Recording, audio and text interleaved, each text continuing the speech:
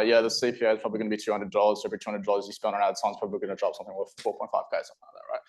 And I'm going to show you the Google Sheet in a second so that you guys can do that. And there's going to be a recurring theme that we're going to lecture about it a lot today and tomorrow. But I swear to God, if any of you like come to an advisory call with me and like, I feel like this isn't working, or I feel like this is the thing, like whenever you say words like feel or think something like that, I'm just going to like open up a Google Sheet and be like, what number needs to go up or down? Right. Does anyone remember a particular class, like maybe in primary school or high school, that you're never going to fucking learn? Like, I haven't used photosynthesis in my adult life ever, but for some reason my year 10 science teacher was like super interactive, so I just know exactly how photosynthesis works. I'm really good at Pythagoras. Did anyone have any particular classes like that in high school that you were just like really engaged? And it's because write this down if you're going to write anything down. All learning is state dependent. So interact. Despite being in a university lecture hall and me dropping out of university because it wasn't very interactive, the more that you put into this and engage with us and the team and everything like that, the more you're going to get out of this. This is going to be a very, very big waste of money if you just sit there and don't talk for the next 2 days. Does that make sense? Cool. So active note-taking is really going to serve you well. One of my mentors has this saying, ugly PowerPoint, pretty profits. And so what that means is like we have information in the slides and stuff like that, but as I feel it's going to become relevant to everyone in the room based on your introduction posts in school, which we go through, I'm just going to drop little nuggets here and there. But I don't reinvent the slides every single time. The slides are a macro overview, but as I feel it's appropriate to people in the room, I'll drop little micro nuggets. Does that sound fair enough? So active note taking is going to serve you well. Obviously, there's the workshop recording afterwards as well. Now, I have this saying that there's equity in knowledge, there's liquidity in action. Does anyone want to have a gander at kind of what that means? It means there's value in knowing something, but until you apply it or at least see it being applied, it's just like now it's just another thing that you know. And so we're going to use real examples. We're going to show you like our funnel that got you guys here. We're going to show you the funnel for another business that I have. We're going to show you, with their permission, some of the actual client accounts. So for example, Sophie's going to be showing you some accounts that are actively spending. Sophie, what's probably the largest account that we're allowed to show? Probably got 4K a month. What's that? 4K a month. Yeah, 4K a month. We'll show you our ad account that's spending like $20,000 to $30,000 a month. And so we're going to show you like real shit, because otherwise we're like, hey, like make more people click the ad. And you're like, fuck, like how do I do that, right? So like tomorrow, like Sophie's just going to do her weekly optimization for a client, and you're going to watch. And she's going to talk through the process. Who's been doing an advisory call so far? I'm recognizing a lot of faces. Sweet. You've seen me like when I get like, as soon as someone's like, yeah, can we take a look at the ad account? They share their screen, I remote control their mouse, and I just talk through that process. For those of you that haven't come, Sophie's going to do something very similar to that.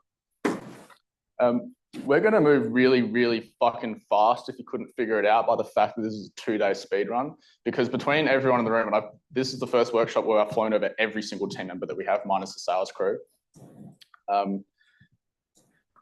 We're going to move really, really fast. And between everyone in this room, I've been doing this for a decade. Sophie's been doing this for half a decade. Joseph's been doing this for half a decade. Kira that checked you in out there has been doing this for half a decade. Chris has been doing this for half a decade. So there's close to 3 decades of experience that you just get to tap into between all of us.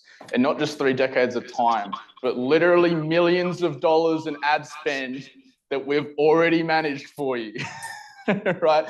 Who's spent like, I don't know, $100 on ads so far? You kind of just like tap the water. Yeah, $30 million. We've done $30 million of ad spend. And so we can look at accounts really, really quickly. Who's read the book Outliers, or at least heard of it? You know, that whole like 10,000 hours thing? It's like that, but you stack on $30 million of spend on top of it, right? And so we have to like cram as much into the next 2 days as we possibly can. Now, with the way that we're going to do that, who knows the Pareto, is it Pareto principle, 80-20? Is that the right one? I see a couple nodding heads, so hopefully I'm correct. We're going to give you the 20% that's going to give you the 80% of the most impactful stuff. Sound fair enough? Sweet. So we're going to move really fast. Actually, Does anyone know what this is? I've talked about it on some of the advisory calls. The oxygen. Yeah, it is. So one of my mentors, Jeremy Haynes, he's like big dog advertiser. Who knows like Ty Lopez, Jeremy Minor? He's doing their ads and shit like that. That's the guy that teaches me. And I was talking to him about this workshop about how like we're having more people and we want to make sure people stay focused. And he goes, bro, get one of these things. So this, because I got two of them, I think it was like $300. It measures the CO2 content in the air. So he was telling me in his masterminds, when he has like 100 people, he noticed in the afternoon that everyone was just getting a little bit drowsy because is it the caffeine? Like, do we need to serve coffee? We're already serving coffee. Is it the content? No, like it's not the content.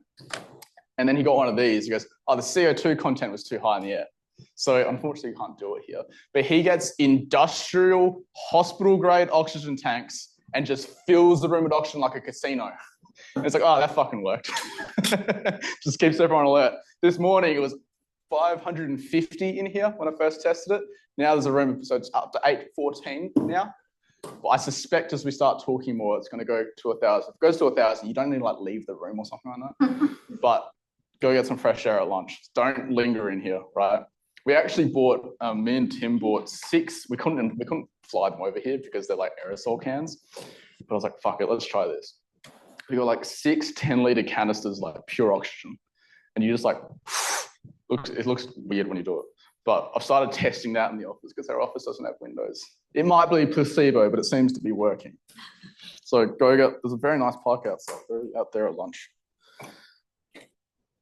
When I was just saying your feelings, you're about to really go on an emotional roller coaster because what's going to happen is, maybe if I move this over there, where's the mirror thing?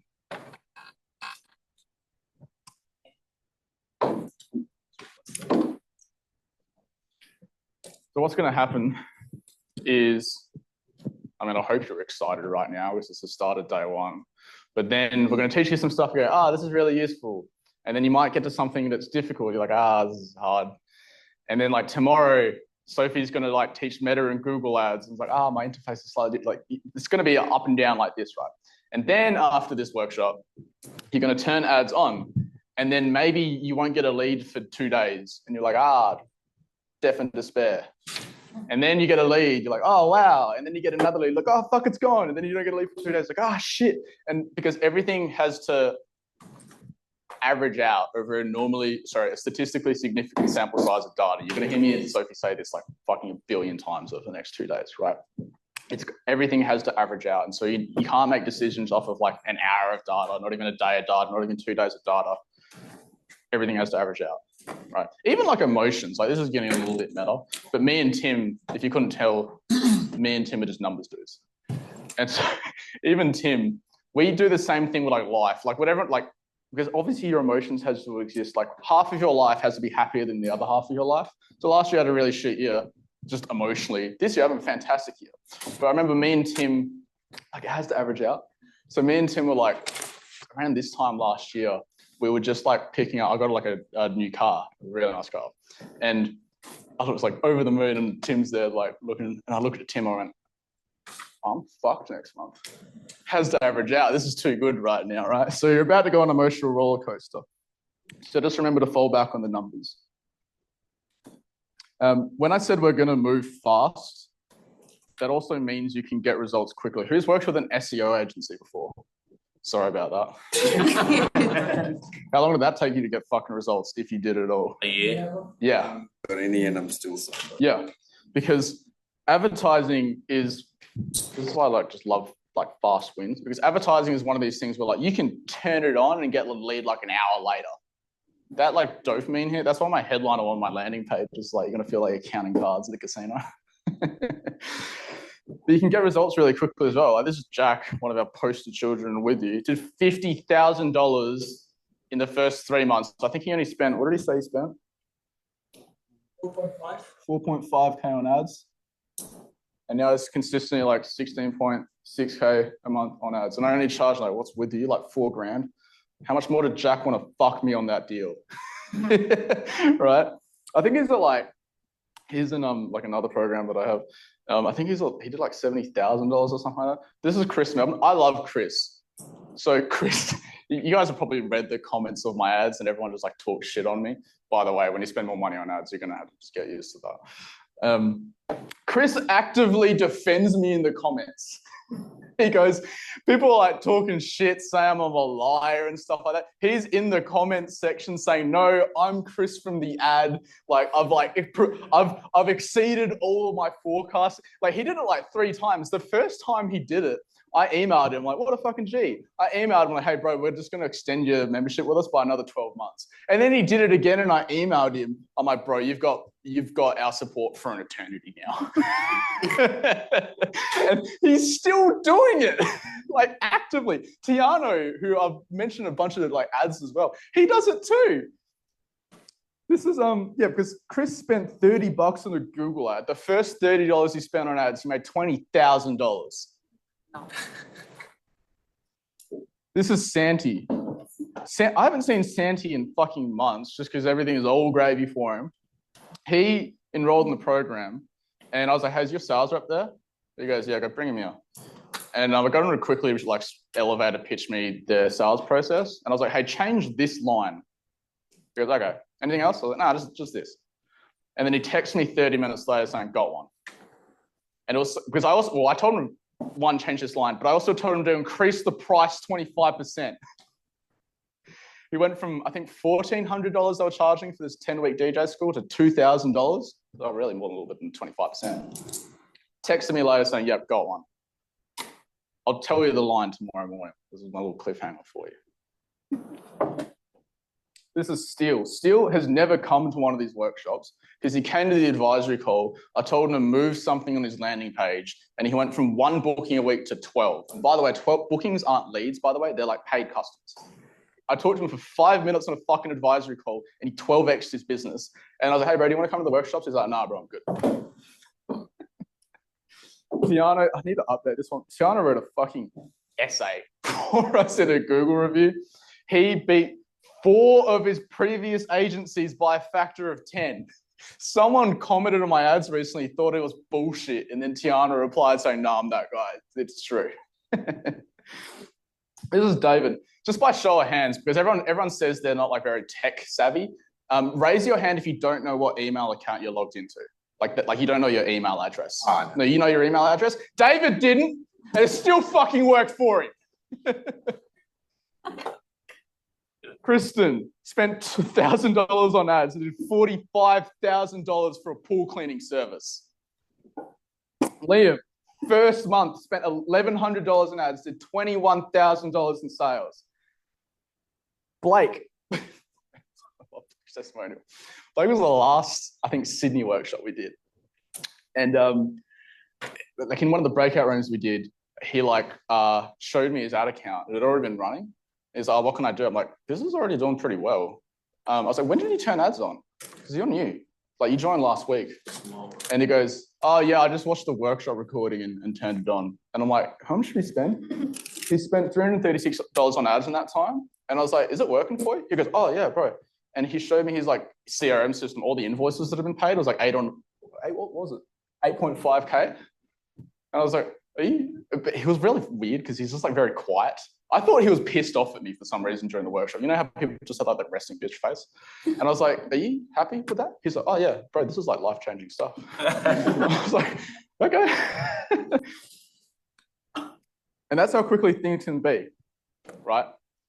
I'm going to go through some of the key traits and personality attributes and just habits, I suppose, of the people that are like that, because I like looking at like who's in the like 2 standard deviations above median performance. Like, what do those guys do? But yeah, would everyone agree that like, given all of the fucking track record, number of people that have wins, there's also people that just don't post. By the way, please post your wins because it makes me feel warm and fuzzy. And like truly, honestly, because we're in an industry where people just like talk shit on us. And they think that like they just got burnt by a bunch of ad agencies in the past. And so ad agency is actually, would everyone agree like ad agency is like a dirty word now? Yeah. So it genuinely makes us feel warm and fuzzy. And the other thing, the selfish benefit for you guys is once we see what's working for you, we like jump in and go, okay, what, like just keep doing more with that. And then we've got like positive feedback. Does that sound fair enough? Sweet. This should look familiar from the Kickstart call, but also just like my advertising in general. You guys know if you just want to grow your business on the internet, a service-based business with ads, you just need three things. You need an ad that gets clicked by the right person. You need to send them to a landing page that converts them into a qualified framed lead. We just need to send them to a conversational sales process that actually closes them. It's really that simple. It's like if more people see, more the right people see, more the right people click, and more people give you their contact details, and you talk to more people, and it's just a math formula. Everything goes up, right? We've already got that from the previous slide. Someone else entered in late. Have you got him set up with the workbook? No. Could you just do that now, please? Cool. When I said math, I didn't fucking just make that up. So let's look at a Google sheet to prove my point. All right. I do a one-step funnel or a two-step funnel?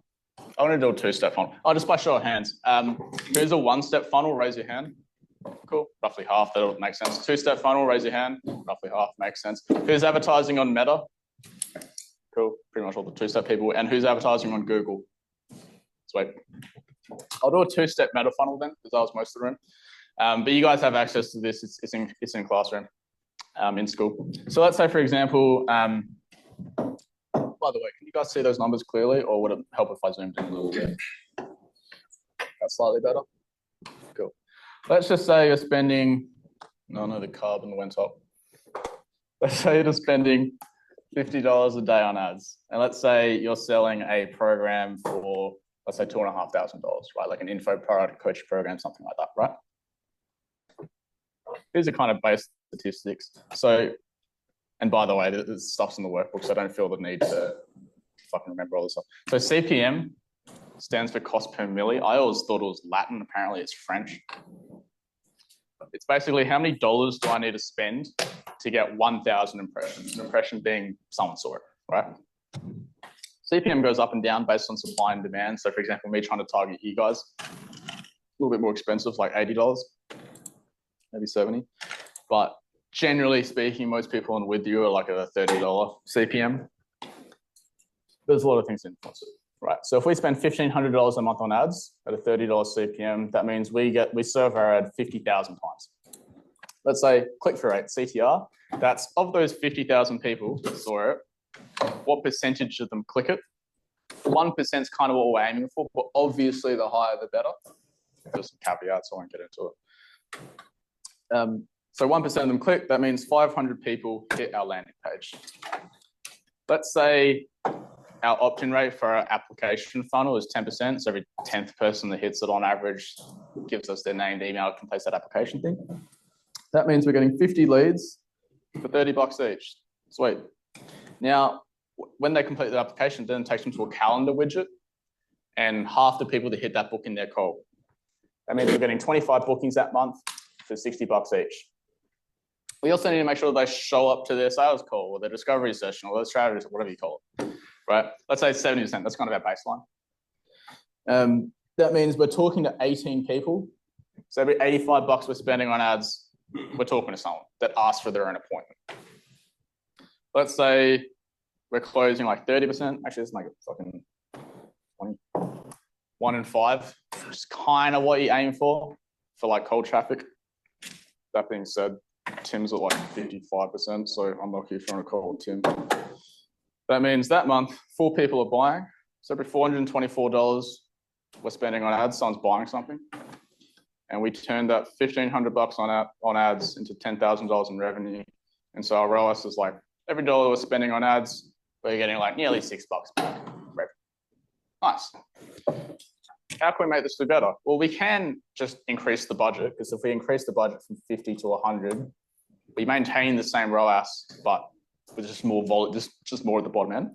What we can do is we can start looking at these numbers like CTR, conversion rate, booking rate, show rate, maybe close rate, and just see, okay, let's just see if we can do slightly better. Like if you ever ask me, like, what's a good click-through rate? I'm just going to say slightly better than what you're doing now. Just try to find a way to go up, right? So let's say we go from, let's say we look at the CTR and we look at the ad. We go, okay, how can I either show this to better people or make it a more compelling ad so that more people click it? Let's say we get a 2% CTR, which is totally possible.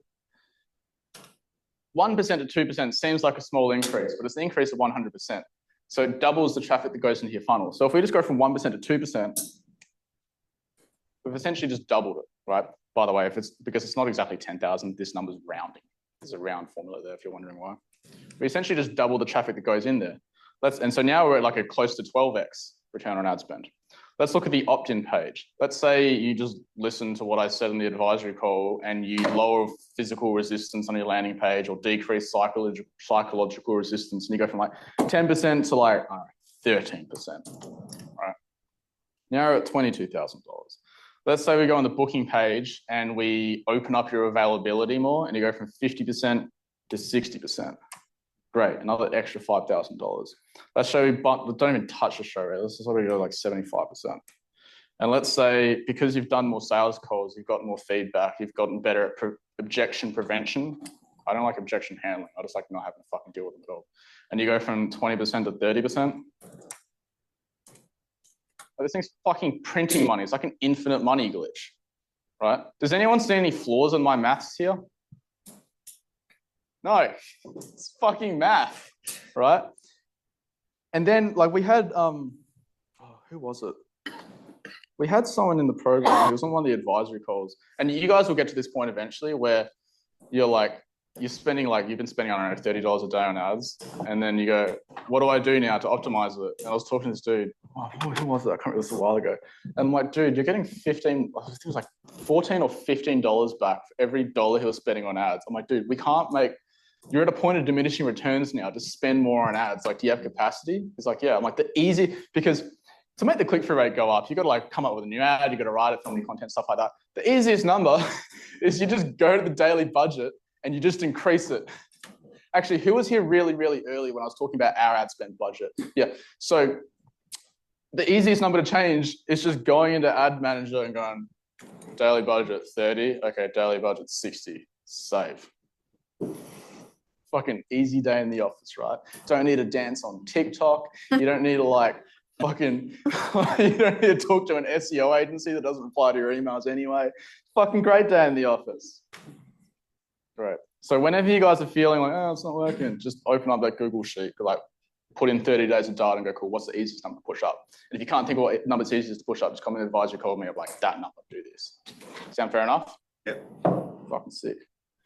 Cool. From the Kickstart call, or at least maybe watching the recording, you should know if you're a one-step or a two-step funnel. Should know if you're Meta, Google. Everyone already raised their hands. Should have our high-level snapshot. Now, everyone always asks, like, does high-level need to be set up today? No, it's just very, really convenient because you can build stuff with us later today.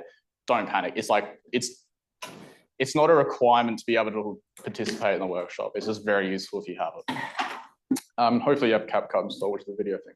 Now, in terms of structure, what we're going to cover today is, well, first I'm going to talk about customer avatar, because before you do the what and all the tactics and stuff like that, the customer avatar is really, really critical. So you had to start with who first. So I'm going to do customer avatar first. By the way, who has their customer avatar? Like you did the pre-workshop materials? Good people. It's fine if you didn't. We're going to do it anyway. So we're going to do conversions, which is the landing page, the nurture sequences, stuff like that.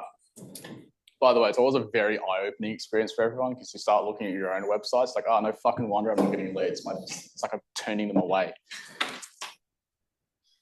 Then we're going to shove a bunch of traffic on it tomorrow. So if we start with Meta, don't we?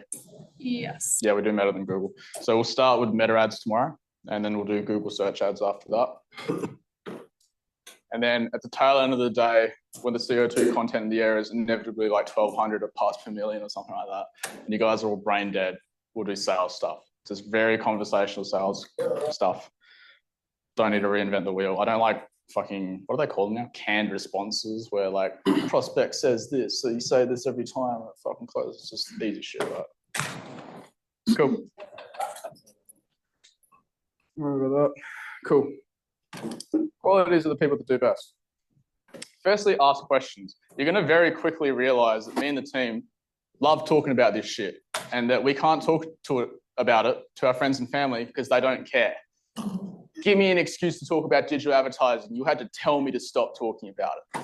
So even like I'll be at lunch and stuff like that, just chat my ear off about stuff. Like I should feel brain dead. And I always do at the end of day two. Like I should be like, where the fuck am I? We're in Sydney. I feel, right? Shouldn't feel like that. Be coachable.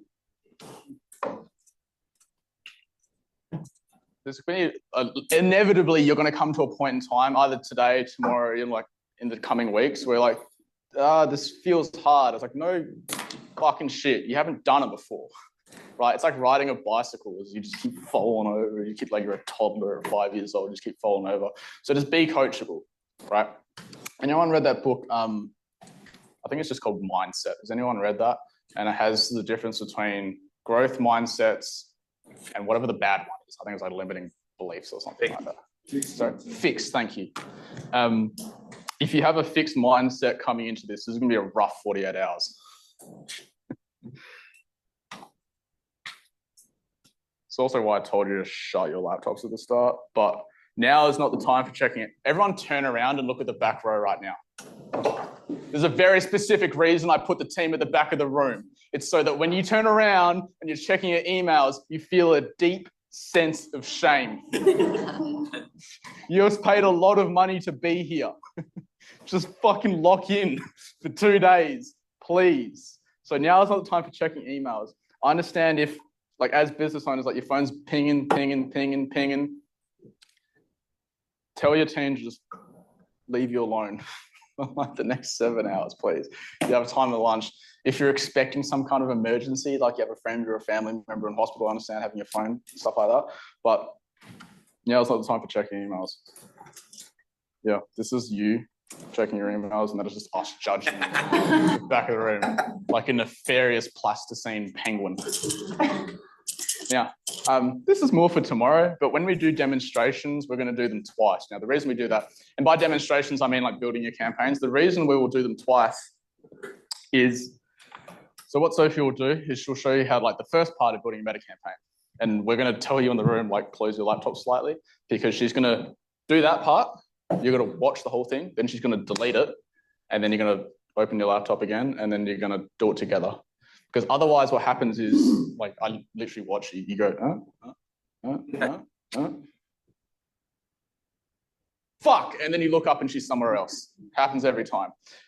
I will inevitably have to remind you of this because I'll just shout at you, like, remember we're doing it twice, and then don't mind me if I just yell at you.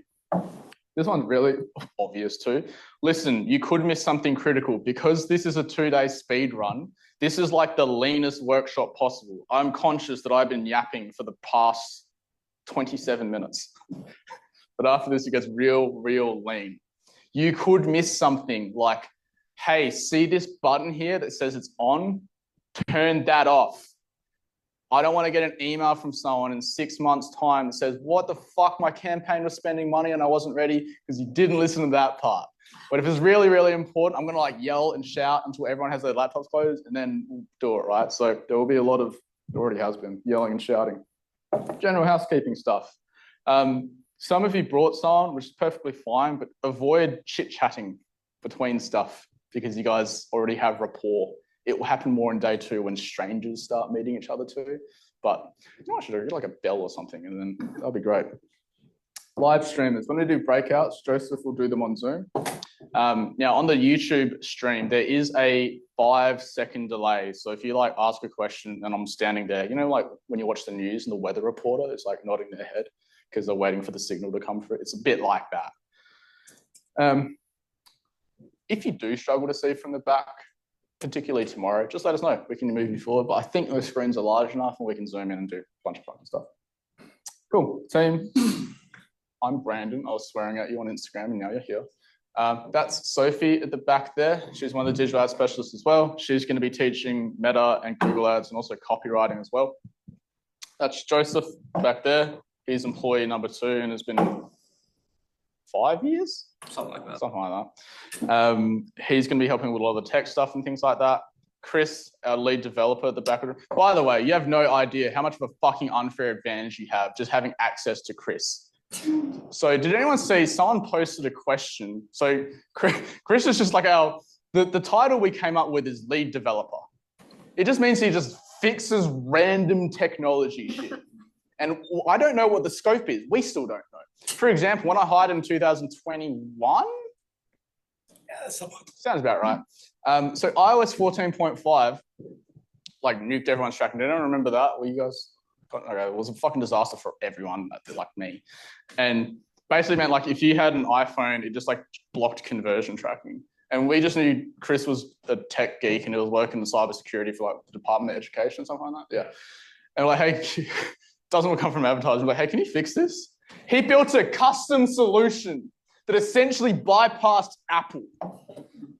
Someone posted a question in school the other day. Who was it? Was it Daniel? The YouTube recommendation. Oh, God. Yes. So someone posted a question. So he had his VSL on his landing page. When the VSL ends, it like automatically YouTube puts up recommended videos. He goes, hey, is there a way to stop it doing that? And I went, I don't know, but I dare say Chris can work something out. Chris replied with custom code. Custom code that blocked a fucking YouTube feature. So, and by the way, Chris has breakout rooms on Zoom, so whenever you've got tech issues, and it's always the one that runs the longest because everyone needs tech support all the time. Sweet. All right, we're not taking a break. We're getting stuck into things. All right. Before we write ads, before we build landing pages, before we write nurture sequences, before we do sales processes, we need to get really clear on who we're talking to first because that's going to influence your headlines, VSL, like target, all this shit, right? Cool. Give me a second to set up my trusty. It's on the other screen. Is there another one? Like, yeah, it closed, so it's not.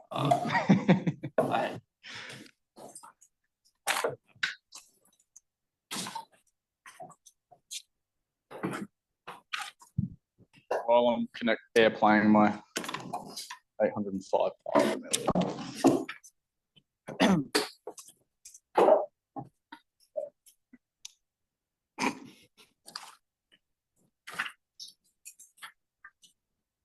We'll use the whiteboard and then like zoom in on the camera. Is that an option, Chris? Yeah, that's an option. That sounds way more fun. Let's do that.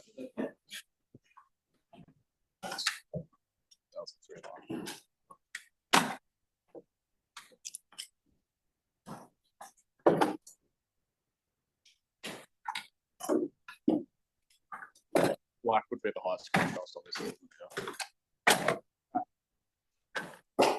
It's so weird. All right. Everyone draw a little stick figure in the middle of your page on a Google Doc. Make sure he specifically has a sad face because he hasn't bought your stuff yet, so he's upset. So stick figure, give him a name. We've historically used Glenn. And then you're going to draw an arrow to the right, an arrow to the left. You're going to write towards on the right. And you're going to write away on the left. When I see a couple pens stop doodling, I'll move on. Sweet. Now, underneath Glenn or Stacey or whatever you've decided to call your bloke, underneath, we're just going to do general demographic stuff. So that would be age, gender if you only serve one, location. Now, location, if you're a local service-based business, it's just going to be like your service area. If it's online and you can deliver Australia-wide, just write Australia. If you're like a local gym, it's going to be your postcode. Is anyone here at the gym?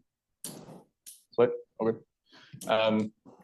And then just like 2 or 3 interests. Don't spend too much time on it because it's not really an option. And then a couple of interests. Do that. I'll give you 30 seconds. It's not going to take long.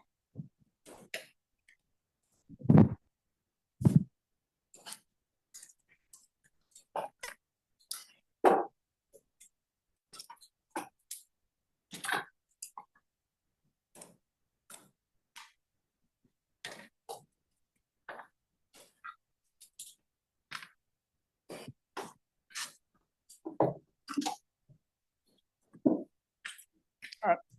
And then the little spiel I always give for towards and away from motivators is like humans are very much like mice. That's why they do little experiments on rodents. And so they've got bits of cheese that they're running towards, which are like goals, aspirations in relation to your product, obviously. And then they have like scary cats that they're running away from. And so you have like pain and pleasure, like push-pull. And so what really mediocre advertisers do is they just talk about this stuff, but the really, really strong advertisers get really detailed on towards and away from motivators, right? And so this stuff here is going to be like headlines on landing pages. It's going to be hooks in both the copy and the video content of your ads. It's going to be subject lines on your emails, nurture sequences and stuff like that. And so the more detailed you can get in your towards and away from motivators in relation to your service, the more successful you will be. Like all of those percentages I was talking about, they just all go up, right? So we want to come up with some towards motivators.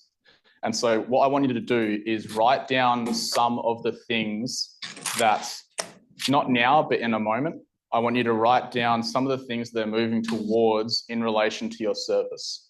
And then what I want you to do is you'll probably come up with like 5, but they'll be fairly surface level. I want you to start just asking why for ones that you feel good about and really unpacking them a lot more. If you go too far, you get to like self-actualization. So stop just before you get to the meaning of life. But you want to really unpack it. So for example, I'll do, we always use gym examples for the nice advantage for you, but we always use gym examples in these workshops just because it's the one that most people can relate to. So let's say, for example, a towards motivator for a gym would be like lose weight, right? And then you ask why. And so the reason why might be so I can take my shirt off at the beach with confidence. And then you ask why again, and it might be, I think I'll get more attention from girls, but really you just get attention from guys commenting on your triceps. And then you ask why again, and then it might be some deep-rooted fear or trauma that they had in high school. But you keep asking why, and then eventually you just hit like a very core emotional motivator. And the more specific you can be, the stronger your messaging will be. So for example, with us, getting burnt by digital advertising agencies or freelancers in the past is a very strong emotion that I know most of you have felt in the past. And if you haven't, good thing you came here first. And then you can also get niche in your messaging. So for example, who here's a home service-based business, right? So if I say, have you been relying on zip leads or high pages to generate leads, does that resonate with you? No. Have you used them before? A lot of home service-based, or if I say service-mate or pipe drive, yeah, am I speaking your language now, right? So the more niche you can get with your messaging, the more they go, oh, that's like for me exactly, rather than saying the gym example is, are you a male aged 24 to 25 in the South Perth area? That's not clever, that's just creepy, right? So you want to imply who they are through their statement. So now I'm going to give you guys like 3 minutes. 3-4 minutes. When I said you guys stop writing, I'll stop. For 3-4 minutes, I want you to, again, repeating, list out a couple towards motivators, things they're moving towards in relation to your service, and then pick 2 or 3 that you feel best about, and then just start unpacking why a little bit. Good luck. Carbon content's going on. 959. If it goes to 1,000, it goes yellow. 500, the lower the better.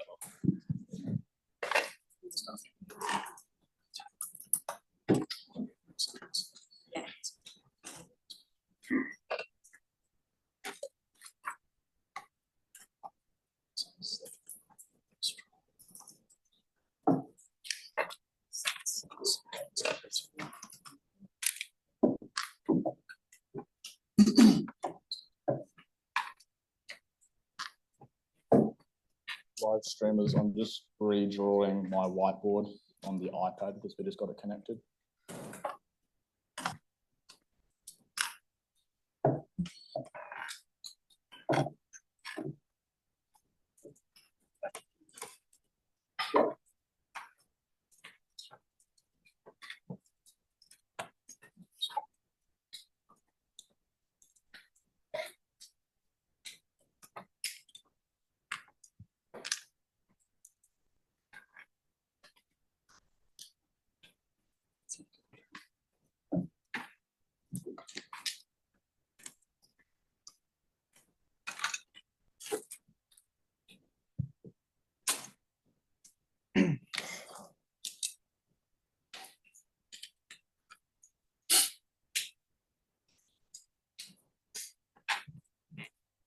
I'll give you the next activity because we're gonna do it anyway. And then we're gonna do away from motivators. So an away from motivator for the gym might be like lack of mobility.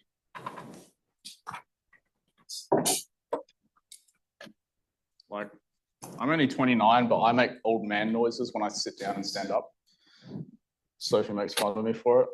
But lack of mobility, and then you go, why? Might be like discomfort when they sit down and stand up at 29 years old. And then you go, why? And then for a lot of people, it's like they don't want to get to like, I don't know, their 50s and not be able to play footy with their kid or something like that, right? Question that comes up all the time is away from motivators basically just the opposite of towards. Yep, basically are. Sometimes they can be slightly different, but like obviously the opposite of lose weight is gain weight, right? Yeah, so do that now. I'll tack on an extra 2 minutes.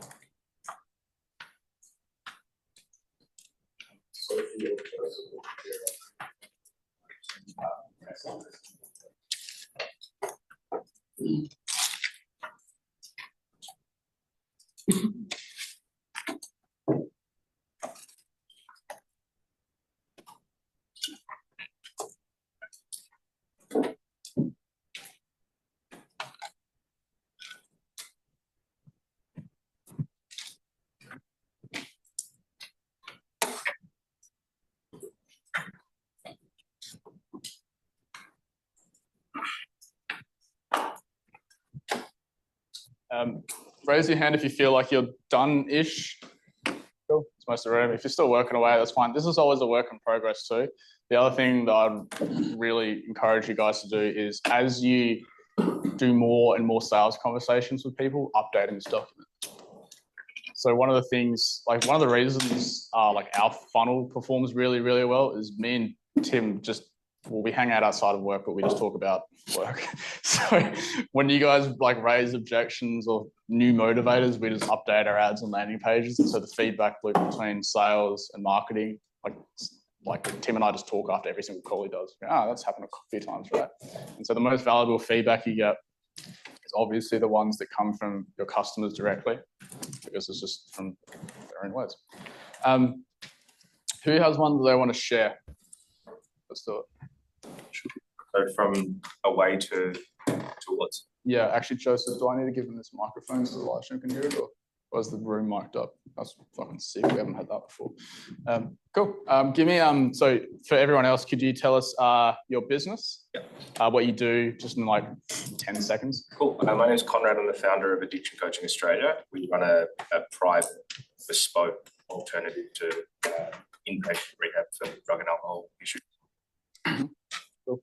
Give me a we won't worry about the middle section, but give me a towards motivator and then like how you unpacked it. Yeah. So reliability, independence, consistency, potential, financial freedom, Yep. choice, yep. Happy families, healthy relationships. Cool. Which were those all like the surface level ones? Did you unpack any of those? A bit of a mix. Yeah, there's a bit of a mix. Which one do you feel the strong or like the best? You just feel the best about? Well, I think they want to be successful, mm-hmm. and they want to. In what regard? So, as men and women, like as parents, as partners, yep. in business, in life. Mm-hmm. So, just be reaching their full. Yep. And then, what's the kind of second order consequence of being successful? They believe in themselves. Cool. So that's a feeling. Yep. So that feeling, I think you listed it, independence. Yep. Like they're actually in control. that's actually, by the way, that's going to be a theme that pops up with most of you. Like being in control is a very strong, even like home services and stuff like that. Cool. Independence. So that's the feeling. There's an away from motivator that's obviously linked to that. Did you write that one down? Dependence, yeah. So lack of control. Yeah, so in the away from, I've said they're isolated. Yep. They're throwing grenades, they're inconsistent, they're angry, shame and guilt. Yep. Lying. Yep. Lack of integrity. Yep. And also there's financial repercussions, health concerns. Cool, that's great. One thing I actually forgot to tell you guys to do, it's not that big a deal. Bonus points if you can write your towards and away from motivators as statements. So rather than just saying lack of control, independence, write them as statements. It can be first or third person, doesn't matter. Like you feel a lack of control and you feel dependent on X, Y, Z. It will help you out later and you'll find out why. Cool, that was great. Thanks, Conrad. Someone on this side? Let's do it. Just quickly tell everyone again what you do, or the business, what you do. Name's Andrew, work for Discover Electrical, started it 12 months ago.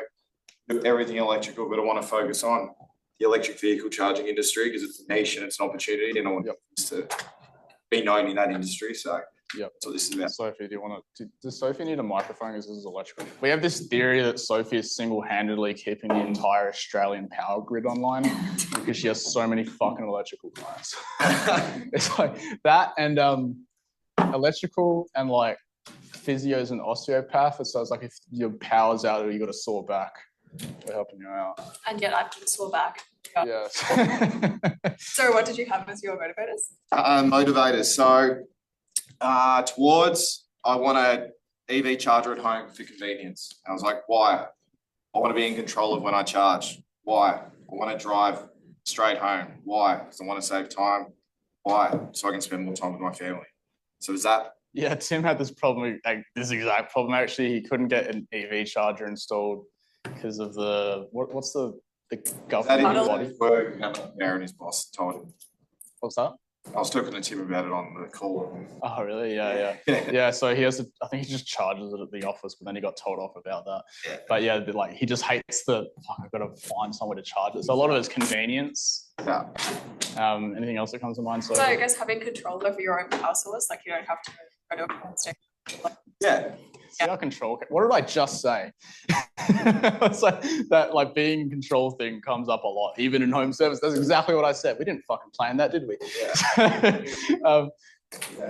Did you have an away from motivator? I don't want to wait at public charges. Why? I don't want to waste time. Why? I don't want to be late or not when I'm going home. I guess back into that control. Yeah. And it almost goes to the same thing. I don't want to be late to get home. Yep. You can also hit on like the moral superiority. Like a little. Yeah, I've got a list, and one of them is like, I want to do my best for the planet. Yeah. Why, So it depends who, I guess, your avatar is or who is. Yeah. But there's a few ways to go about it. I sort of started doing it, trying to convince people to buy electric cars, but our salesmen, I just install chargers. So It's a much higher sell. Yes, exactly. Yeah. And then they have to choose me once they buy the car. So I sort of. For any live streamers, could you please, Joseph, where's better to put the live chat? YouTube or Zoom? Always Zoom. Cool. But they can unmute and talk to you.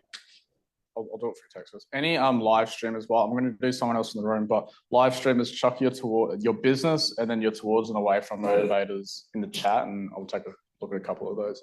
Want to do something on this side? Let's do it. As well for task like dams, we just go through, rebuild dams, and we offer a guarantee on dams. Yep. Could you actually talk about your avatar, like who they are as well? Yeah. Because you're B2B, so it will help them. So a lot of our avatar is we go 40 plus. They can afford it. Anyone below that, we find waste of time. Male and female location, we sort of do 100 Ks around Victoria, central Victoria. Yep. The interests are organic farming, just hobby farmers. Yep, cool. Give me a towards motivator and then how you unpacked it. Towards would be, they want their dam to hold water. Yep. Why? Well, it doesn't hold water. Yep. So they want a guarantee to make sure it will hold water. Yep. Why? Fire protection, big in the moment. Yep. Keep their family safe. Yep. And that's what I've got so far. Safety, especially like in services like that, and also home services as well. Safety, protecting the family. That's going to be a big motivator that comes up quite a bit. You also said fire. Was it fire safety? You said. Yeah. Okay, cool. And then do you have a away from motivator? Yeah, the away from motivator is spending money and it not working. Yep. So why? Because Has that happened in the past potentially to them? heaps of times. Yep. Plenty of. This is like my main client. They've had a dam built, doesn't hold water. They want it to hold water, but they want someone to guarantee it. Yep. They're happy to pay 3 to 4 times the price of what other people will. Yep. Just for that guarantee.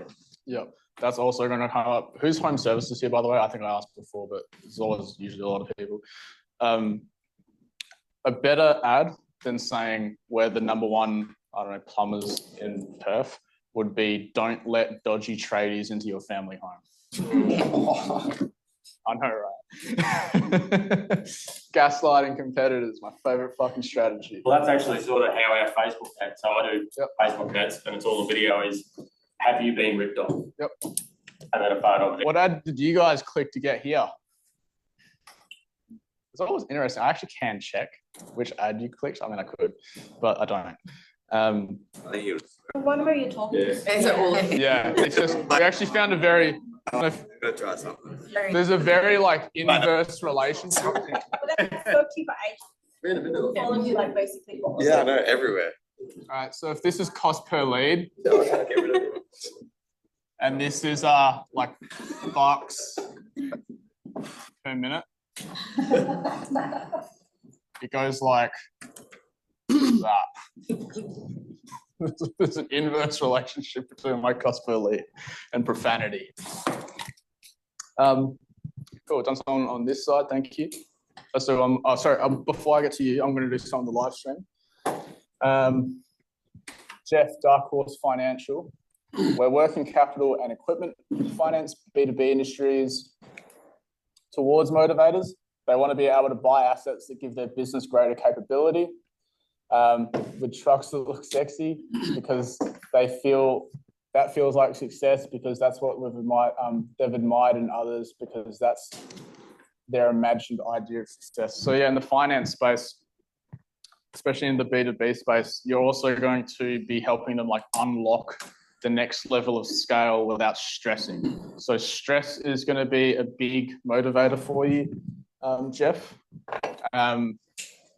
Independence as well. Burnout. Yep. Like if they feel like they're burning out and they just need that kind of like release. Yep. Oh yeah, Sam, because you'd be in this very space as well. Great example for you. And then an away from motivated, Jeff, where'd you go?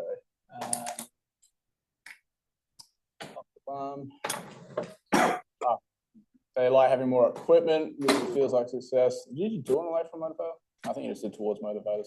But yeah, the away from motivator for finance would be feeling locked into their current level of scale. It's just going to be moving away from stress. Lack of control again pops up. Yeah. Sorry, your one. So mine's Fong. We run edible customs. We do like custom bits and stuff and vinyl wrap. Oh, you're in the fucking right place talking to me. Let's do it. Cool. Give me a towards motivator, and then I'll give you mine. I think realistically, most of my clientele is I want my car to look good, because I want to turn heads on everything. Yep, I'm attention seeking, and it's on the internet and on the street. With strangers. Yep. Yep. That's 100% what it is. To me, and people just like. Do you do like exhaust kits too? Sorry? Do you do exhaust kits as well? Exhaust install, but like. Yeah. Really. Yeah, because then you're both visually and audibly attention seeking. Yeah. I'll tell you mine. So I got my super wrapped metallic satin black and then gloss black blades. And then because I want to build a Batmobile, they embossed the Dark Knight logo on my fuel cap. And so for me, that's like a sense of identity. It's like I drive past and I'll have people message me on Instagram because I saw a Batmobile drive past. So that's my thing. And it's the same with like exhaust splitter kits. Like I'm getting scissor doors next week because I want to make it look like a bat wing. But identity, it's just like attention because I didn't get enough of it in high school and now it shows, but we won't get into a whole therapy. What else is Regan? We've had a couple of mechanics through, and like actually Regan, who does my car stuff, is a Withy member. Yeah, and this is the other one. The new car feel wears off. Yeah, like you know when you like first get a car and then you're on the hedonic treadmill, like oh, I feel empty and alone again. Scissor doors. Basically brings it back up. Yeah, it's just like the novelty. Yeah, it's like, what's the next fucking thing I can do?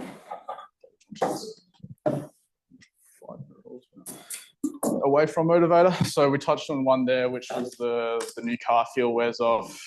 Is there any other away from motivators that came up for you? Away motivators.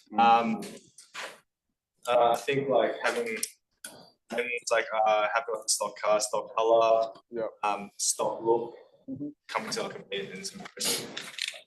Yeah. Stuff like this, like cosmetic stuff, where it's on like cars or people, it's a lot of vanity. That's what it is. I'm self-aware enough to admit that. Crystal, hair extension salon. Towards thicker, longer hair to make me feel beautiful. That's all. I'll feel more confident. Men will find me more attractive. Women will think I'm beautiful. Away from fine short hair. Feel ugly. Can't do anything about it. All Instagram girls have thick, long hair. Yeah, going to be very similar. You pretty much hit the nail on the head there, Crystal, with like the feelings of beauty and people give me compliments and things like that. What are some other ones that have come up for salons as well? Confidence, especially in relation to specific events. So if they have like, I don't know, a gala or a ball coming up or something like that, like feeling good for this event is a big thing.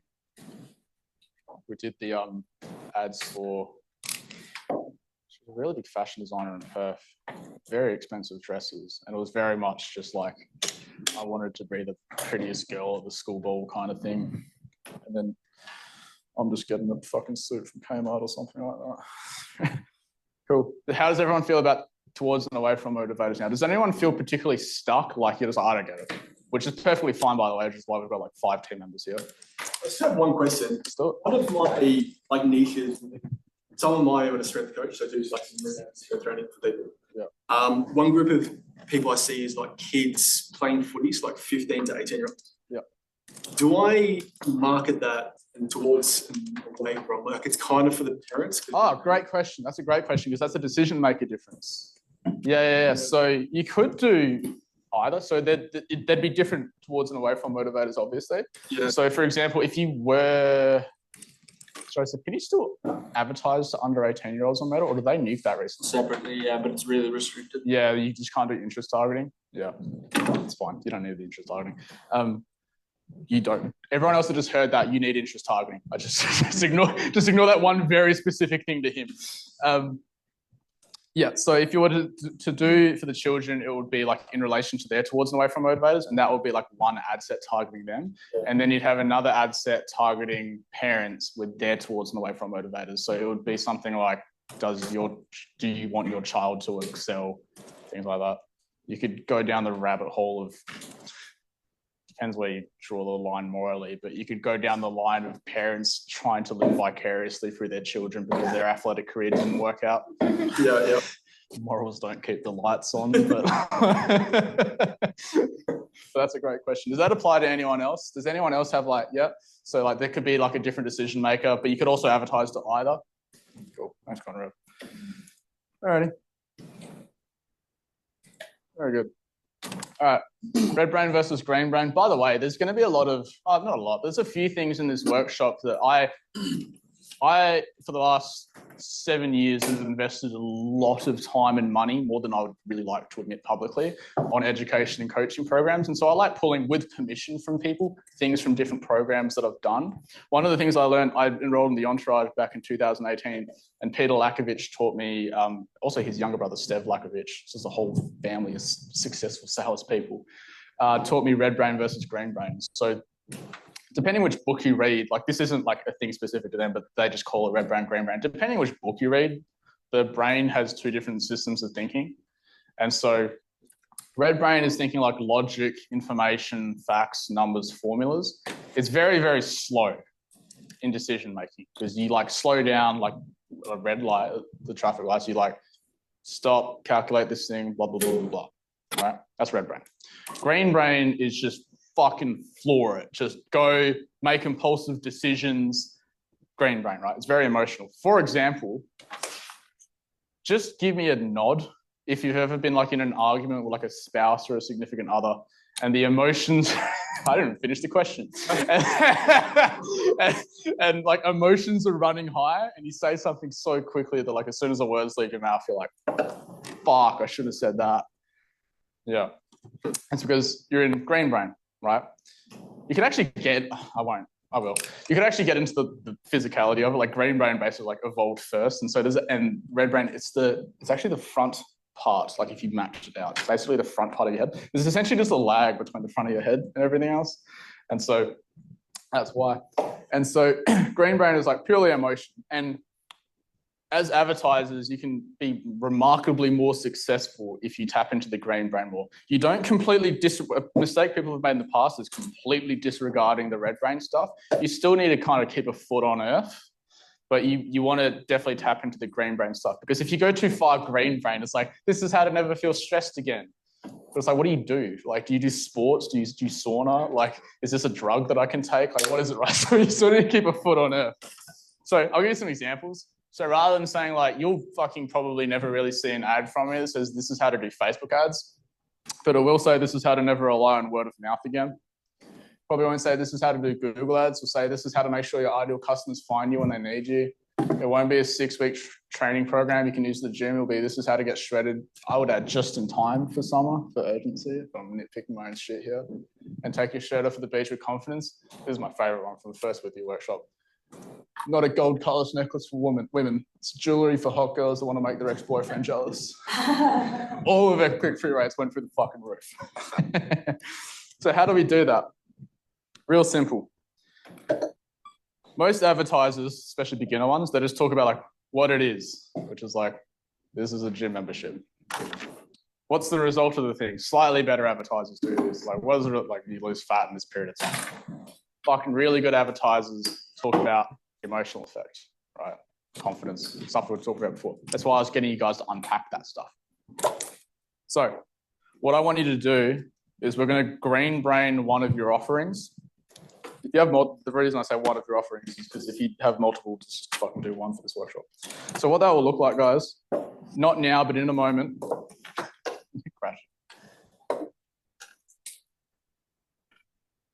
Oh, no, it didn't. Very good. So what your page is going to look like. 1, the thing. 2, the results of the thing. Now, also, shut up, Siri. Result is like, don't make the result a feeling because you've gone too far. Result is like, if you can put a number to it or like a yes, no, that's kind of what you're looking for. And then 3, feeling. Right. Try and focus on 1. Don't go like stressed, anxious, like just pick 1. Right. Do that now for one of your offerings. So your page should look like, what's the thing? What's the result of the thing? How does that make me feel? I'll give you guys, this should take too long.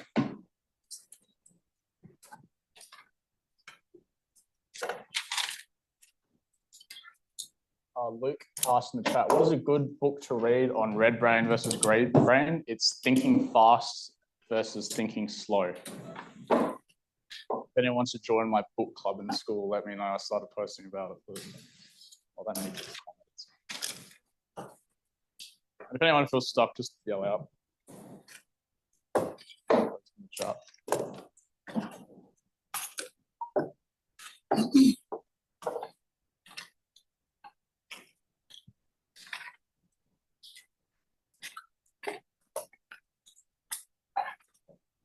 And then live streamers, if you could chuck in the chat, and I'll start with you guys. Just lay it out like I had it there. Like, what's the thing? What's the result of the thing? How does that make them feel?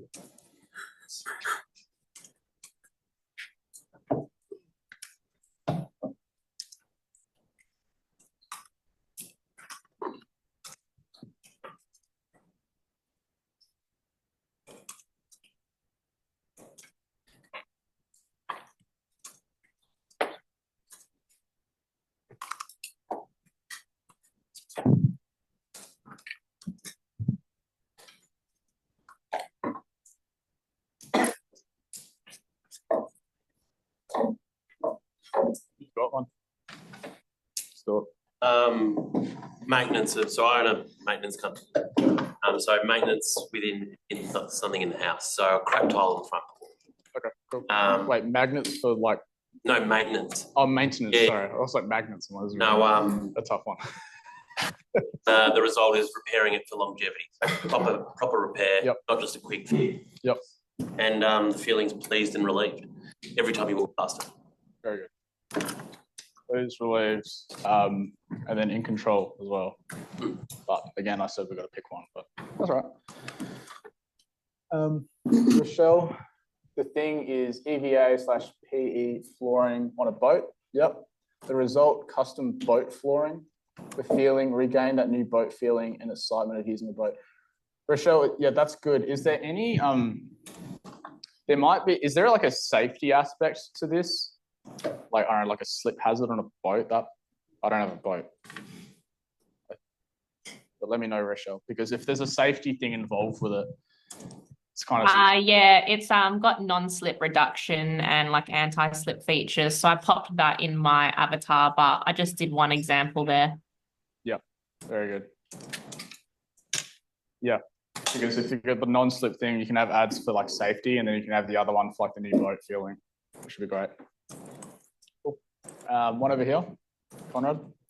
Yeah, I said break the cycle of addiction, regain control of your life and choices in 90 days. Yep. Yeah, I like the in 90 days thing. That if you guys ever have an opportunity to like tie something down to a period of time, like how I say, like with you was a 2-day lead gen speed run.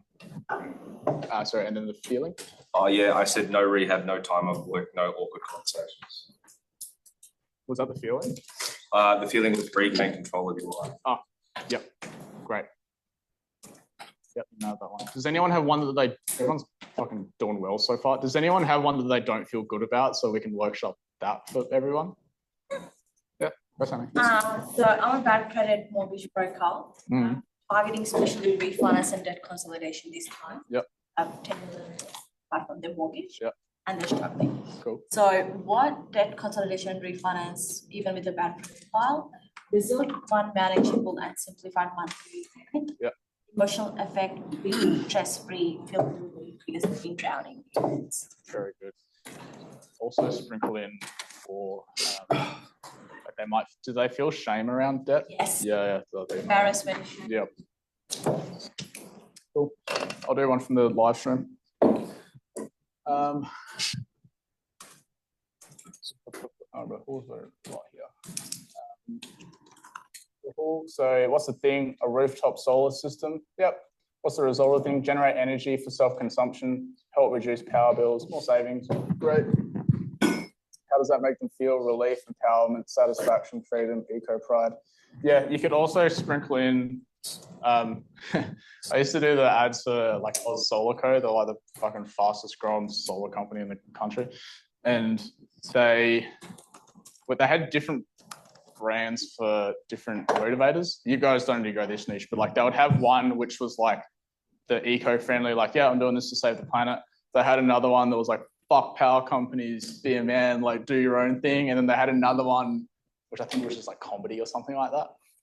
So one of the things you could do as well is just like or we do it with like gaslighting competitors, but just like gaslighting big power and big oil, and you don't know how to pay them anymore and stuff like that. It's great. It's like if you ever mention the ATO on an ad and how you don't like them either, just your click-through rates go up. It's just like you don't like the other one, so therefore I like you. Great. Anyone got one more they want to kind of workshop through? Go for it. We do entertainment, so DJ bookings and entertainment for weddings. I know a thing or two about that. Events. Cool. So what we want to do is deliver exceptional entertainment, create lasting impressions, ensuring events are unforgettable and talked about for years to come. Yep. So the feelings, happiness and joy, obviously, especially for weddings. Yep. That sense of accomplishment, we want people to feel supported and stress-free. Yeah, I was hoping you were getting to stress-free because the whole planning process, I imagine, is very intensive. The other thing you can play on as well is like horror stories of like bad wedding bands, or like I used to DJ weddings actually. I fucking bombed one of them. I probably ruled that. More pressure around it, that's, I think, in weddings. Yeah. What's that special day? Just here you go. So I still wake up in the middle of the night and think about that. A workshop somewhere or an event, it's somebody's. Yeah, and you don't get to like redo the wedding. I mean, hopefully you don't have to. But yeah, that'd be a great one. I'll do one more from the chat as well, actually. Kelsey, needing a space to host an event. Yep. Event space booked, feeling prepared. Yeah. What you could also do, Kelsey, is like the event space. Okay, we use this as an example. Like it was easy. Like it had all the tech requirements. I could get like Chris and Joseph to talk to them. They're like tech support, so it was like a lot less stress before. We had to like we'd book them at like other like hotels and stuff like that, but they didn't have like the technology of a fucking business school, university and stuff like that, right? This is the sickest setup we've ever fucking had. This is dope.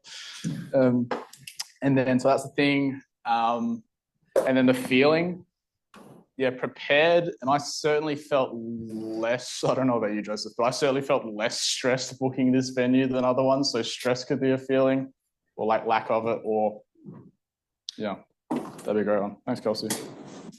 Alrighty. Cool. Now that we have your customer avatar and we have your Green Brain 3-step roadmap, we're going to write a headline. I'm going to teach you guys a trick. We only just started doing it at the last workshop. It's kind of really helpful. So now I want to clarify what I mean by headline and sub-headline. What's going on? Joseph, how do I move this? Change screen. Now press. All right, so what I mean by headline, just so you know what I mean, like what it visually looks like. Oh, that's the right one.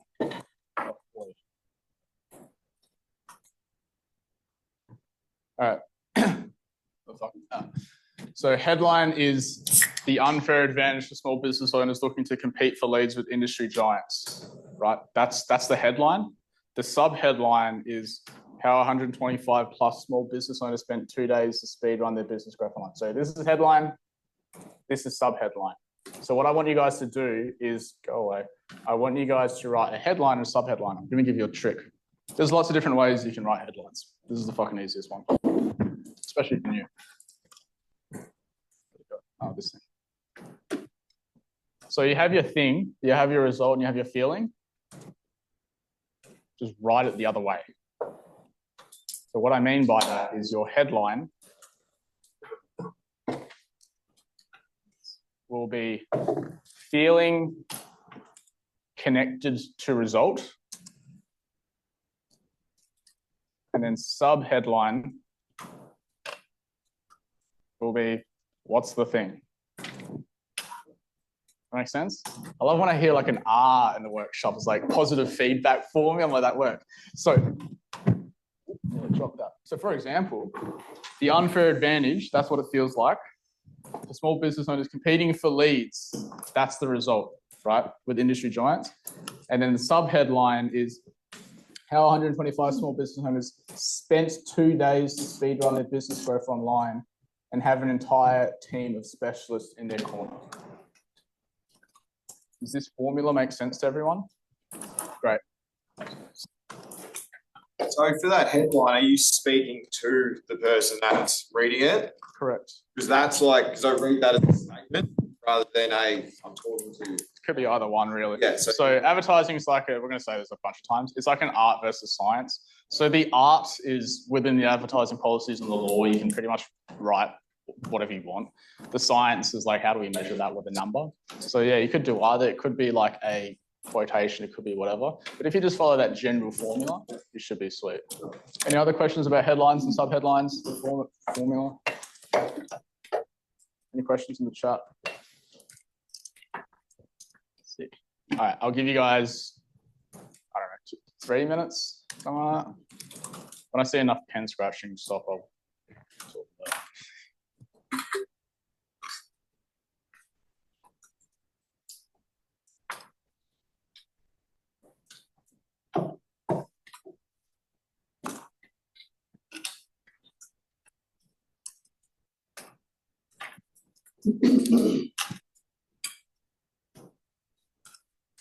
Crystal said, I just had someone pop in and I missed the formula. So what I was saying, Crystal, was on the iPad, what the fuck am I doing? So the headline is like, you basically just write it in reverse when you have thing result feeling, you just write it in reverse. And so your headline would be how you get feeling with result, and the subheadline would be the thing.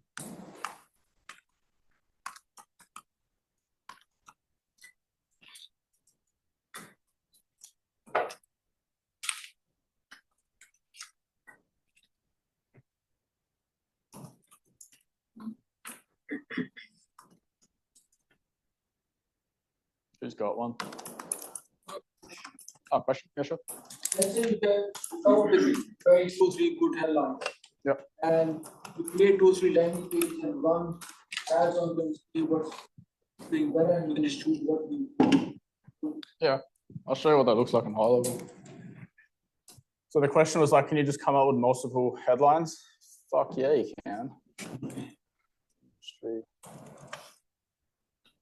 High level just lets you split test stuff. I'm running a split test right now. It's pretty early.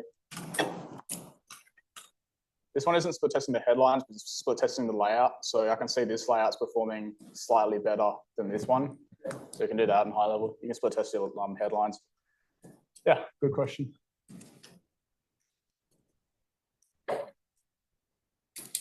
So did someone have one that they want to? Someone raised their hand before. Yeah. Yep, cool. I don't know if you're like stretching or. I know. So cool. Freedom, more money in your pocket. Go solar and battery and have control of your electricity. What was that? Oh, sorry.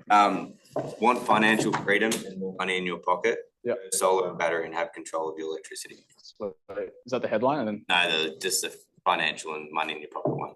Okay. Wait. So what's just give me the headline and then. Want financial freedom and more money in your pocket. Yep. And then the next one underneath was go solar and battery and have control of the electricity. Yeah, I like that. Feeling like you're stuck in what you think and follow what you want. Yep. What's the business again, sorry? So I'm into car modification space. Oh yeah, cool. I did cars for living, but I came at a point where I want to teach people how to do that stuff and well, so more towards teaching how to get some extra cash. Yeah. Cool. So what was the headline? So feeling like you're stuck somewhere, or feeling like you're stuck in what you're doing and you want to follow what you love. Yeah. You need to sprinkle in like a result. So yeah. So it'd be something like what was the first part again? I was just completely fucking blanked when I turned around. The first part of the headline. Feeling what you feeling like you're stuck and what you. Yeah, so it could be something like get unstuck in life by unlocking your side hustle income. Yeah. Right. So something like that. And then what's the subheadline? Okay. Well, the subheadline is just like what you do. So course that does this. Also avoid using the word course. Who does info products here? Course is like a dirty word like agency is. It's a very specific reason I call it a with you workshop, right? Because I know if I say course, it's just alarms go off and you think of fucking Dan Locke or something like that. Someone over this side? I've got a hiring company. You're the one that I told to revive that. Yeah. Joseph made those forklift memes. So we used to have a forklift client and they just like gave us free reign to do whatever the fuck we wanted. And they're like, we like your advertising style, just do whatever the fuck you want. I'm like, can I do memes? They're like, if you can come up with a way to make memes out of forklifts, go for it. I'm like, fucking say less. It worked. So forklift hire. So yeah, give me a headline and then stop and then we'll talk about it and then do the sub headline. I've got a few, so I'll pick this one. The headline is load and unload shipping containers quick and easy.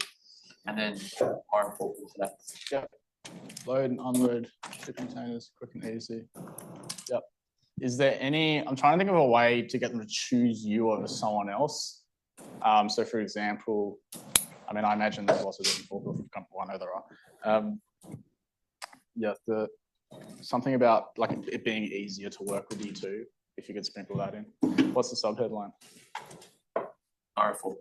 Yeah, and then like put in area. Yeah, okay. Yeah, so like a suburb or something like that. That'd be great. Sorry, you wanted to do yours? Is there a link? Because mine feel really long, but I've got a few. Can I just read them out and I'll sort of.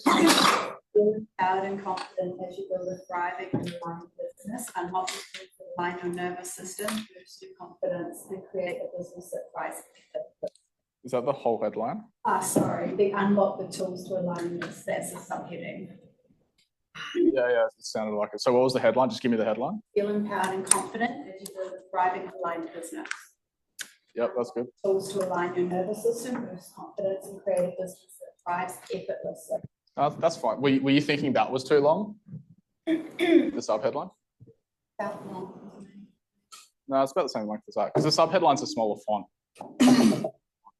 That's good. Did you have another one you wanted to do? Feel clear and focused as you build a business you're proud of. Yep. Gain the clarity and confidence to focus your energy, build your vision, and set into a business you're proud of. I said proud of it twice there. That's right. Is there an opportunity to put in time? Is there an opportunity to include a time aspect to that? So, for example, in mine it says in 2 days. Yeah, something like that would be good. Yeah.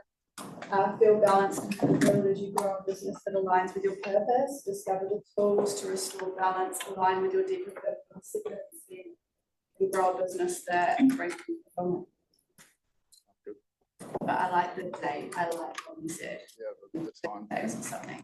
So another thing you can do is like add like an oddly specific number. Yeah. So for example, like an online fitness coach as a client, and his headline was doing well, but I was like, I need more proof in here. So I was like, how many clients have you had? It was like over 1,000. I'm like, can you just give me an oddly specific number, like 1,156? And so he just went into a Stripe account and saw how many customers he had. So I was like, I think it was online fitness. It was like let's say 1,156 guys lost 12 kilos in 12 weeks or something like that. That headline slapped. Right. If you have opportunities to do stuff like that, without completely fucking lying, we don't recommend. Can I just follow this? Yeah. That days, would you put that in the do either, to be honest. Yeah. Do either. I generally put it, unless it's like super compelling, I put it in the sub headline. Like, what would be a good example? Doesn't really matter too much. You split test it. Yeah. Cool. Everyone feeling good? One more. There you go. Yeah, you go. Yeah, go. One was how busy and time poor C-suite executives can arguments and listen to you. You don't need help. What's yours? That was really good. Is that the headline? That's the headline. Can you say that again? I couldn't hear it. How busy and time poor C-suite executives can eliminate 9% of relationship arguments and listen to you guys. You're fine. What's yours? So a tough act to follow. Good luck, bro. So we're a landscaping business. Yep. One of our ethos is about how people have relationships with their gardens. So obviously guilt at times after them. Yep. So we want to enter that sort of high-end space and care. So I've put here, fill your outdoor life with colour and style. Yep. We give you beautiful, so you give beautiful to your friends and family. Yep. and the logo has Teleoscar and you. So it's about getting people outside. Yeah. And using their space for social. Yep. And often there's a guilt that sits around the fact that it just looks like a piece of crap. Yep. And yeah, shame actually works really well for home services too, especially if like, I mean, I don't know how to do plumbing, but guys around like feel like it's such a shame because they can't fix something, or like people like looking at their like front lawn. Oh, so for example, we had like Fresh Front as a client. They're like a pressure cleaning company in like Adelaide, and it was all about just not being the house that was like the dirty one on the block. Yeah, just like not being that guy. There's a lot of gaslighting that happens in marketing. You guys have just got sweet. Cool. Everyone wrote some really good headlines and stuff. Was that formula helpful? Yeah. We used to just be like, write a green brand headline, sub headline, and people like looking down at a blank page, like, fuck.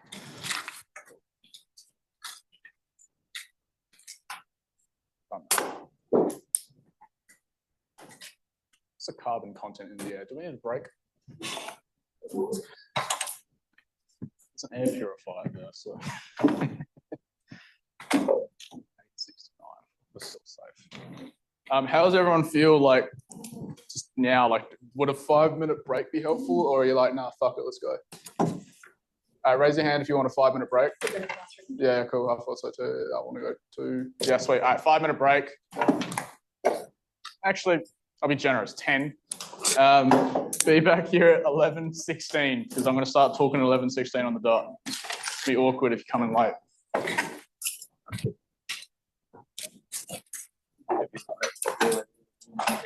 So you're looking at actually. You get in and then you charge them. Just pretty much what we can do. Yeah, it's like oh, I've got flyers. Yeah, yeah, and they love it. It's like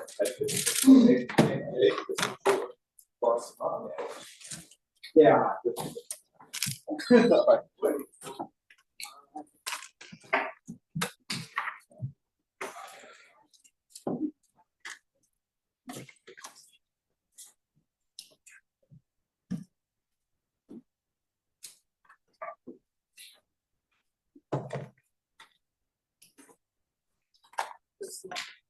Chelsea.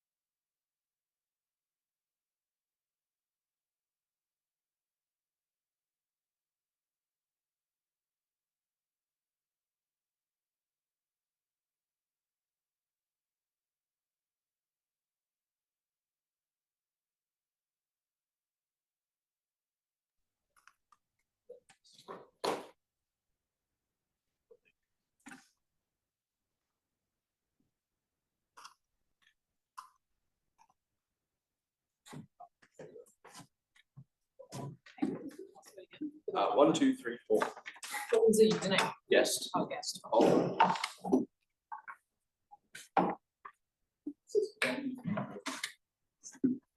That's what's doing the video. Please don't undo that. Yeah. So that's how they do. That's how they do the video to the screen.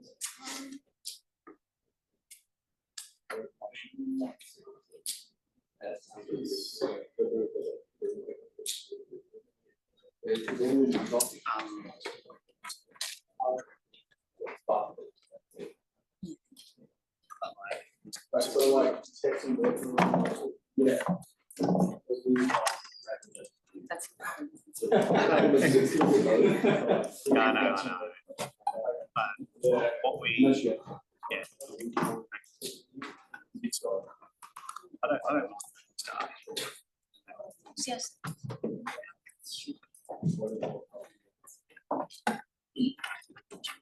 Sure.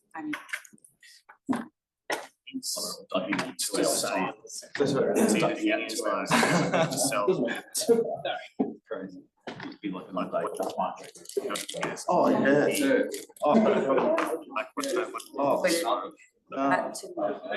same. This is all. I don't have. I mean, Especially with some good up 2 meters.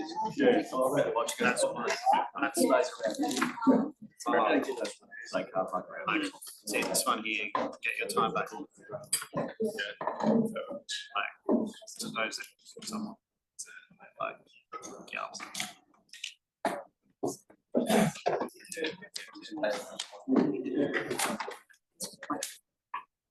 just like that's true. Too good.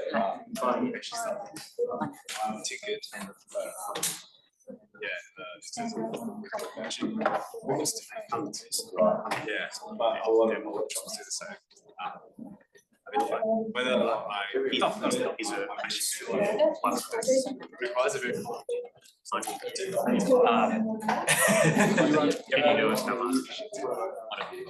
All right, let's we're gonna get stuck into conversions now. Conrad. So Yeah, we had and we've floated it. So you're and I think so. And we're on the hook for the tech support. Get it. it was nice to see some of you out there getting some fresh air and not just inhaling more and more carbon as I lectured you at the start of this. All right, so we're going to get stuck into conversions now. So now that we have your customer avatar written out, like I said, before we just start sending traffic to something, we need something to send the traffic to. And so we're going to be doing conversions now, which is landing pages, 1-step funnels, 2-step funnels now. Question always comes up, so now I just address it up front. What's the difference between a website versus a landing page? The follow-up question to that is, can I put a landing page on my website? So I'm just going to talk about that first. So a website is more of a directory. So for example, if we go to www.we.com.au, it tells you what we do, but there's like, it links you to the with you page, there's an about section, you can learn about careers, case studies, media, stuff like that, right? If you go to ahoy.we.com.au/with you, there's fucking one thing you can do on this page and it's start an application, right? When you're paying for clicks, you really want to make the most of it. And so there is just one action that you can do on this page, and it's very obvious what it is. There's no decision fatigue. There's like, oh, I don't want to go here. Do I want to do that? Now, the question that comes up as well is, can I put my landing pages on a website? And you can.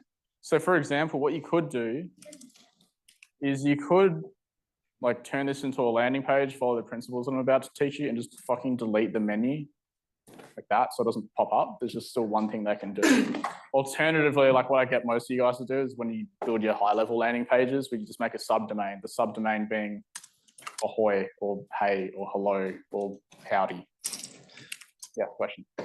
When you're running an ads for landing page, do you suggest not to put, like if it's on your website, off the header and the other directory? yeah, if you could hide that, you don't want to give them like other things to do. So yeah, I would do that. Great question. Was that hide the landing page? Sorry, what was That hide the landing page. that? High level, the landing page thing that I give to all of you guys. But hide it on your website. Hide the bar, like. Oh yeah. So what I meant was like, see this menu bar up here? Oh, yeah, that takes you away. Yeah, just delete that shit. Yeah, exactly. Yeah. So landing page is very like, because the website, the analogy I use, the website's a bit like just sending someone to the whole alphabet. But if someone clicks an ad for the letter A, just send them to the letter A, not the alphabet, and work it out. Cool. So that's that question out of the way. Jeff Bezos does all right financially. And it's because up until, when did this patent expire, Sophie? Years ago? We looked it up the other week. It was like 2 or 3 years ago. Up until 2 or 3 years ago, he's the only dude on earth that was allowed to let people buy stuff with 1 click. Everyone else has at least 2. I think he's worth a couple $1 billion, like $250 billion, right? Because he had a 1-click patent in 1997. I think it expired 2020, something like that, right? But he just had a fucking unfair advantage over everyone else. It's a fantastic segue to prove my point that typically, who's run ads before? Yeah, most of you. Would you agree that like sometimes you get like fucking lots of leads, but they're shit? Yep. Otherwise, you kind of go in the other direction where you get really good leads, there's just not enough of them. Who's been in that boat before? Yep. And because you need to balance physical and psychological resistance. What I used to just teach a year ago was physical resistance, and then the problem came up with quality, and I went, oh, there's actually another thing. So you need to balance physical resistance and psychological resistance. Who's joined recently? I started like last month doing like welcome videos, and I'd critique your landing pages. Who's gotten one of those from me? What was the first thing I told you to do? Was usually like move your contact form somewhere, right? Yeah, just lowering like the scrolls, the clicks, and the keystrokes. It was pretty consistent across like literally every single welcome video I did was just like lowering resistance. Like Nick Roach, he joined week, he joined like 3 weeks ago, something like that. I was like, oh, just move this here. And he just like from the bottom of the page to the top of the page, he just did that, went from like 3 leads a week to 3 leads a day. But it's very, very impactful how, because you and like maybe not me, but you look at your landing page, like people will scroll to the bottom, right? No, people have TikTok brain. You got to put shit right in front of them, right? So physical resistance is literally just clicks, keystrokes, and scrolls. How many times do I need to click? How much do I need to type on my keyboard? How far down do I need to scroll to do the thing that you want me to do? I'll give you an example. Where's Ahoy? Do I already have that open? So down here, I don't have a button that says start your application and then it doesn't open another page and then wait for that page to load. It's just the first question is there. I'll tell you another thing. So there's a couple different, when you build your surveys in high level, there's different like fields you can make. There's multi-choice and there's radio select. Radio select automatically loads the next question. Multi-choice, you have to select it, click next, and then go to the next thing. If you do radio select, it just goes to the next question. Like that. Right? It just saves clicks. What about the next button? It's just there by default. Yep. I think also when you get to free text fields, you have to do that. The other thing as well, you know, in high school or like university, you do an exam, right? And there's multi-choice, short answer, and essay. Which section do you guys go to first? Multiple choice. Answer somewhere on the page, right? So I always like starting with multi-choice questions because you can just read and go, which, like, not that one, where do most of your leads come from, right? You go, oh, that one. And then literally that one click alone, they're just like invested into the system now. They want to complete the thing. I will talk about application form questions in a moment. I'm just kind of showing you the principles, right? Question that, who's thinking, oh, Brandon, you told me like less scrolls, but it's underneath the video there. Who's thinking that? Because what I want you to actually do in this instance, I actually want you to watch this video before you start the application. We had consistent feedback, and this is actually a great example of how feedback from the sales team or your front desk team or receptionist is really helpful in the marketing process. Had consistent feedback from Tim and Melville that pretty much as long as you watch this video, the only objection you guys really had was price, right?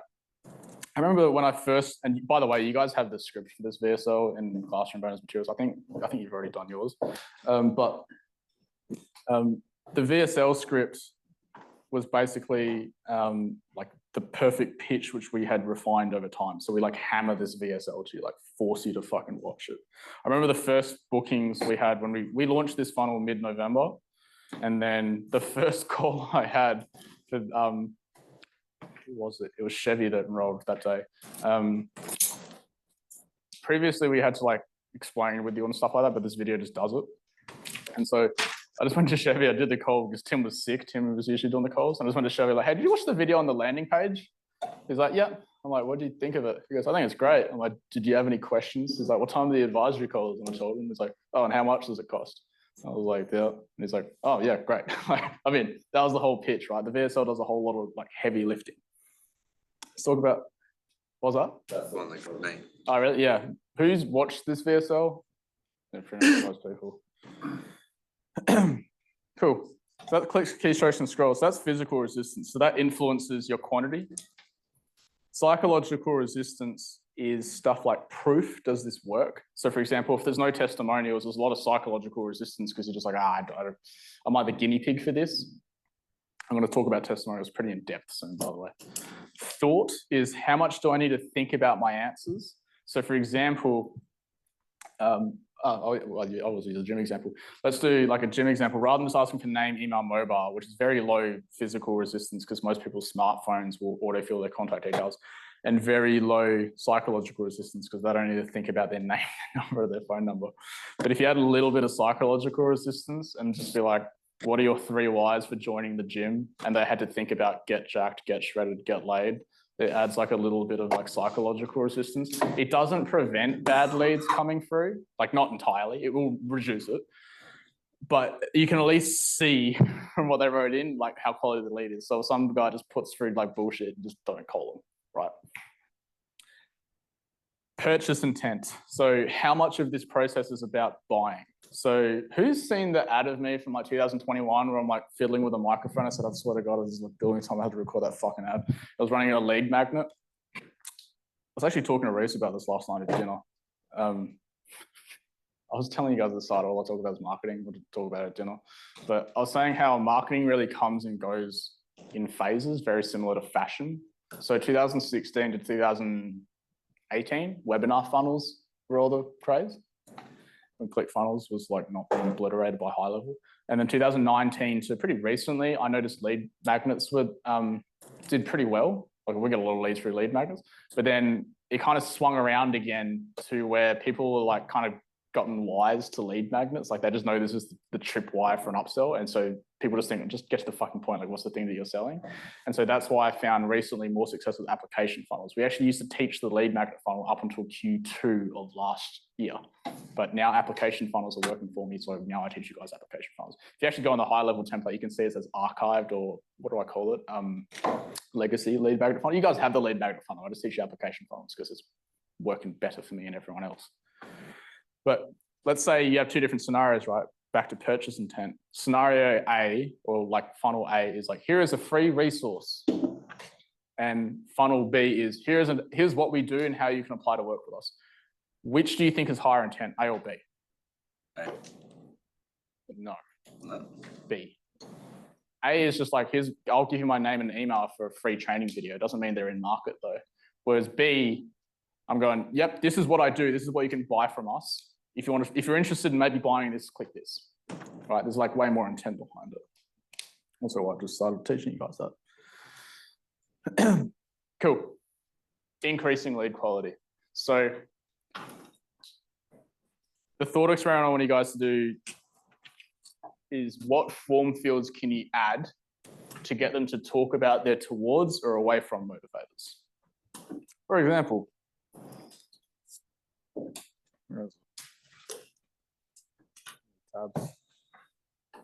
where do most of your leads come from? Away from motivator. What kind of business are you? This is actually a qualifying question. What kind of service do you provide? That's another qualifying question. Average monthly revenue, get some thinking about towards motivators.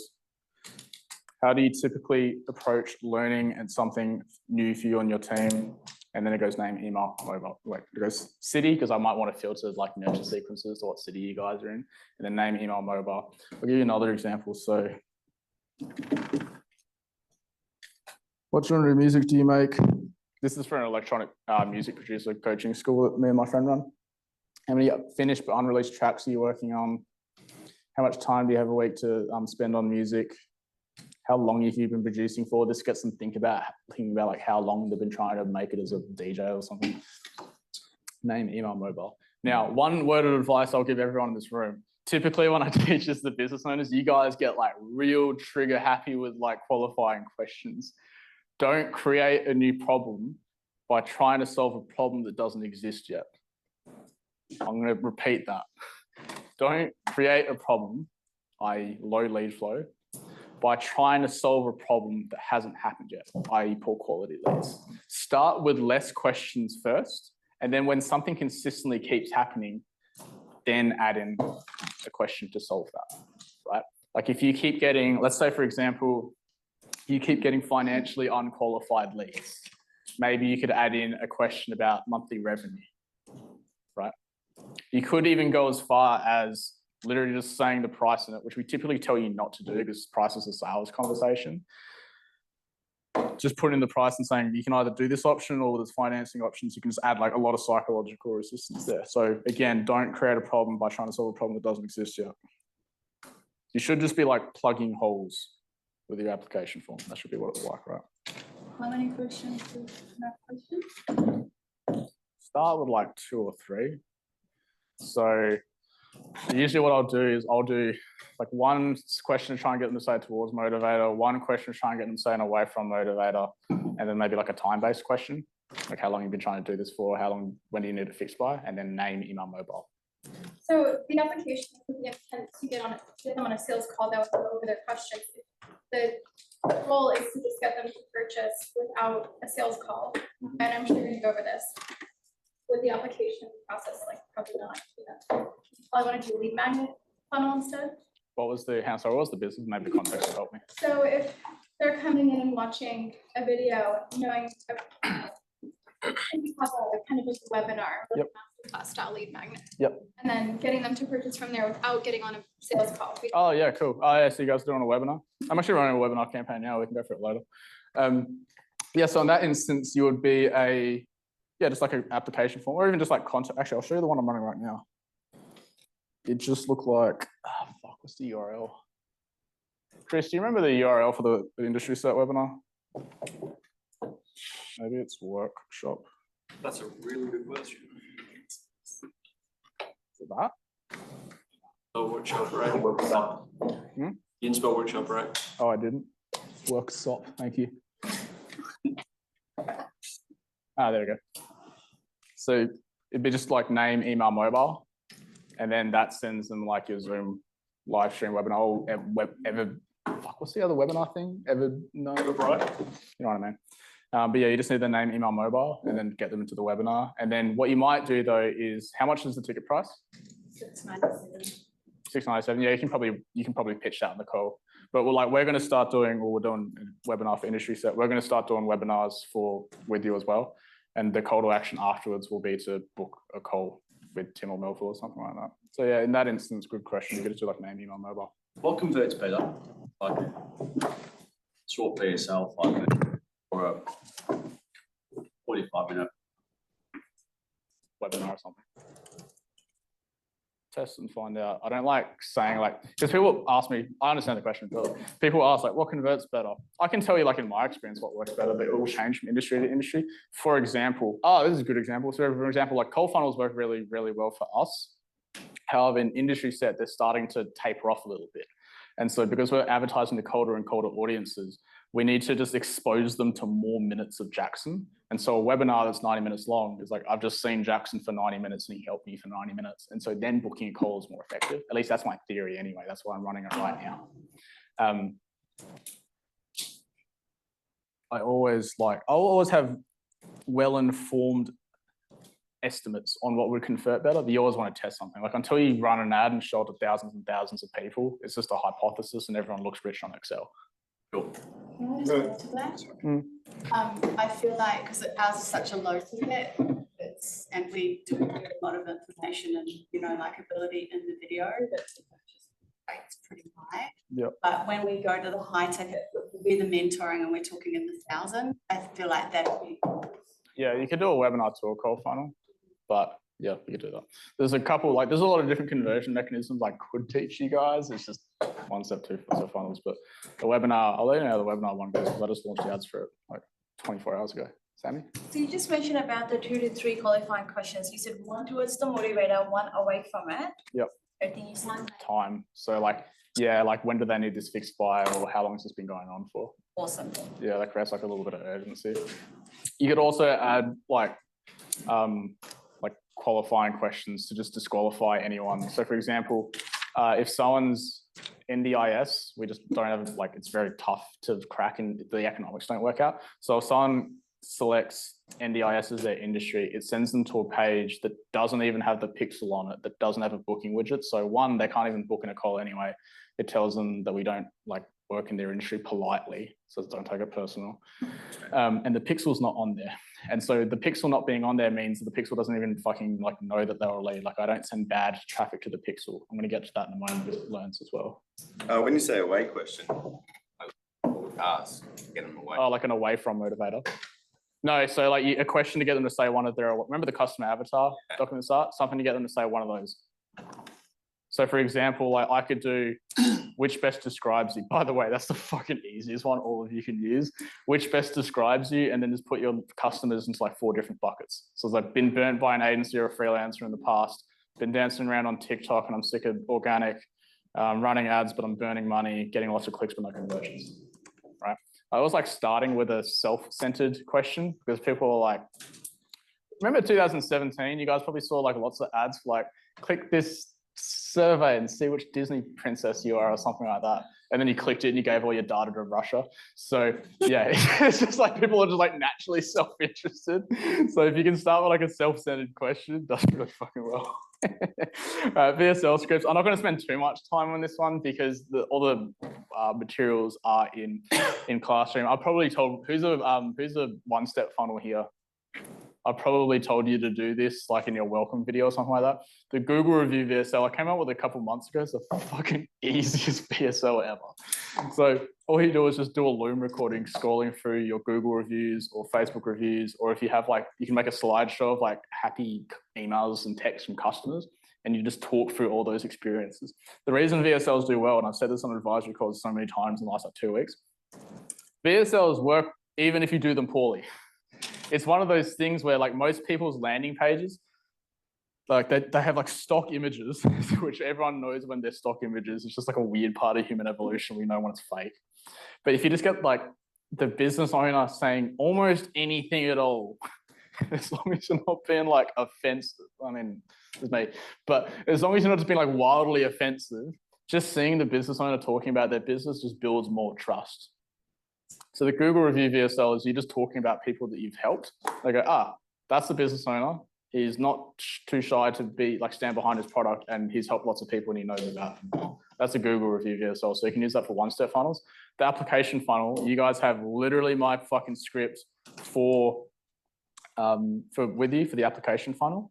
Post in school. By the way, when you guys post VSLs and stuff, post them in school and tag me, and I'll give you feedback, and VSL is my superpower on the internet. I'll fucking rip that thing apart, change the background, this, that, the other.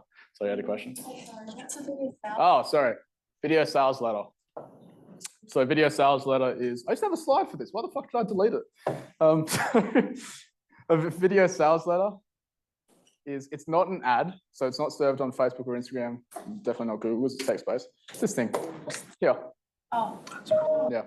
So that'd be different if you're a service like Crack Tile, or the consumer knows what they want, but you've got to convince them that it's you that's going to do it. Yeah, that's why I do the Google review VSL. Yeah. So that's the perfect example. It's choose us for this reason. Here's the proof.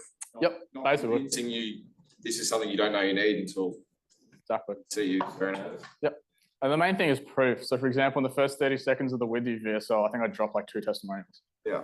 Because I don't have a slide on this, so you're just gonna have to fucking bear with me. But like no one's watching the entire, like if you're an application funnel or even a Google review VSL where it's like 2 minutes long, no one's watching the entire thing. Like if this is like the time of the video and this is like retention, it looks like this. And that's like 30 seconds, right? No one's watching like the entire thing. So in the first 30 seconds, I want to stack on a bunch of proof before I tell them like how it works, right? Just a side note, might be worth writing down.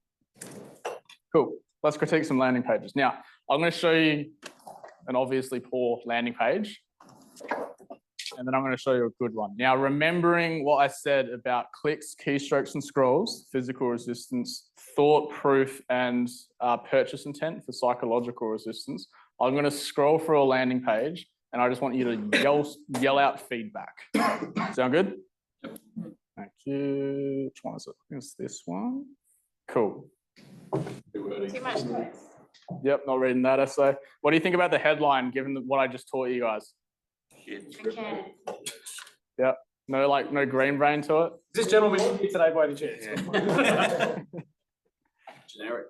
Yeah, generic. School feels like a lot of work.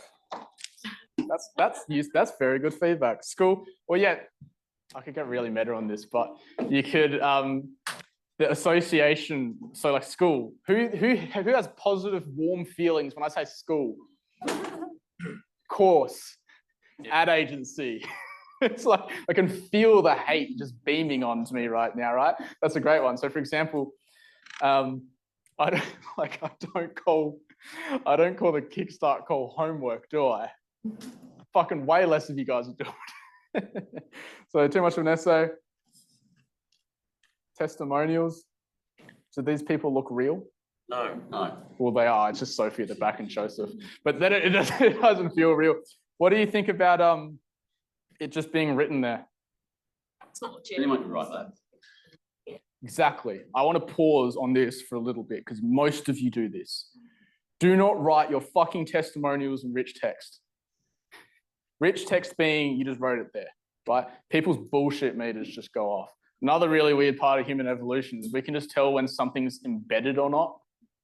So for example, what I mean by embedded, we know that these Google review widgets here, like it's embedded, right? These look like real people, right? I've also just got like screenshots, just bare screenshots of what people say. So when you provide the testimonials, the case studies, it needs to be provided from the context it was received in, right? So I don't take out. But still, sometimes they look like they're made up. Still looks less made up than fucking writing it out in rich text, right? Especially if someone's like, I get so much shit on the internet.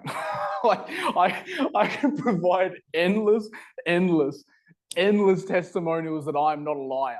But if someone just doesn't like me because my beard was shaped weird, I'm not fucking convincing them. I actually specifically went to a fucking barber yesterday because we're filming now, just to talk shit on the other person. I was showing my barber the comments. I'm like, you got to fix this, bro. All right, where's the here? What about, so I don't know if, you guys can read that. How convinced are you, or like how compelling is DJ Swifty's testimonial? Yeah, 0%. It's not telling you experience. Patter's not very fucking convincing either. God help you if you ever play 2-minute game of chess. Get in touch. Just make some comments on where the contact. Just too far down the bottom. Yep, that was the first thing I was looking for. So, and then also, I think you said something as well.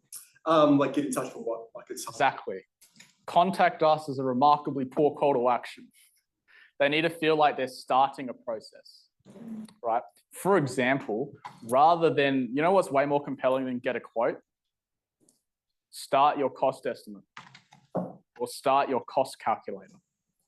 Feels instantaneous. They'll get the results. It's just going to be in a phone call. Cool. All right, let me show you one of the prints. Headline. the fast track to getting label ready and tour ready as electronic artist in 2025. It's a little hack you can steal from like YouTube creators. Like, this is the best side hustle for 2025. And then like 13 months later, they change it to 2026. Right. As far as like a similar kind of thing, the fast track feels fast. Getting label ready and tour ready, that's the result. What's the thing? Weekly tailored one-on-one. Cool. I'll refresh it so I think. Next step, get matched with your coach by answering a few questions. Better than get in touch. This VSL here, it's the application funnel VSL. I want to point out something as well. The captions are burnt in because it's going to play without sound. I tell pretty much all of you to do it because you want it to autoplay. What? Does anyone want to hazard a guess why you want it to autoplay? Given physical? Click. My guy. That's why. You need to click to unmute it. Well, yeah, that's why I burned in captions. Oh, okay. Yeah. It's already, yeah, but it will, or yeah, Google Chrome, pretty much every web browser doesn't let sound automatically play anymore. Cool. And then the next thing is more individual student stories. Question I get sometimes is, isn't this landing page really long? Like, wouldn't you want to like have a like lower one? Like, how many testimonials is too many testimonials? I'm not even fucking 20% down the screen now. It just keeps going. And the reason why is because, like, firstly, no one's really watching all of this, but it's just very visually compelling. It's like, Jesus, there's so much. There's so much. Updating this landing page is actually the most fucking annoying thing because we have an entire team behind getting testimonials for industry center. I update like 8 landing pages. It's fucking annoying. I'm going to give you as another tip as well, actually. We started doing this with you. What we find happens is usually they'll just watch the, like, given, and this is based on analytics, this one here has the most plays because it's just at the top, but every single testimonial is different. So they've just got choice paralysis. So usually they just like pick like whoever's first or whoever they find the most attractive in the thumbnail. And so what we started doing was like, what's the name? Siren. So Siren makes dubstep music. But if someone's making house music, I don't want them to watch theirs or hers. I want them to watch a house music testimonial.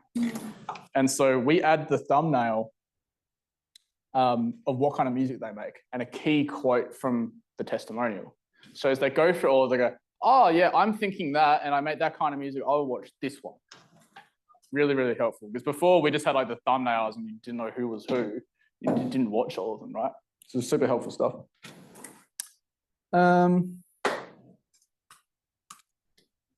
No one made a comment on the background. I'll tell you how subtle and impactful this is. Decent. Oh, you didn't? No, sorry. I wasn't pointing at you, but I wasn't like ridiculing you. I was like, wrong. No. So I ran a split test that I straight up forgot about. So I showed you guys before, in high level, you can like split test landing pages and you can like change stuff and then test them against each other and it'll split the traffic 50-50.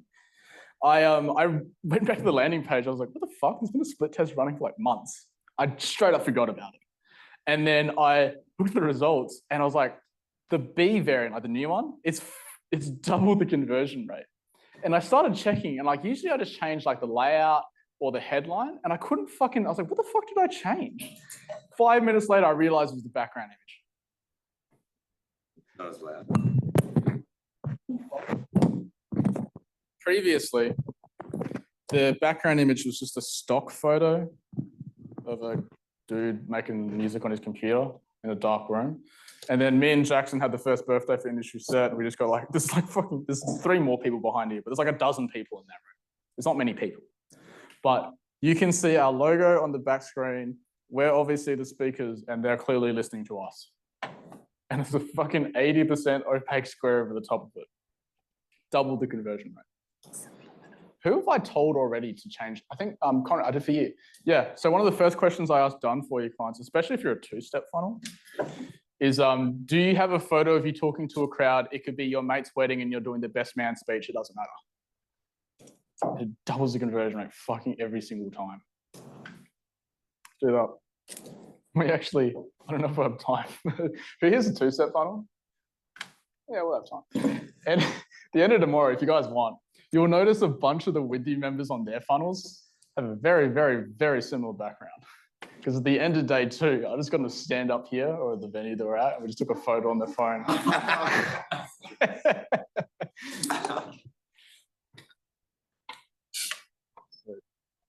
Does everyone like, is anyone starting to think now, like looking at your landing pages or websites and going, oh, fuck, no wonder it didn't work? I've just got Muppets in charge of it.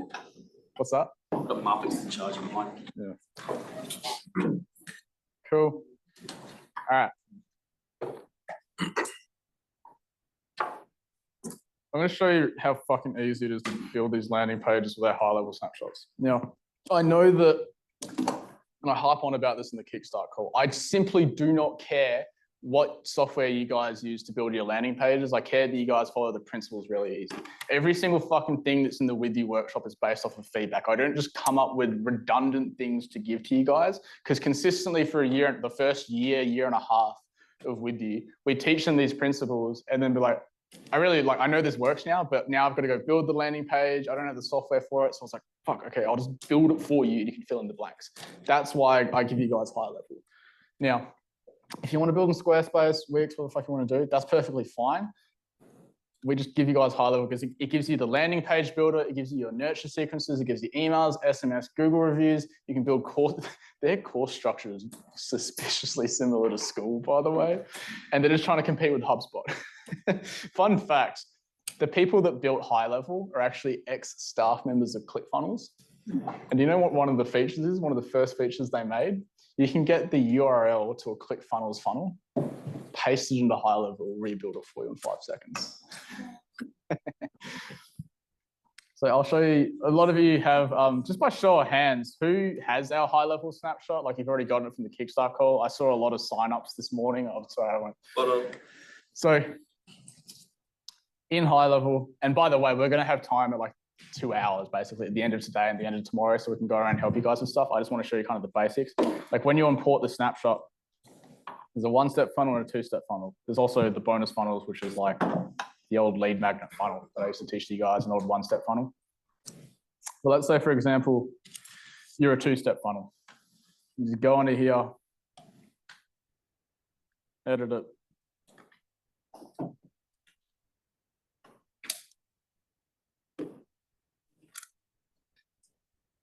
I even put a stock photo of some dude on stage to remind you to change it out. Does this look familiar at all? Yeah, it's my fucking funnel. I already know it works. It got you here. So you just fill in the blanks. It's exactly what it is. Attention customer avatar. Delete that. Put your customer avatar in. Green brain headline about what you do. Your red brain sub headline. I already got you to fill out. Your VSL, when you get around to filling it, you can put that in there. Your survey will load there. Next step, complete the form below to start your application.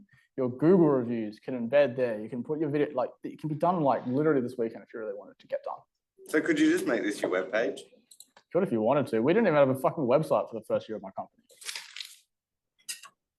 Actually, if you go to our website and you go to the contact page, there's a video from me when I was much, much chubbier in 2020.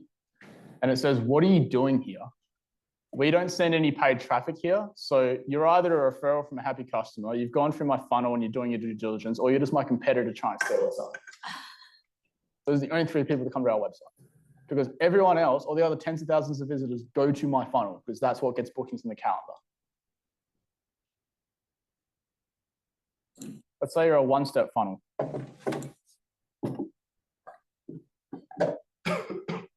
You go into edit.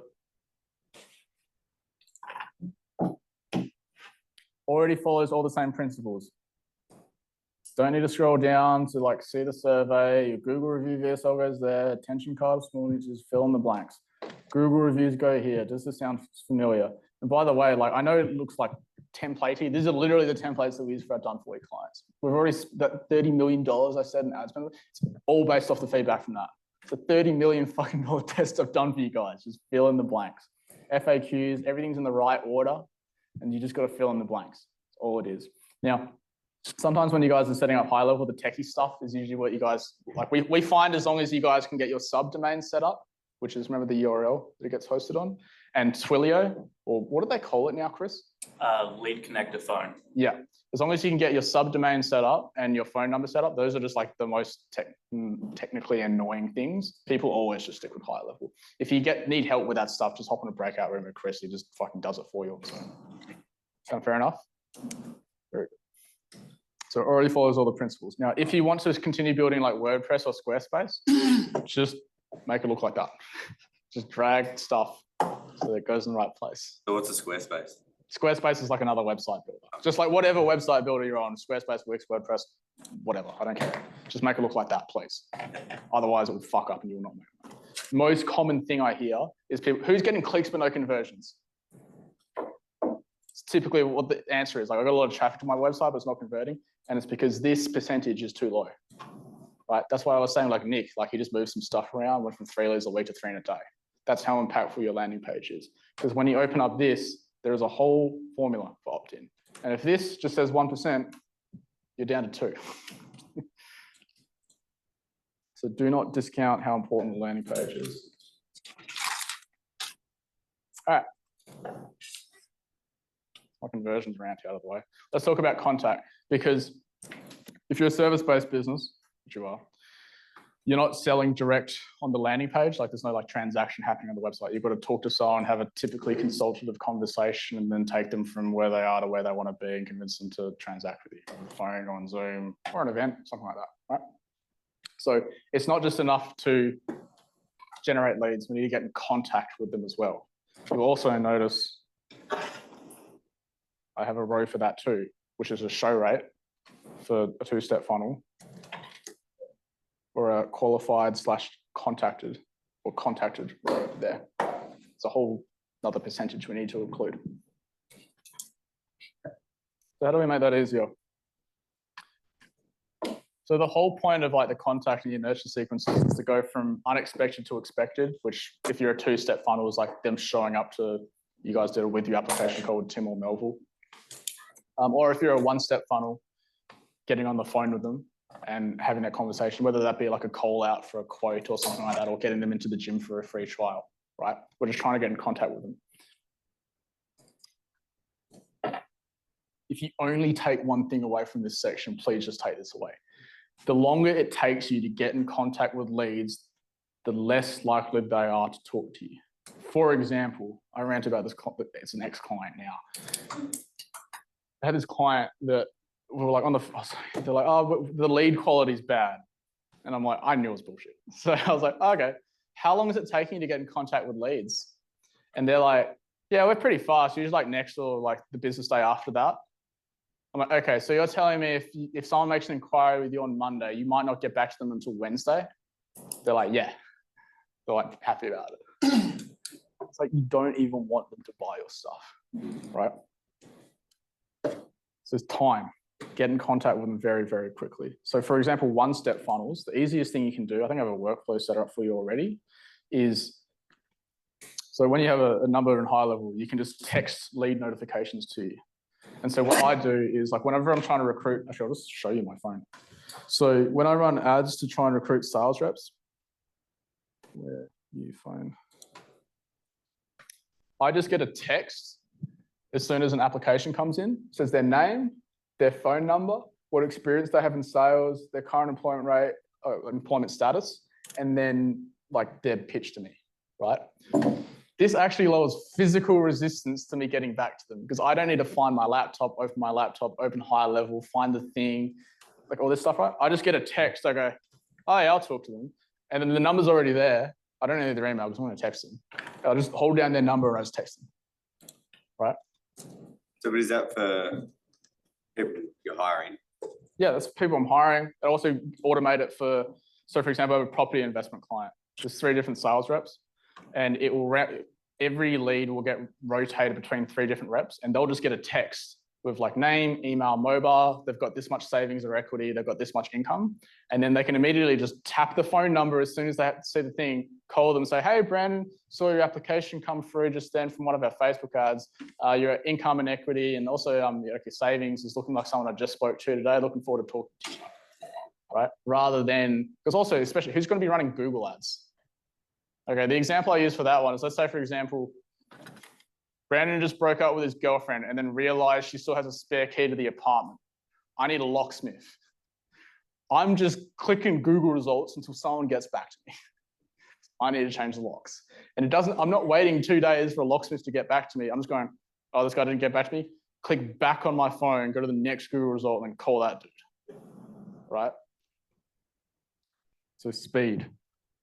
And the easiest way for you to be faster is actually just setting up text message notifications. It's like so much faster. I've got a booking system for my clients that that's the way that most people book. I don't even take phone calls because everyone just goes to my website, books online. Is there any way that you can bypass this texting me, blah, blah? Are you a two-step funnel? One. One-step funnel. Yeah, you could do that. You can just automate it. Yeah. Because the other thing as well is the speed and getting back to them. Sorry, I was actually literally about to go to that point. Speed and getting back to them. So you can set up an automated nurture that says, hey, Brandon, just saw you started your application. Well, just hit me back here if you've got any questions. Otherwise, you can book in a time here. Right. But that example was more for people that had like outbound call, like maybe gyms, electricians, plumbers, and stuff like that. But if you've got a booking system already, just set up, I'm going to go into workflows in a second. Just set up a text that just goes out to them as soon as they complete the application form. So for example, if you go through our funnel, it waits 4 minutes because that's typically how long it takes you. Like it wouldn't take you more than 4 minutes to find a time with Tim or Melville. And then it waits 4 minutes. And if you haven't booked a call, then it texts you and says, hey, remember booking a call. Oh, so you have all that on your program? Yeah, it's all built in. That we can use? Yeah. Yep. People are surprised when I build this stuff for them. It's almost like I have your best interests at heart and want you to do well. So, all right, this bit's wordy. Who's a two-step funnel? This is for you. One-step funnel, you can probably take something out of this too. So the attendance rate for the two-step funnel. So, you know, someone starts an application and then they book in a call and then they've got to like rock up to the call, right? So typically, you only let them book today, the next day, or the day after. Because post 72 hours, the show rate starts to drop a little bit. We're actually at like 5-6 days, but our show rate's already pretty like 75%, so it's fine. But typically like 3 days, right? As much availability as possible. I had another client. I was like, we only want to take sales calls from 10 a.m. to 12 p.m. because I want to work in the business. I'm like, have fun. Staying broke because you're not letting people buy stuff from you. Right, so have as much availability as possible. Because if they just can't find a time, they're just not going to book in, right? And the easiest way is just open up the availability. Another way you can do that is 15-minute increments. I found that's the sweet spot. Things like Calendly typically default to 30 minutes, but 15 minutes I found is the sweet spot. So if like, I can't make the top of the hour, I can't make the 30-minute mark, I'll probably do 15. So I found 15 minutes is a good spot. Remove the buffers. Now this is, should be careful with this one. I had to buy a humidifier for Tim's office because he speaks for 8 hours a day and was losing his voice. So I give Tim gets a 15-minute buffer between calls. So, but typically just like remove the buffers between calls. You can lower resistance to attend the call as well. So for example, your pickup rate on a phone call is probably going to be higher than a Zoom call where they've got to like download Zoom, install Zoom, all this stuff. However, Zoom, you do get to build more rapport because they can see you. You can also like share your screen with them and stuff like that. Walk them through school, show them testimonials. SMS reminders are fucking critical. So much so that for industry set, where up until recently we had only sales reps in Australia, now we have one in the US, but because we're trying to convince them to rock up to a call at fucking 1 a.m. in the morning for them, if the SMS reminders went down, for Chris, it was like a drop everything, fix it right now, because the show rate's about to cut in half. Right, so SMS reminders are really, really critical. Calendly actually has some built in, I think, as well, if you're not using high level, but please, for the love of God, have SMS reminders. Email reminders as well, obviously. The reminder cadence is typically like confirmation, SMS and email, 24 hours before, 1 hour before, then like 15, 30 minutes before. This one's really important too. Have an exciting meeting agenda. So don't make your email reminders, hey, you're booked in for this day and this time. Don't forget to come. You want to have like a really exciting meeting agenda, or as exciting as you can, right? We're in marketing now, so we can try our best. You know, hey, at this time we're going to talk about this. Hey, can you bring this, this, and this? And at the end of this call, we're going to have all these outcomes, blah, blah, blah, blah, blah. You know how you said about that 10 to 12? The what, sorry? When they only want to take calls between 10 and 12. Yep. But if you're on the tools all day, should you make a day?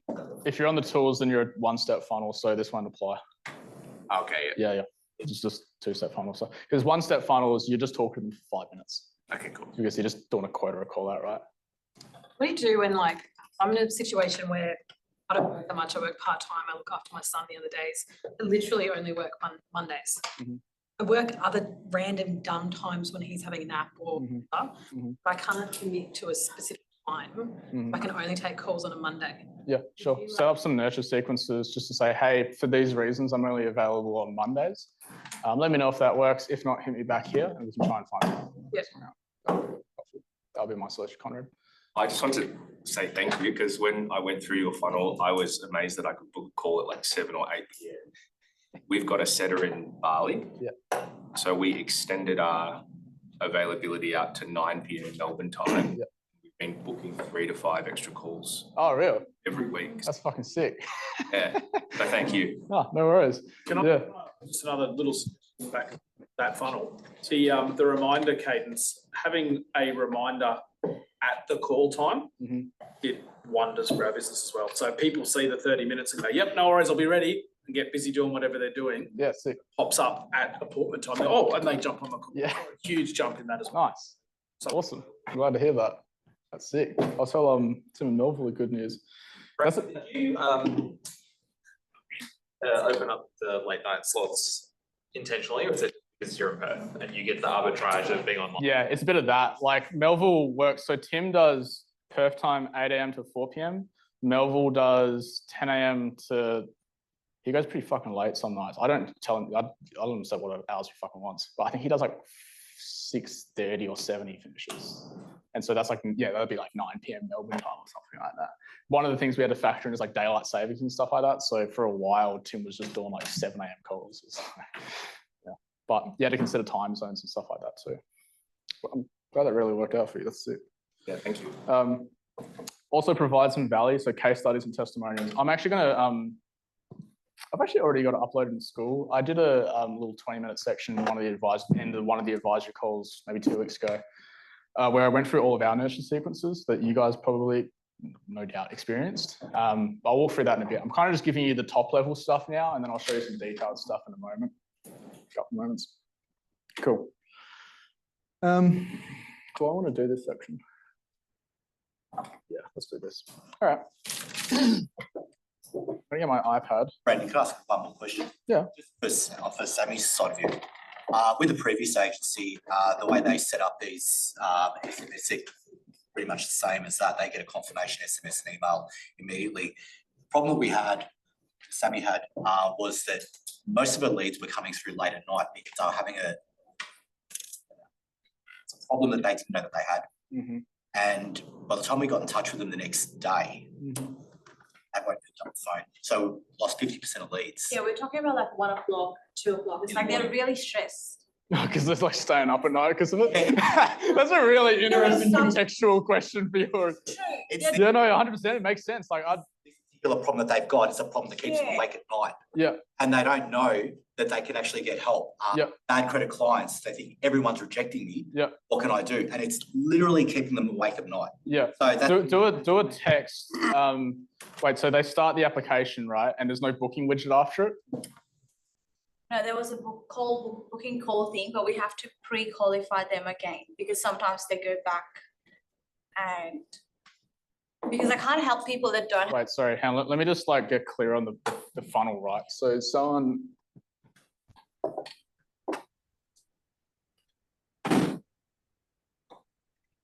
Just want to be clear. So someone clicks an ad, right? Yeah. They go to a landing page. Yeah. What do you ask for on this page? 3 questions. Yeah. To pre-qualify them. But the problem that we also have, another thing is they go back because if they don't qualify for a call, they'll go back live. Yeah, we get that too. Yeah, okay, so what we can do, I'll give you, so there's a couple of things I'm going to talk about here. Those people, send them to a landing page that just like says we've received it. Send them to your competitor. Send them to a competitor.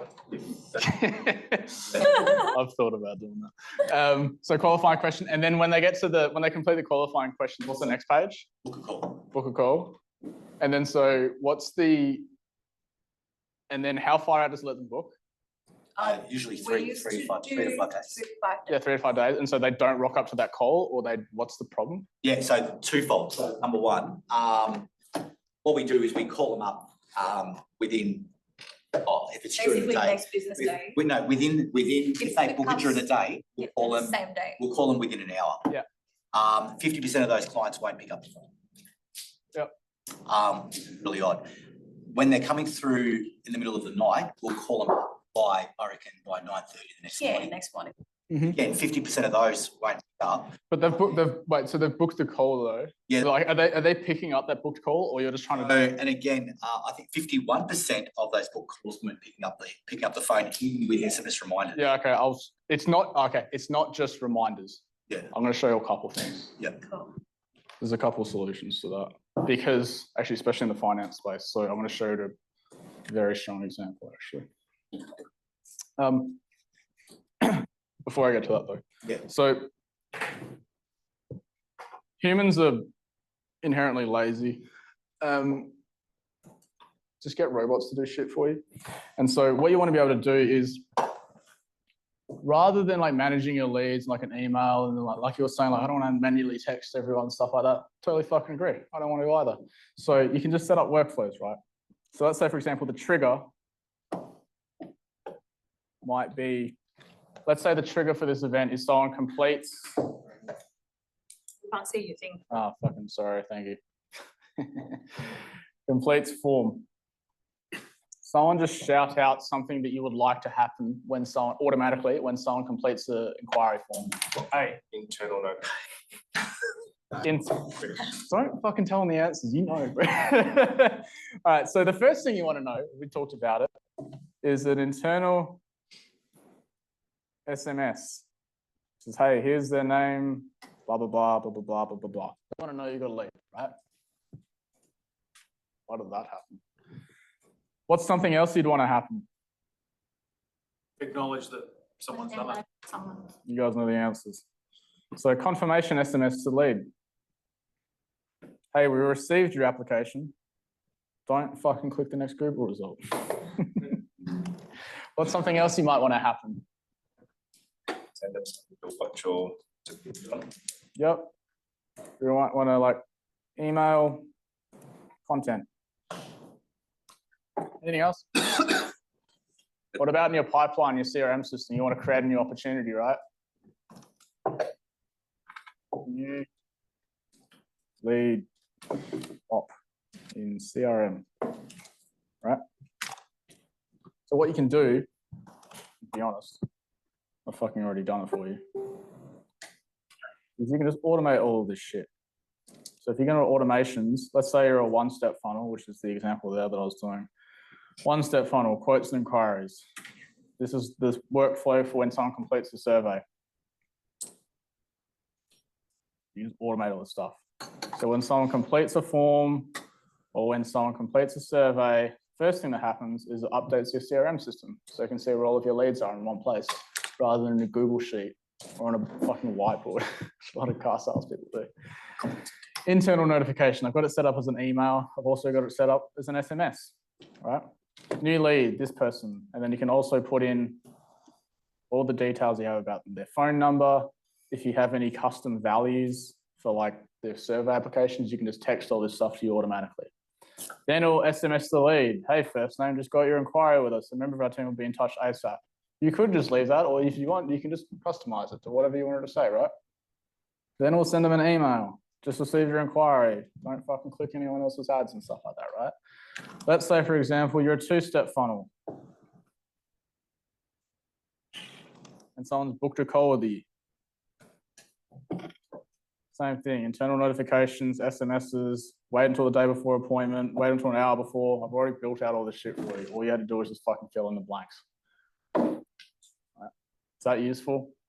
Very good. I'm going to show you now. Actually, am I going to show you now, or is there something else I had to show you? Hey, Brandon, quick one. Yeah. When I put on school about how I've got the phone number through Service Mate, there's no way for me to automate the SMSs through high level with that, is there? No, you can just do, because is your phone number a landline? Not not too sure. That just goes through, so it goes through service mate and then the sim forwards it. Joseph, does service mate do mobile numbers or landlines? You know, Chris? Chris will find out. I'll find out. It does mobile numbers. It does mobile numbers? Yeah, it has an API connection you can integrate out of GHL Mm-hmm. to service mate. So you can do it all here, but spit it out. But by default, does it have landline or mobile? By default, it's mobile. Okay, there you go. So I've got a client who's got that. Sweet.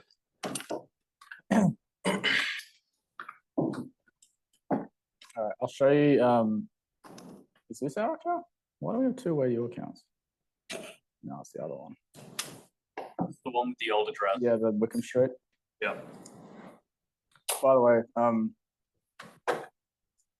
yeah, I will show you. Actually, should I show you industry set? That's the most elaborate fucking workflow that we have. Yeah, let's do industry set. All right, so what I'm going to show you guys is the with you one's fairly simple. You guys aren't particularly complicated, like overly emotional dubstep producers that still haven't become Avicii. What I want to do here is I want to be very clear. Every single person's workflows are going to be similar. Things will change in the details based on like who's qualified, disqualified, stuff like that. So what I've found useful in these workshops historically is showing you a very, very, very complex one, knowing that you're not going to be as complex as that, but then just going, oh, I didn't know you could do that. I didn't know you could do that. And then you kind of get little golden nuggets. Is that useful?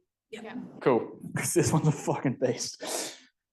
You can see how many we have. 2025 workflows. We're using these now. Like how to fucking label it. All right. So, which one? New lead? No. Yeah. Discovery session book. That's it. Yeah. All right. Here we go. So it's about this big.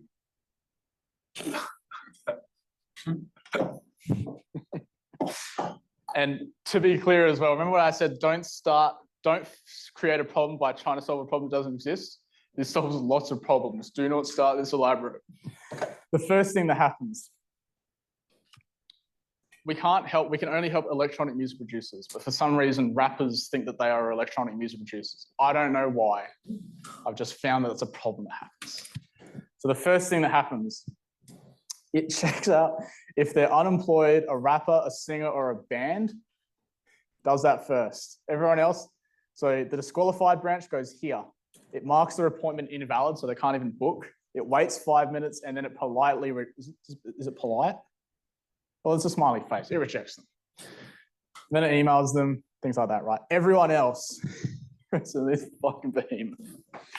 Firstly, it adds them to a custom audience on Facebook that is going to sign up them to be ends of the earth to absorb content that just brainwashes them into believing we're the right thing and knowing that we're the right thing. Because by the way, if you didn't know all the different things you could do, there's a fucking lot of different things you can automate. I've shown you 3.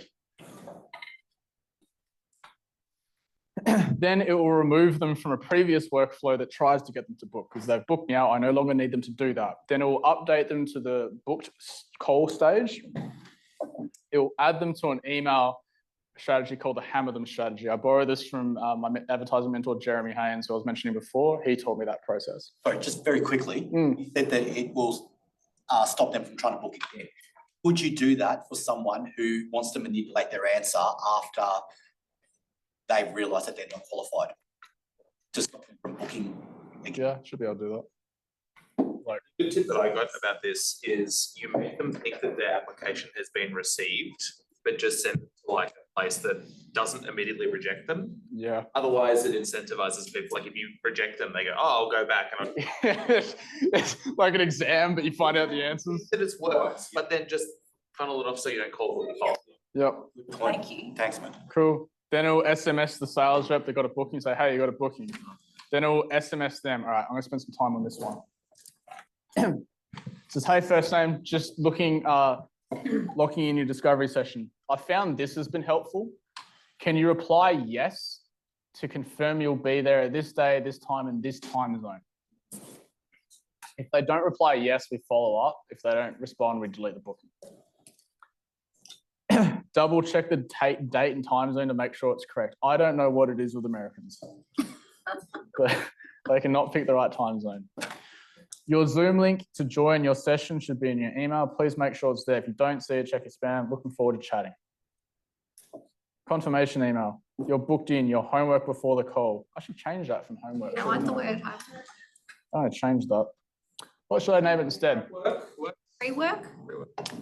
Pre-work. Your reward, your bonus. Yeah. Your pre-work before the call. I want to point this out to you. Also a bonus secret gift. Helps the open rate. Hey, first name, your artist journey is about to level up. We're thrilled to have you on board your discovery call.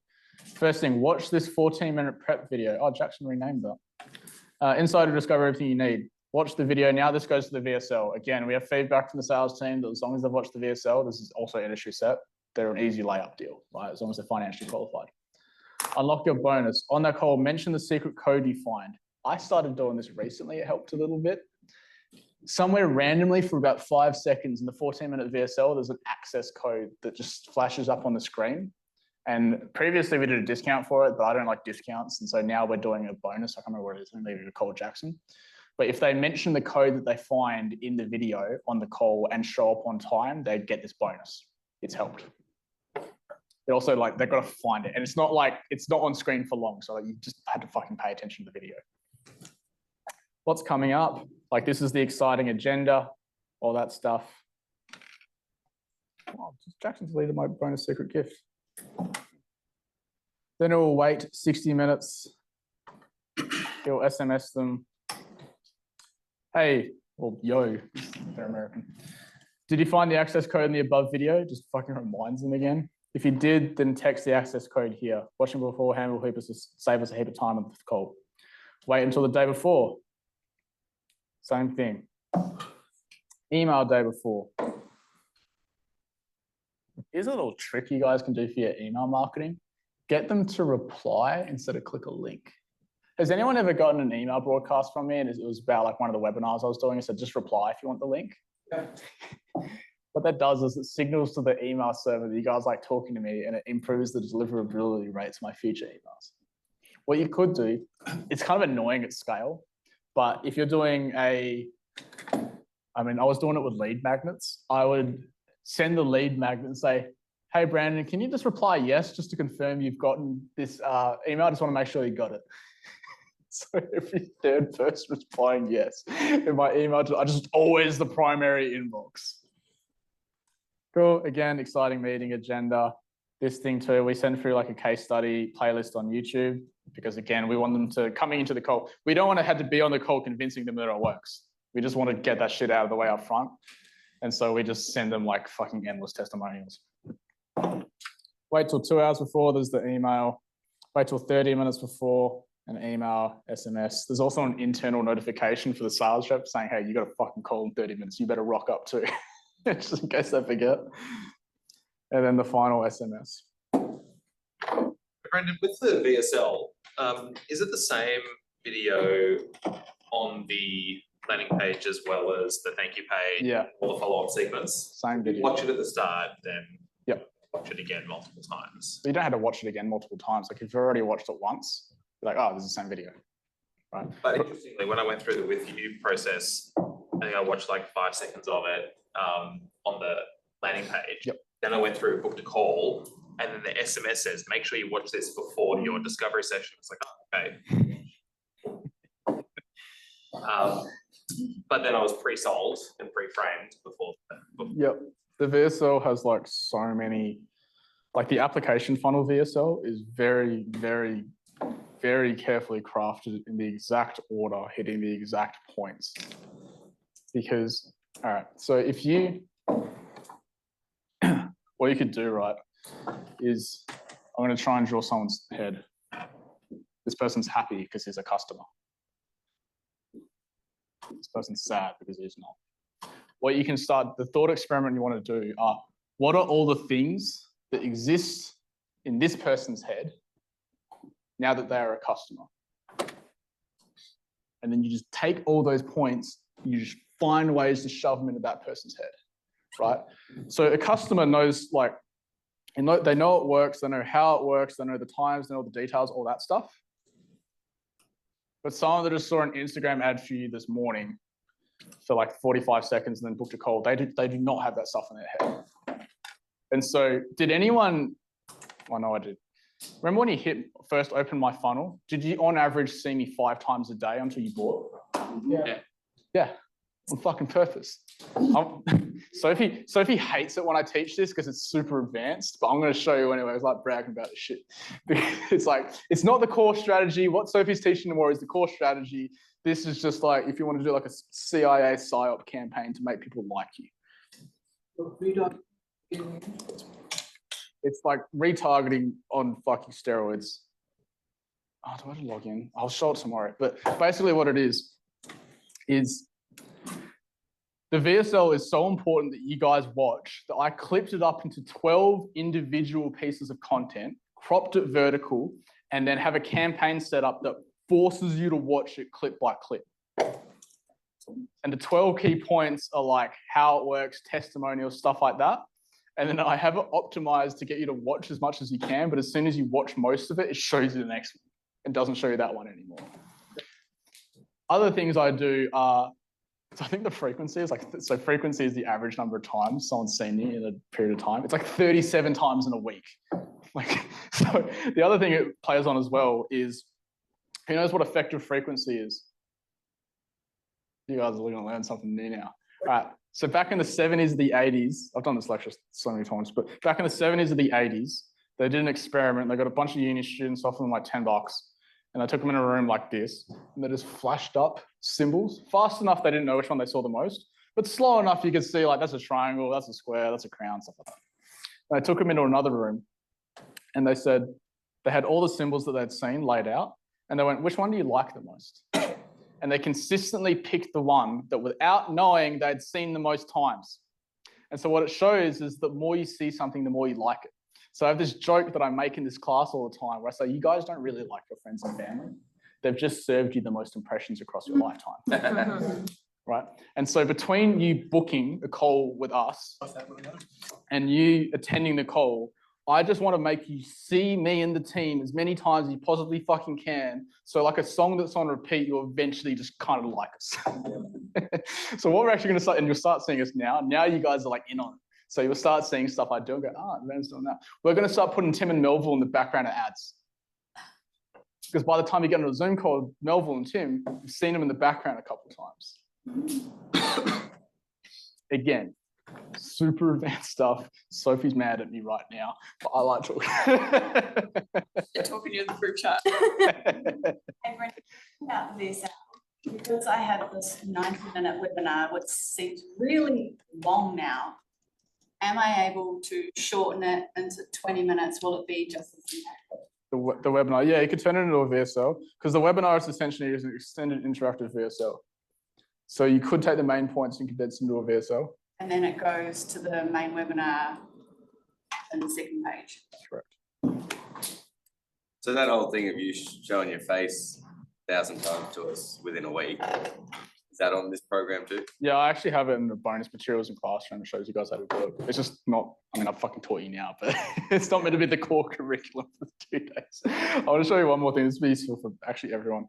Who agrees that if I told you to send 6 emails to someone the day they book a call, that seems like a lot? Yeah. Yeah. You guys fucking got it.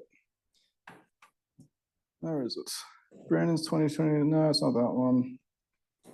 So this is the hammer them strategy. Is it with you 2024-25, Chris? Yeah, it looks like it. Fuck is it? That's not it. All right.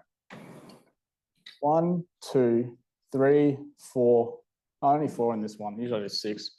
4 emails the day you guys book a call, 2 hours apart. Seem like a lot? The email rate, open rates, like 63%. They're very high. And the reason for this is you would not do this to a cold audience, by the way. Fucking do not do this to a cold audience. You guys booked a call because you want information, but you might need to wait 3 days to get that information from a conversation. And so what will happen is you just try and find the information yourself. And if you don't find the information, maybe you just don't rock up to the call. Right? So I just bombard you with shit. Okay, so what's one thing I want you to think, know, believe, or agree with to be an easy sale for Tim or Melville? I want you to know that I know my shit and I'm at least important enough to be invited onto a podcast to talk about it. The first email that you get. And also, if you watch that podcast, it's an hour long. So now I've got my frequency up to 60 minutes. That's another thing I want you to think. I want you to know what the advisory calls are like. So I send you an unlisted YouTube video of an advisory call. Some of you watch it, some of you don't. The open rate's 57%, 11% if you click it. Very carefully picked an advisory call where no one had any questions. This is a 60-minute long testimonial because everyone was killing it. So it's another testimonial. I also want to provide value. I know the most common problem that all of you have is you have clicks but no conversions. And so I send you a YouTube video about that. It's the last one. Oh, another thing I want you to think. You guys think it takes too long to do this shit. So I send you a video where I literally, for 2 hours and 13 minutes in awkward silence, I build the entire funnel that you just went through. It goes from start to finish. You see me click new funnel and open a blank page. I build the funnel, I build the ads, I build the nurture sequences, and I turn it on in 2 hours and 13 minutes. You can watch it if you want to. So now you can't think this doesn't take too much time anymore, because also it's the template you guys fucking get. So like, oh, so every now and then, right? And so all of this stuff just fucking takes all the stuff that you guys know now and just starts shoving it in this person's head so they look more like that person. It's called a customer avatar, not a fucking prospect avatar. Any questions? Sorry, I think I just missed this. This is just for if they book a call. Correct. Yeah. So we send like 5-6 hours, 2 hours apart. What do you do if they like they filled out the form but didn't book? Might do a shorter one. I think, yeah, usually it's like just trying to, because I'll still shove them into the PSYOP campaign anyway, and so they'll just go back and find us later in the retargeting campaign, and you only need to spend like $5 a day on it.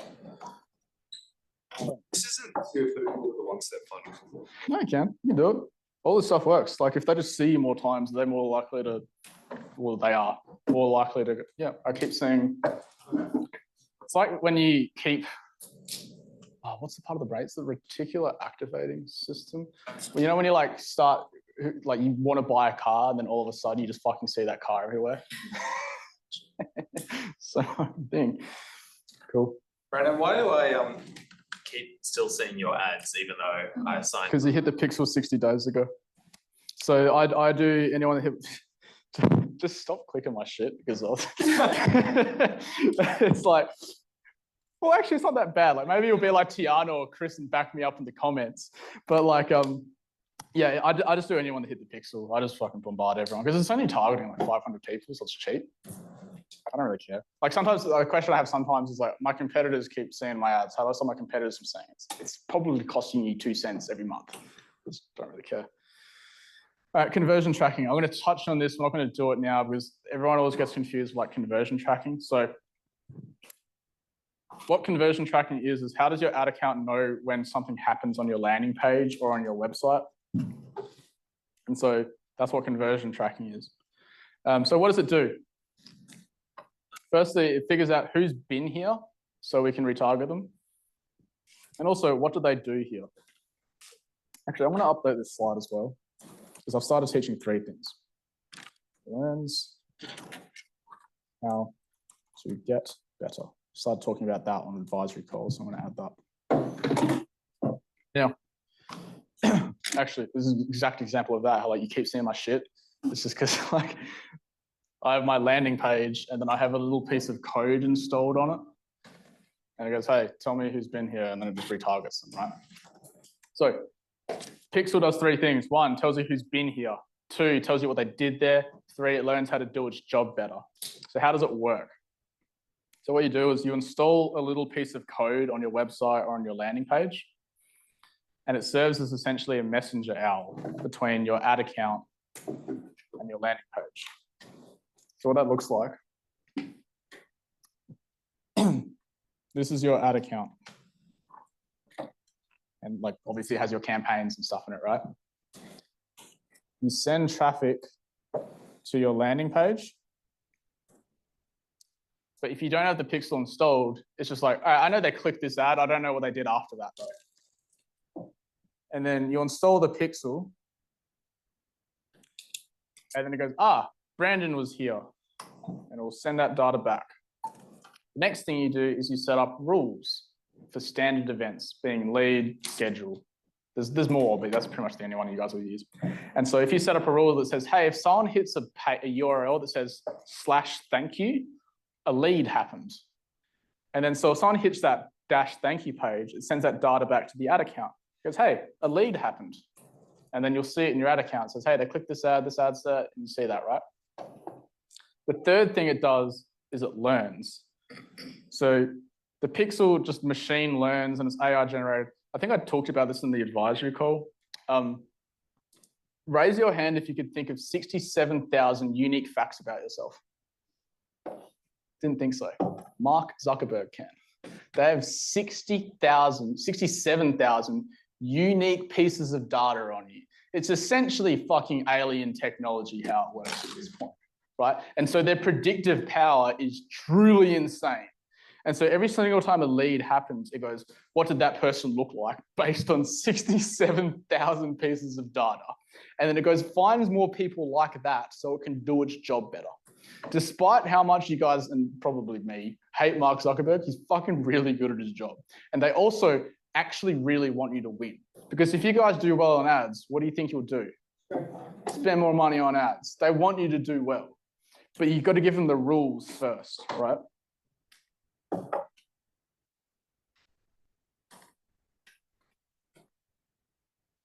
To cover that, so what are some of the standard events we want to track? So if you're a one-step funnel, you're just tracking leads. If you're a two-step funnel, you'd be tracking leads and schedules. By the way, there are instructions in school right at the top on the right. It says conversion tracking, and it just has instructions on how to do it. If you get stuck, don't panic. Breakout room with Chris, you just share your screen with them and it'll do it for you. But just don't default to leaning on, try and do it first, otherwise you've got to wait in line. But if you get stuck, don't panic, Chris will help you out. Here's some notes. It's not perfect, especially post iOS 14.5. So for example, if I look in my ad account, it will say my cost per schedule is like $200. It's not, it's 90, like if I manually calculate it. So it misses stuff. A lot of that's due to iOS 14.5. Me and Tim and Melville will still just track our stuff in a Google sheet and then manually put in ad spend. That's always the ultimate source of truth. So like I said, always refer to your CRM for true conversion data. Can you make it more accurate? Yeah, it's fucking really, really expensive. Who knows what high res is?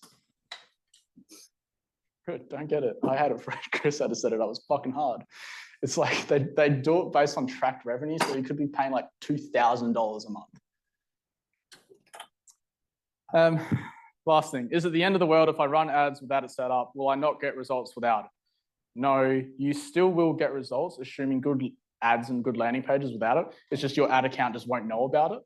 And then eventually performance will tank because it goes, oh, I'm not doing my job. I'm going to try other shit. And then it will try the wrong shit, right? I'm kind of considered more of a Chad in the media buying world because digital advertising nerds are like all about their analytics. And I'm kind of just like, fucking let it rip. So sometimes I'll just like launch campaigns without conversion tracking and then message Chris and he'll set it up for me. When should I set it up? When your landing pages are done. Like I said, the instructions are cool. Yeah. This one I was impressed with. Are we logged into Microsoft Clarity on this laptop? Probably not. We'll log in. Maybe I'll show it. This is the last bit and we're having lunch. But so the pixel will give you like really good quantitative data, like what happens, like binary numbers and stuff like that. But qualitative data is really useful as well. And there's no better qualitative data than watching a recording of every single user that's ever been to your landing page ever and just watching what they click and where they scroll and what they type. And you can do that with Microsoft Clarity. And somehow it's free. It's insane. Who has Hotjar here? Cancel it. Microsoft Clarity not only runs faster, it's free. I'll show you what it looks like.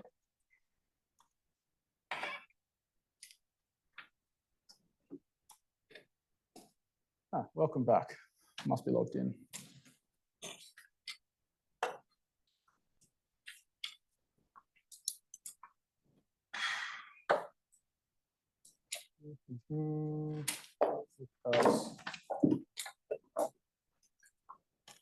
Use this one. So you go to the recordings tab here. By the way, to install it, you just copy and paste a line of code into the header of your thing. There's instructions, it's fucking easy. All right, this person they spent 1 minute and 52 seconds here. They clicked 3 times and there's 4 pages. Here we go.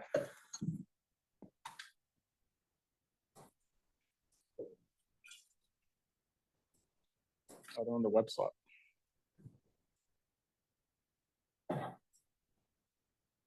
And so what you can do is if they start typing, it will blur it out, so you won't see who's who. But if you line it up to the CRM system, you can work it out. But it blurs out like credit card details, obviously, and shit like that. This is probably a dumb question, but does it also show on mobile as well? Yeah, I'll show mobile view. So you would install this, and let's say, for example, like your conversion rate wasn't as high as you want. You can go, well, what are they doing here? And you can see, like, if they start scrolling a lot and they're trying to find something, there's probably a bit of information that's missing. Or maybe they like got to a form and there's like a weird like user interface thing. For example, one that fucked me off beyond belief. Who has HubSpot? HubSpot has this weird, it's so expensive, and we literally went back to high level. But if the form field was below the scroll and they tried to hit submit, you know how usually forms will just like scroll to the part that they missed and highlight it red? It didn't do that. And so we had people trying to book in, but the button wasn't like telling them to do something. So there could be like weird interface feedback stuff. So that could be an example. Yeah, good question. So this would be for the website and the landing page? Yeah, I'd put it on both. Yeah. Yeah, it's free, and it runs super fast, so it won't really slow down your website, certainly not significantly, definitely not as much as Hotjar or something like that. I'd recommend installing it now, because by the time you like want to look at it, if you don't have it installed already, like, fuck, I could have fixed this sooner. Cool. All right, that is it for now for conversions in the contact phase. We're going to break for lunch for 45 minutes, Sophie? 45 minutes. Back at 1:30. Yeah, we'll be back here at 1:30 p.m. Melbourne time. Go get some fresh air, because what's the carbon content right now, Sophie? 1:80. That's higher. The thing's yellow now, isn't it? Yeah. Okay. Go get fresh air. We'll be back here at 1:30. Is this room going to be locked all right till you plug you in? Yeah, it'll be fine, bro. Sorry. That's okay. And it's Fusion Finance. Oh.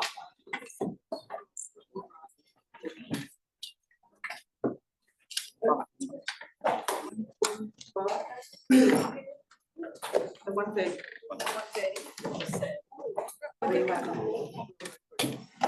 You're really.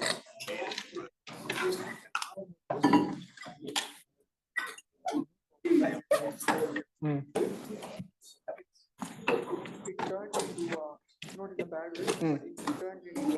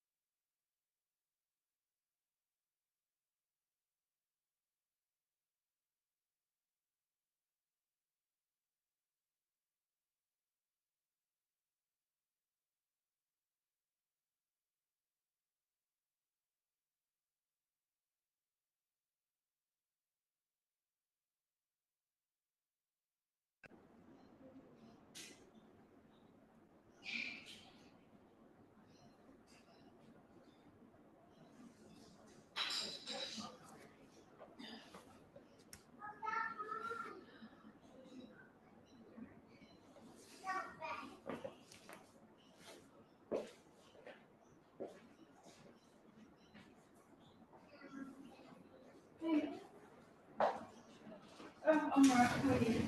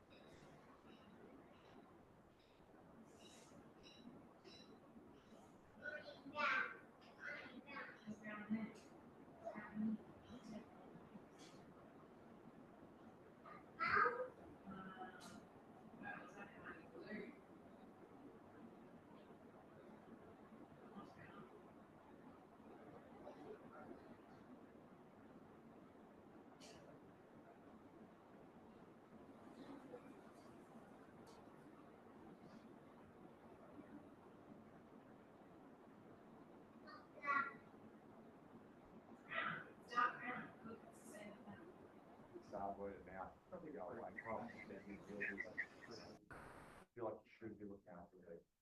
And then you're like, I've got to run my first for a long time, I'm going to charge partnership. You'd like to be like, this is send a bill. And you can do that with books. The hardware we're from, dealership dog, everyone knows that. Because we're in some on-base and small things like 6,000 people, but all these other touristy towns around the range. Yeah. So you got Ballarat and Dale, and extremely well. Well,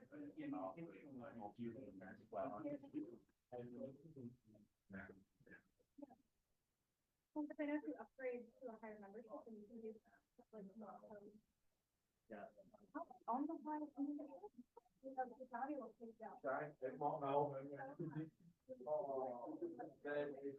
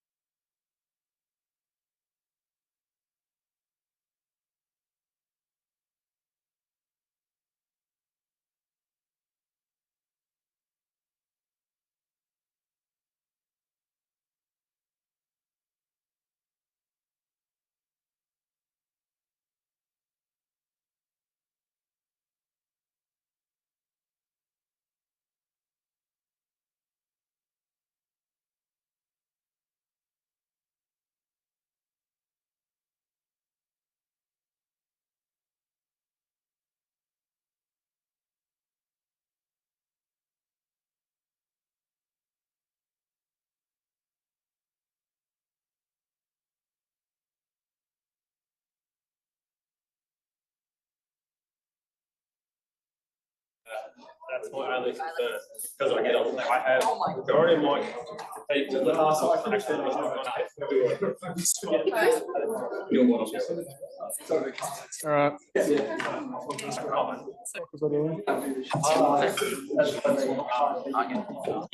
I think it's a lot of like.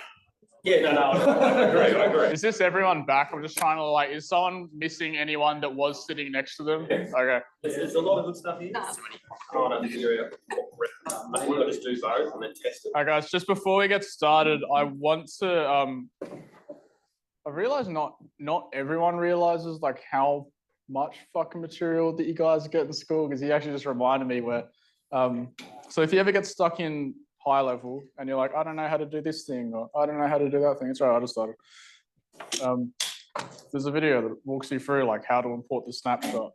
There's also a video that shows you how to get support directly from high level if you want to, because they've got an entire fucking team for like the billions of fucking features that they have. There's a whole video on like how to edit the landing pages as well. It's fairly self-explanatory. It's a little bit like Lego. It's really easy. Also with conversion tracking, I mentioned that before, like conversion tracking is here. So if you want to have a crack at setting up yourself first, Chris made like a whole fucking template that you just download. Also, there's sometimes, if something comes up a lot in the advisory calls, I'll generally like record a section on it, as long as it's like, you know, broadly applicable to everyone. So under, where is it? Bonus materials here. That PSYOP campaign that I told you guys about, that's in there. So if you really want to fucking overkill this thing, you can. There's also an organic content lecture. So Quincy, one of my best mates, he was working the office or the office adjacent to us because they were subleasing it from us. He was just in the other room and he's gotten millions and millions and millions of views on TikTok. So I was like, you got 15 minutes. He talked for 24. So you want to talk about organic content, that's in there.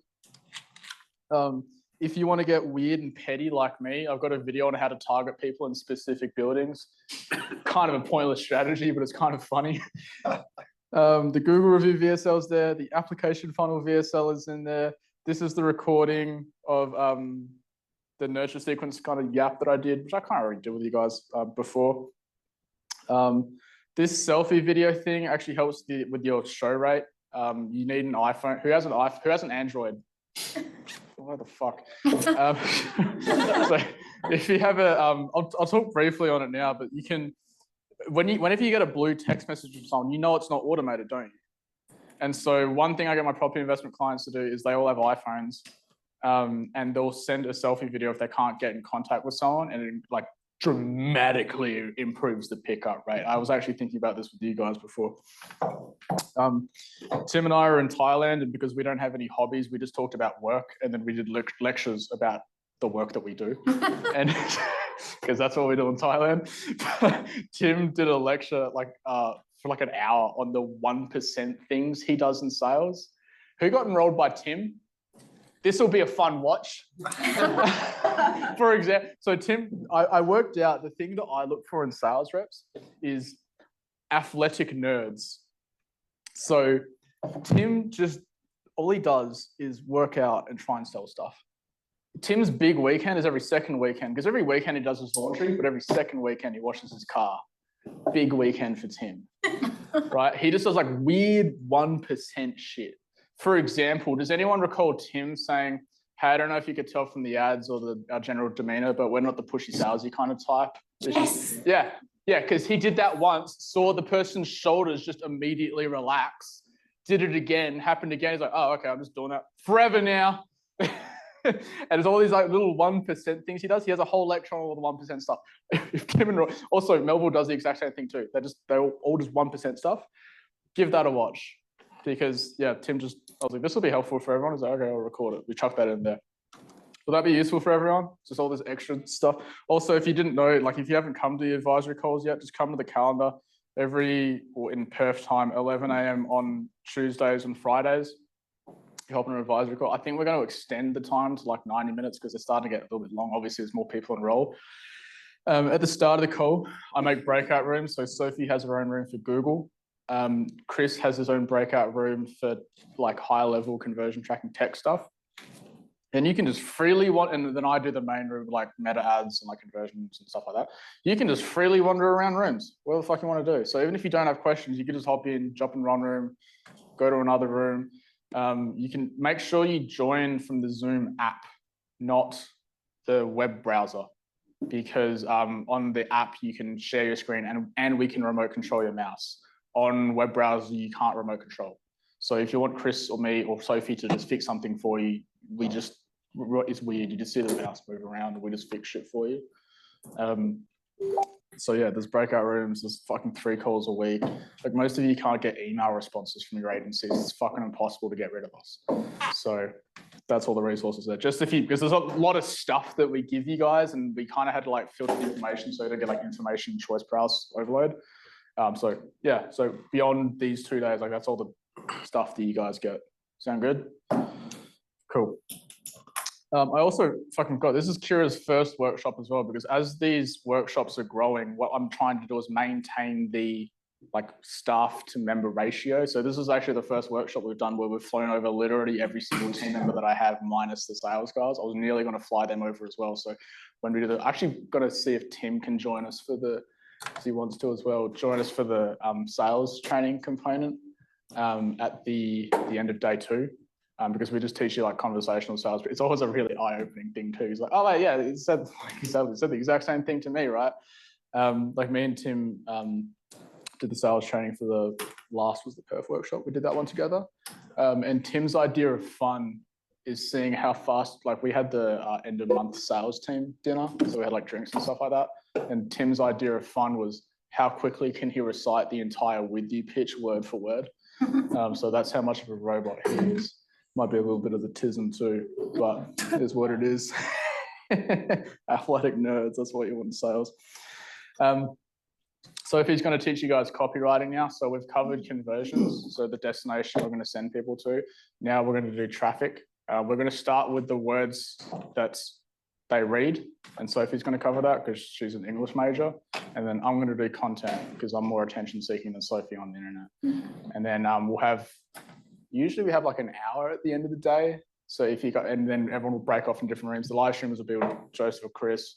Like I'll take people that want help with like landing pages and stuff like that. Sophie might take people for content. So at the end of the day, like once you've got all your stuff, if you're not brain dead and the carbon content in the area isn't killing you, then you can just hang around and we'll just pick a corner, pick a corner, pick a corner, pick a corner. Sound good?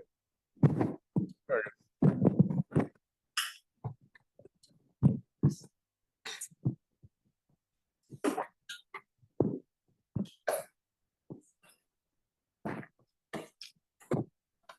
How's that? Okay. All right, who hates copywriting? Oh, all right. That's so refreshing because usually I get to this bit and everyone is super uncomfortable with it and they just don't like it, aren't used to doing it. But if everyone's game, that's awesome. So we're going to go through Meta and Google copywriting. To start off with, I'm going to give you some overall rules for copywriting. I feel like this is a little bit too close.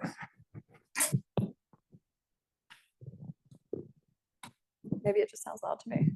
I'm going to go over some basic principles and rules that you can bring to everything that you write copy for, and then we'll go through it specifically for meta ads. And by the end of that, you'll have an actual meta ad that you can plug into Meta tomorrow.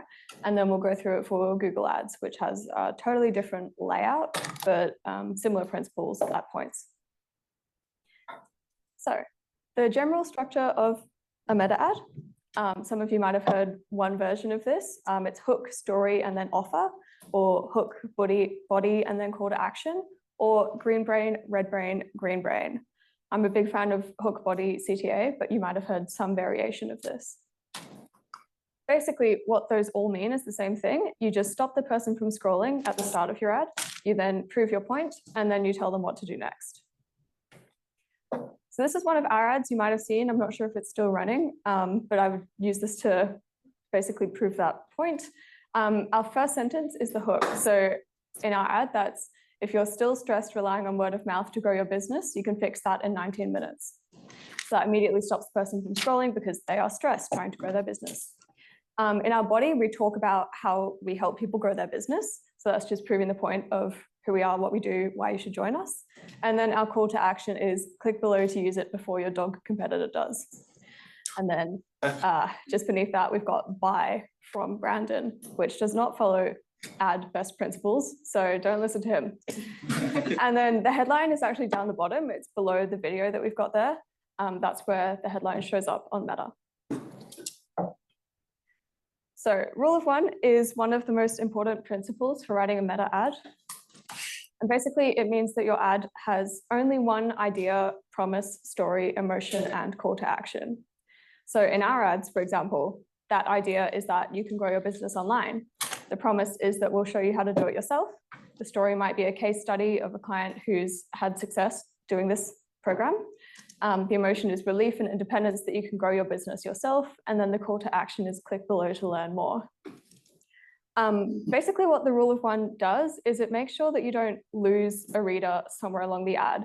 If you have multiple points or multiple ideas about what you're trying to sell in the same ad, you're not going to be specifically taking their hand and guiding them through to the logical conclusion that they should click below to learn more. So just having one ad for one idea or one ad for one customer avatar is ideal. So we're going to get stuck into the actual meta ad writing now. In terms of writing a good hook, the best way that I've found to write one is to pick one of your towards or away from motivators and then write a sentence based on that. So I've written up an example meta ad. The reason I've done this is because Brandon hates meta ad principles. And so I thought I'd write one that sort of really principles to give you some training wheels. So I did one for a garage door company. And I've got the hook. Garage door replacement shouldn't be a horror story, but with dodgy tradies ready to make a mess of your property, the prospect of getting your garage door replaced can be a scary one. So I've chosen the away from motivator of a dodgy tradie fucking up your house. I found in home service spaces, fear tactics are actually pretty effective. So make of that what you will. If you're not prepared to do that, that's fine. But yeah, I chose that singular away from motivator.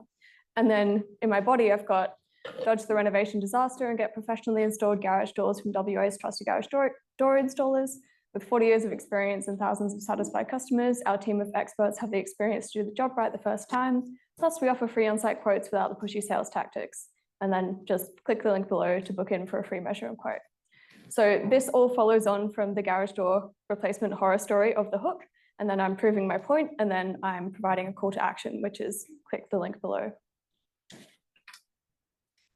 One tip for writing hooks, which I've added in somewhat recently because I found otherwise everyone did this and it really annoyed me. Don't ask your target audience if they are your target audience in your hook. Tell them that you understand them instead. I've always found that your first sentence shouldn't be a question because that's just less compelling and it can be a bit creepy. Like, you're a female aged 21 to 30 in Rivervale looking for a gym. Instead of that, if you're, for example, a battery supplier, instead of saying, do you need a better battery for camping? You should say, there's nothing worse than a warm beer when you're camping, because the audience knows that you use that battery to power a fridge. Instead of scared of bad tradies messing up your house, you would say, we've all heard the renovation horror stories. And instead of, do you regret that bad tattoo? You could say, that new tattoo buzz doesn't always stick around. Just a little bit more effective, I found. So everyone write a hook for your ad. If you want to refer back to your customer avatar that you guys did at the start, you can just pick one of those motivators and write a sentence speaking to that.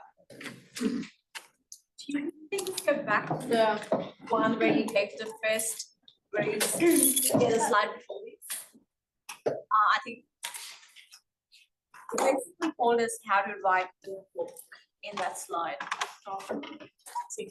Pick one of your towards away from? That's it. Yeah.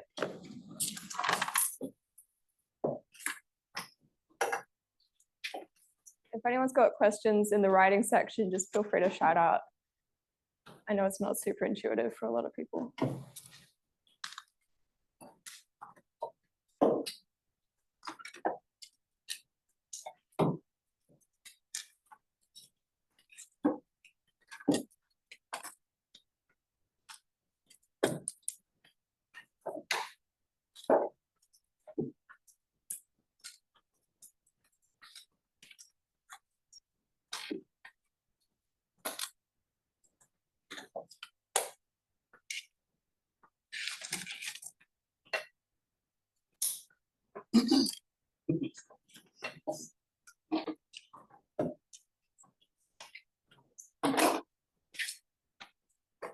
You can make an example. Yeah, that one or the one with these? Yeah, that one's good. Cool. Thank you.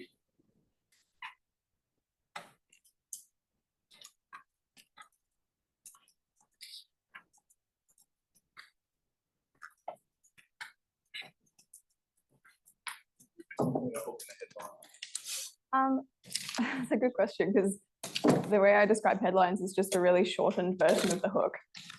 So they're actually going to be pretty similar.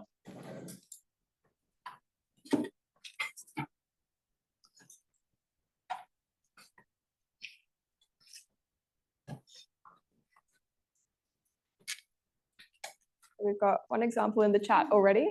Jeff has got, if you're still stressed on how to grow your fleet of assets and scale your business, we can unlock the credit you need and fix that for you in 5 minutes. That's great. No notes on that, Jeff. Anyone in the room got any examples they want to shout out yet or anything they want to workshop? How long should it be? How long is a piece of string? Like these ones are pretty short, but then this one is like really long. It doesn't really matter. 1 sentence though. Yeah.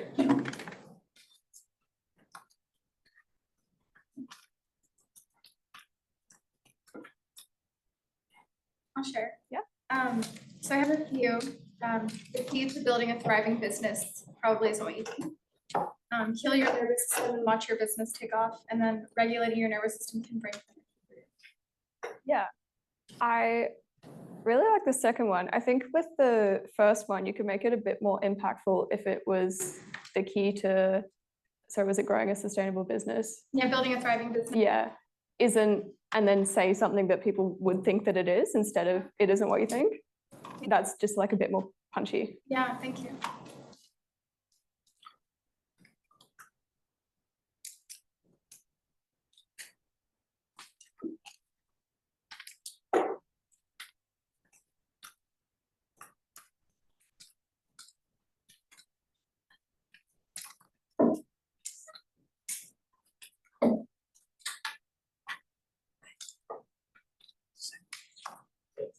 Yep.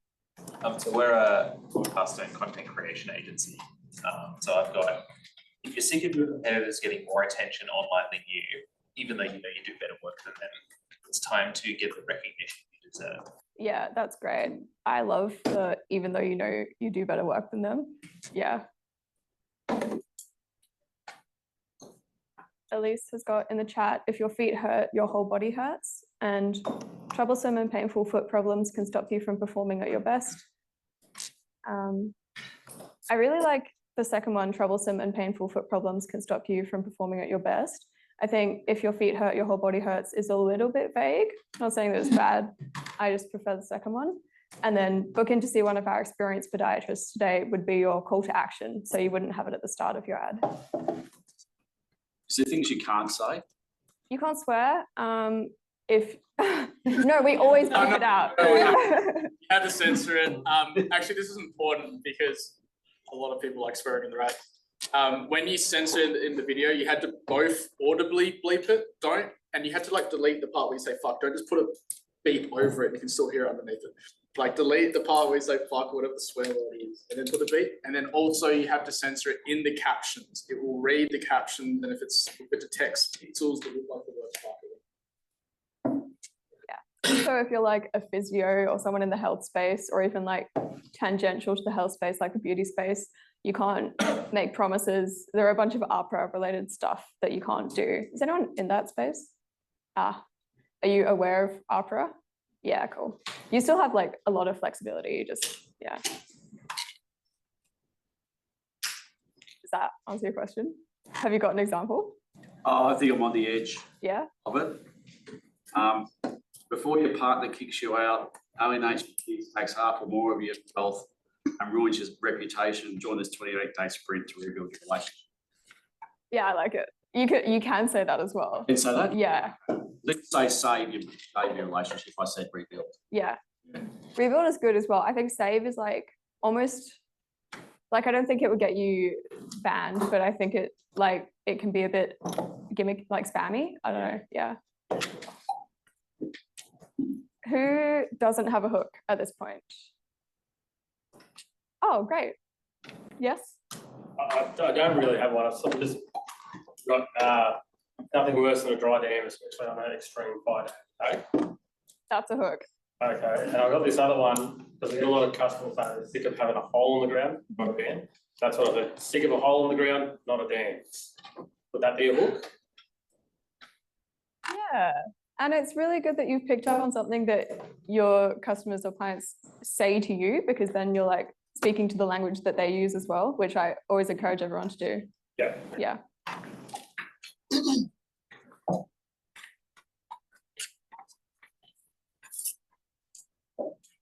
So we just got 2 more in the chat. Stop wasting time and effort spinning your wheels. YLC delivers results. Yep. If YLC is your business name, I'd suggest not using that in the hook. It kind of is just, to speak to the emotion is more powerful than speaking to yourself. So you could say something more like, stop wasting time and effort spinning your wheels, get the results that you've been looking for. And then we've got, there's nothing worse than tired and sore feet after a hard day of fishing. Yeah, that's great for an anti-slip, anti-fatigue boat flooring, definitely. Cool, I think everyone like has really grasped the hook stuff, so that's cool. Does anyone feel, yeah? Just got a quick question. I know in like Brandon's ads and a lot of ads that I see, they'll kick off like a video, so I'm running here, but they'll kick off a video saying like, service-based business owners who blah, blah, blah, and then they'll go into it. You recommend doing that for the written component? No. I mean, Brandon, you might have more thoughts on this. Yeah, oh, should I leave this for later?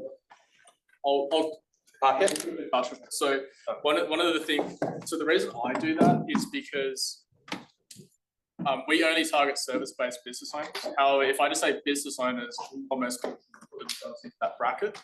Previously, up until what, 3 workshops ago, that deleted exclusion. So you used to be able to, on Meta, I would target small business owners, business page admins, and then exclude anyone interested in Shopify or Etsy. For God knows what reason, they just deleted the exclusion thing like 3 workshops ago. So I can't exclude Shopify and Etsy people. So what I started doing in the copy and also verbally ad was saying service-based, because the Metapixel did what I said, the conversion check will learn, and it will just go find more service-based people looking at 67,000 points of data it has. I also sometimes swap between specifically saying service-based business owners or implying service-based business owners away from motivators. So saying you have lots of leads but no sales. That is not an e-commerce problem. I'm much more a fan of the implying or speaking to them, because I think it's more effective as copywriting, but either one can work. Yeah. Is it all right if I read mine? Yeah. Just love something like that. Particularly on the implying thing. Yeah. So I said, are you ready to release feelings of shame and guilt and show up for yourself and your family? The circuit breaker has helped hundreds of Australians open up, show up and level up in life, business and health. Behavioural and identity change are 100% possible with the right pathway. Click the link below to book your private consultation. I actually, so that sounds like a whole ad. Yeah. In terms of the hook, this is a pet peeve of mine, but you've got a question as the hook. Yeah. And I think it's a bit pushy for your service area, because it's such a personal thing. Absolutely.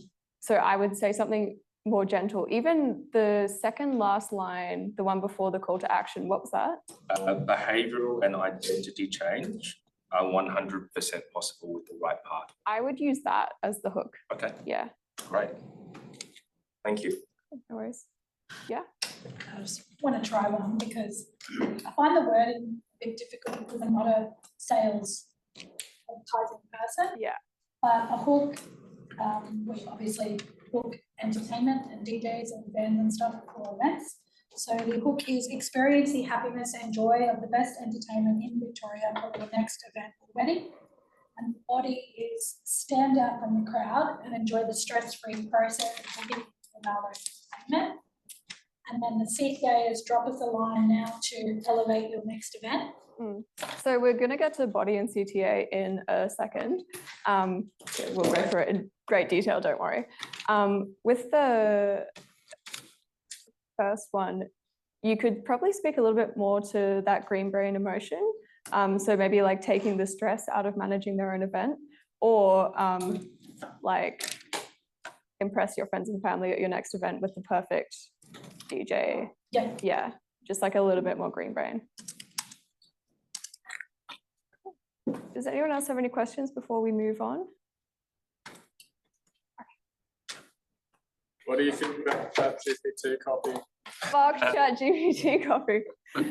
With nuance. So basically, you know your target audience and your customers better than ChatGPT knows your customers. So you can write a better ad tailored specifically towards the people that you want to get than ChatGPT can. Additionally, ChatGPT sources its like copywriting from every ad on the internet. So by definition, you will get an average ad. I've read a lot of ChatGPT ads. They're boring. They're bland. They don't like have the zest and spice that is like pretty important for copywriting to stand out in a sea of so many ads. So I don't recommend it. But if you've written several ads or a lot of copy that you feel really confident with, you can feed that to ChatGPT and then be like, create something like this. So only after you've mastered copywriting do you have the power to use ChatGPT. Yeah, we had to teach you like what is a good ad first, so that when it shows you a bad ad, you like. Yeah, and it will definitely show you a bad ad. Yeah. So body copy. This is where you're proving your point. So for this workshop, went through pretty much all of the body copy that I had written at that point and picked out the stuff that I used to make it more compelling. And I came out with these 6 little like pointer things. They're not from any list, they're just made up, but I find them very useful. So that's urgency, which means that there's not much time left to get your service. Scarcity, which means that there's not much of the service left or you have limited spaces available. Social proof, which is other people saying you're great, so your reviews, testimonials, previous clients. Authority, which is just proving your experience in the field, whether that's through licenses, qualifications, or years of experience. Familiar language, which is, as we've just touched on, using the language of your customer base specifically. So for example, I would go on Reddit forums and see what people were saying in like the 4-wheel drive space, calling their cars rigs and shit like that. And then benefits, not features. So the specific things that make this service better than the other services. So in my example body copy, I had dodge the renovation disaster and get professionally installed garage doors from WA's trusted garage door installers with 40 years of experience, which is authority, and thousands of satisfied customers, which is social proof. Our team of experts have the experience to do the job right the first time. Plus, we offer free on-site quotes without the pushy sales tactics, which is a benefit of this specific company. So just as a note, with urgency and scarcity, only use them if it's legit, because people will notice if it's bullshit. Oh, we've only got 2 spots left. And they won't buy it, and then you'll lose a lot of credibility as a brand. Yep. So could you say something like, you know, our wait list is open, or how would you phrase it? Like for us, if we have like a limit of the number of clients we can have, it would be something like we only have 6 spots for clients this month. Yep. Yeah, you'd want to use it with caution, I would suggest. And then with social proof, if you have testimonials or a number of customers that you've had, I would always recommend that you use that in your meta ad. Unless it's something embarrassingly low, and then you wouldn't, but usually you want to have some social proof in your ad. So you just use a quote then, or do you use? You can use a quote, you can use like with 4.9 star reviewed on Google, you could say thousands of satisfied customers, yeah. So I'm going to get everyone to write some body copy for your ad. It can be like 2 to 4, 5 sentences. Doesn't really matter how long it is. We've had clients where it has to be super long. Just depends on your business. Yeah. Further to other questions before, are there any words that we should be using, like free, sale, any kind of? Yeah, I mean, I would, frowned upon? yeah, I would never suggest using sales stuff off the bat because it devalues the brand. But other than that, like there are no like red flag words that I can think of. Yeah. Also, yeah, sorry, I forgot to mention, use like 2 or 3 of these little dot point thingies I've got for you in your body copy when you're writing it. You don't need to overload it. Yep. With the scarcity, we can only handle 4 clients a month. Is that something you should put in? Yeah. Yeah. Yeah.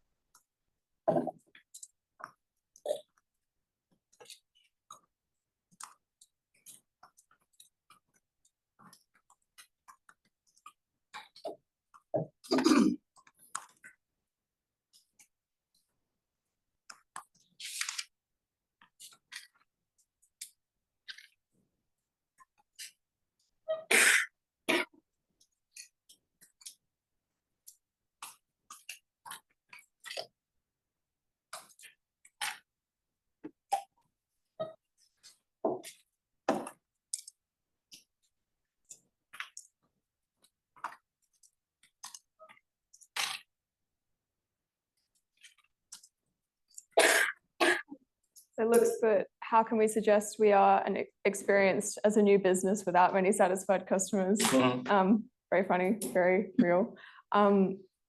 If you're like part of any sort of trade certification, any sort of certification, any sort of group, something like that. But if you're not, just leave it and pick something else.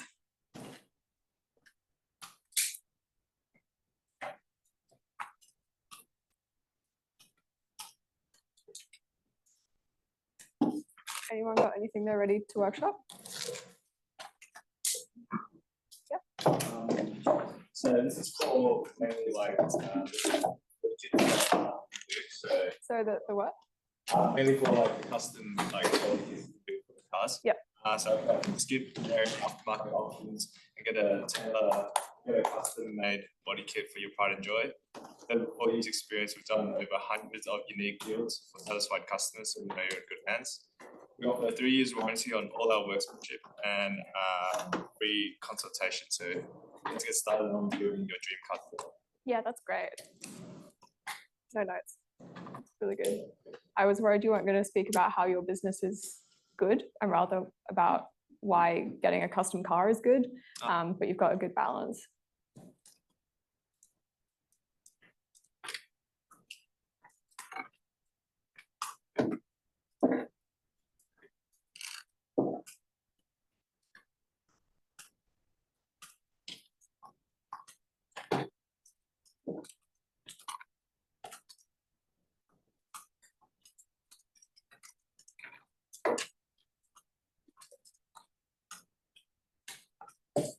So we've got some in the chat. We've got say goodbye to sore feet and hello to comfort that lasts all day with Marine Matte.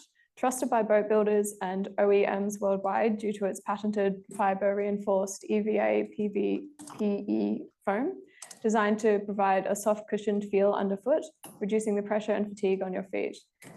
Free quotes available. I would just tidy up that middle sentence, maybe with a full stop and splitting it out into two because it's a little bit long. But other than that, it's good. If you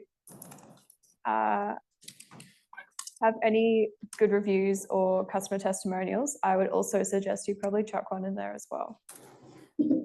Jeff has got, get the gear you need to do business the way you want with a $2 million equipment line, secondary assets, secondhand assets with no age restrictions, private and auction sales approved. With over a decade of experience specializing in business and asset lending, you can get the credit you need to scale your operation. That's good. I don't know what a lot of it means, but I'm assuming your target audience does. I was fumbling through that one. Yeah. Get back on your feet and enjoy the things you love to do most by seeing one of our highly skilled podiatrists who can provide tailored management plans and treatments backed by evidence-based medicine and decades of experience. Join the list of many satisfied customers who have felt better by walking through our door. That's great. I think for you as well, having a written testimonial or pulling something that someone's written on a Google app review, might be useful to put just below, so just above, join the list of many satisfied customers, or even join the list of many satisfied customers like insert name, and then putting a little review. I think that would be pretty powerful for your business. Anyone? Yeah? Yep. So we run a video and a photography agency. This one's more around project work. So this one is over the past 8 years, we've been creating compelling content for business owners and brands, who are looking to pull themselves out of obscurity, be seen as an authority, make more sales, and even attract and retain performing staff. Best part is we make it painless to do everything for you. Come up with an effective video strategy for your business, plan your shoot day, come up with questions which provoke engaging answers, coach you through the process. Don't just turn up and shove a camera in your face, lol. Edit everything for you in a simple feedback process. The end result is content which resonates with your audience, creates those opportunities. You'll be more. Yeah, that sounds really good. Yeah, I liked your point about coaching. So I came to Melbourne early this week and was Carl one of the old some ads. And so he found the most valuable thing would be just coaching through the ads, because I'm going to do content afterwards. Raise your hand if you like filming content. Yeah, really ever any time. Usually people like the idea of content thing, and it's there's a lot of resistance to it. So one of the things that business owners find a lot of value in is just coaching them through the process, especially when you give a script and it's they know how to speak English. And the way I frame it is it seems like going to the dentist, but we make it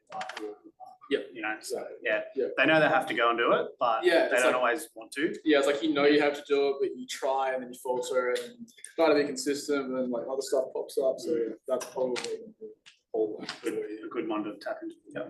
Cool. Anyone else want a workshop? Avoid nervous system burnout in your practice. Designed to regulate your nervous system and match the financial abundance you desire for your business. Join the community of holistic healers already making waves in the energetic stuff there. Yeah. Join a community I really like, especially for your field. Maybe you could say something like join a like-minded community. I always like that when it's about joining a group. I would also, for you, if you can, include a testimonial or something that someone has said. Do you have any customers that would just type out a sentence or two positively about you? I'd probably chuck that in there if I was you. I'm not too sure how to end that. Sorry? Where would you place that? You would maybe after that, most of that body, and then you would say, see what one of our clients has to say about us, and then colon, and then quotes.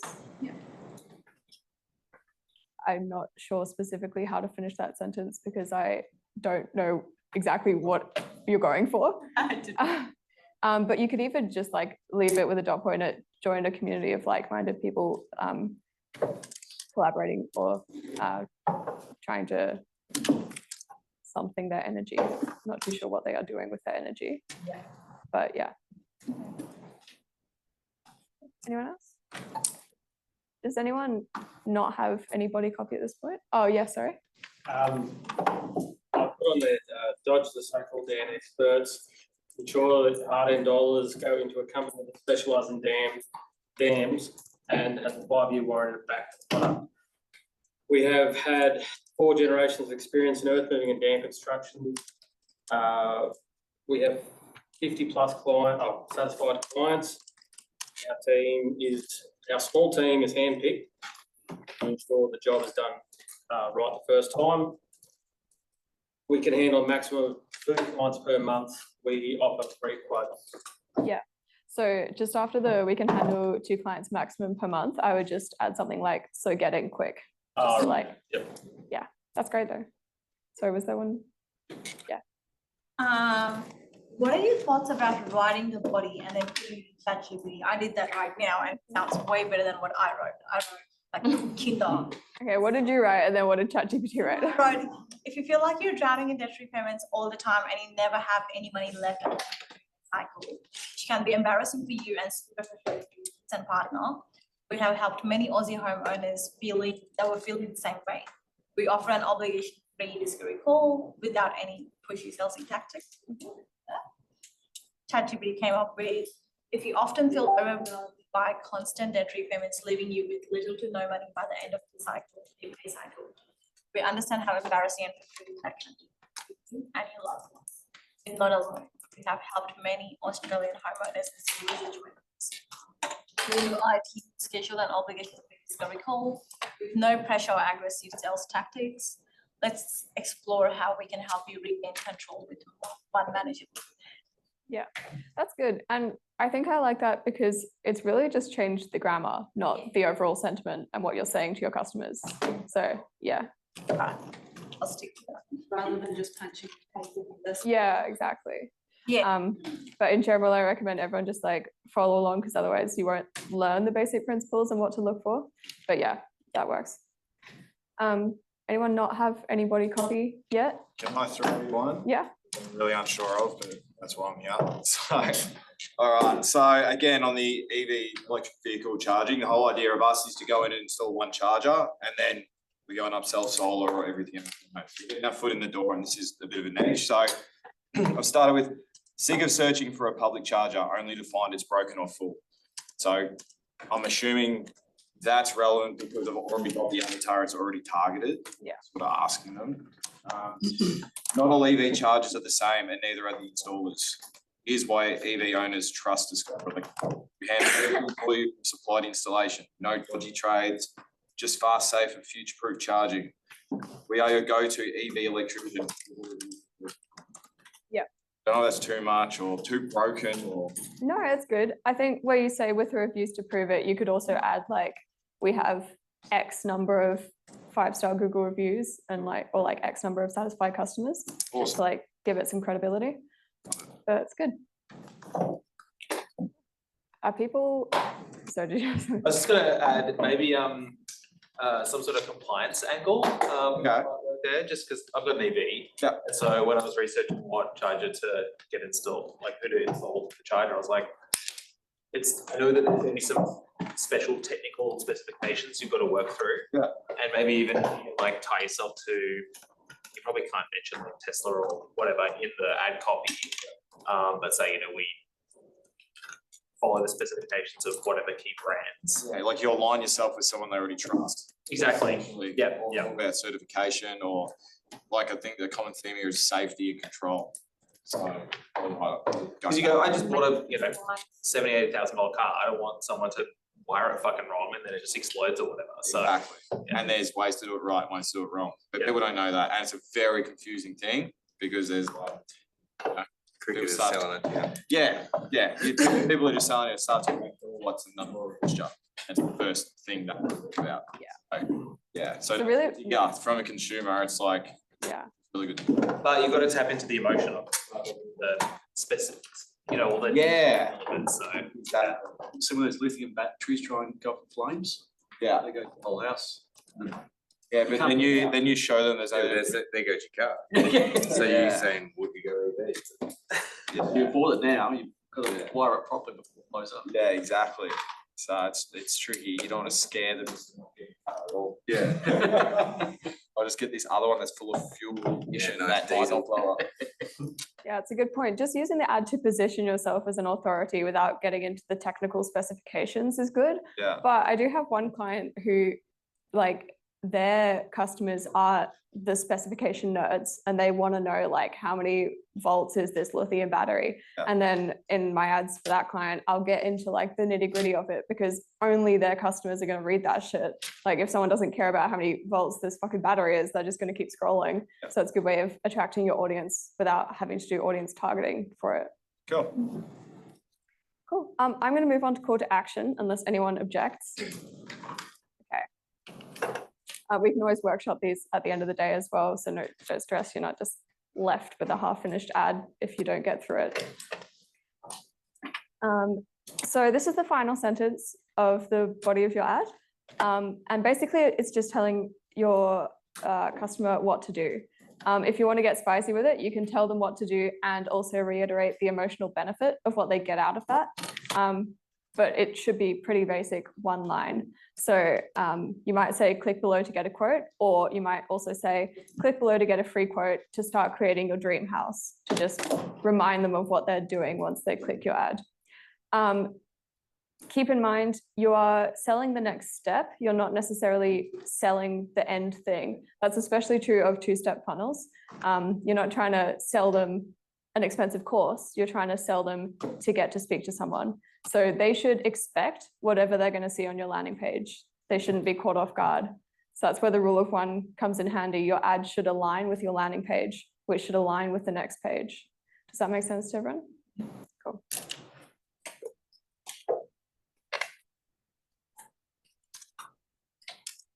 I have one. Okay. So I said, click the link below to start your private application. Yeah. Remember, you are one active choice away from being back in the driver's seat of life. I would actually switch them around. I'm always a big fan of having the action at the very end so they don't feel like they're missing something if they click. But I do like the final sentence, so I would have that as the second last sentence. Thank you.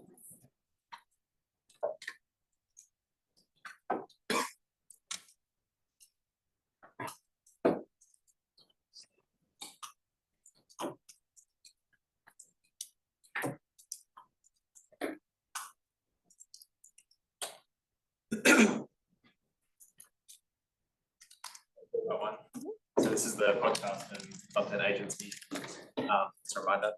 So I've got click below to book a call and start building your online following today. Yeah, great. I'm only going to spend a couple more minutes on this one because it should be fairly self-explanatory. But if anyone has something that they really want to workshop, check it out.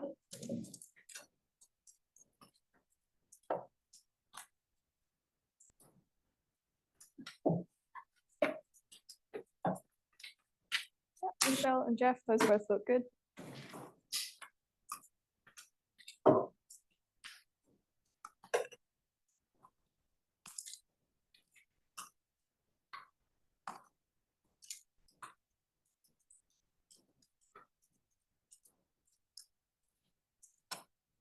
Is anyone struggling with this? Does anyone not have a call to action yet? Yeah. It's time to transform your property and book a call today. That work?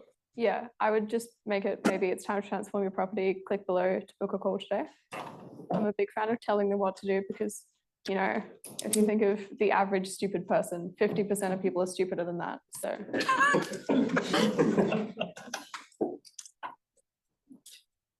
We could agree with that.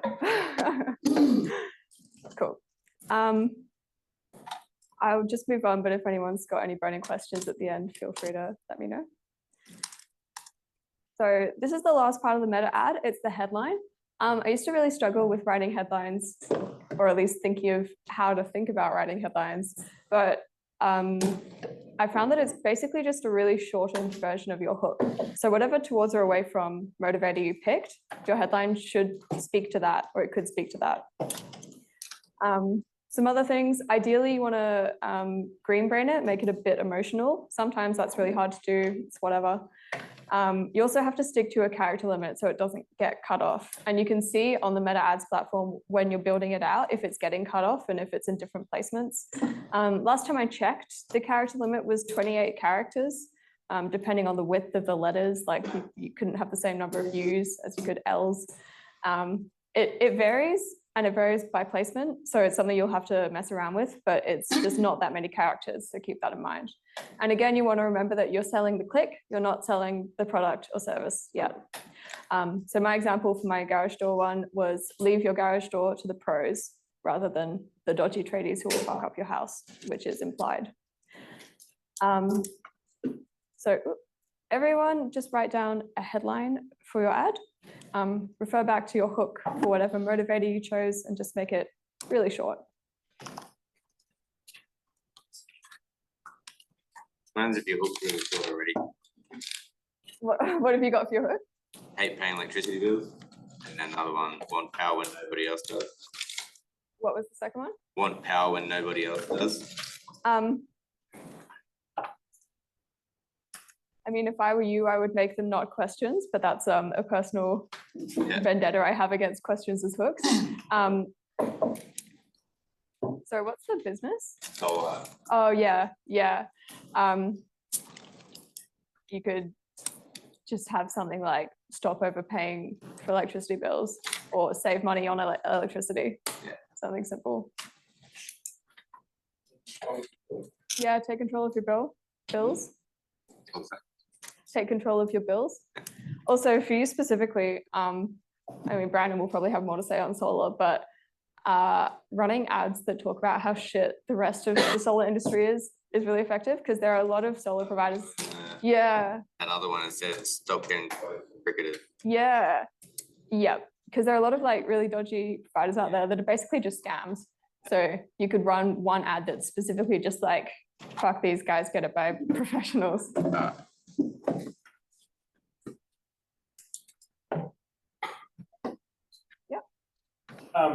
I got the hook as sick of a hole in the ground, not a dam. I thought with the headline, could you do sick of a dust pit? Yeah.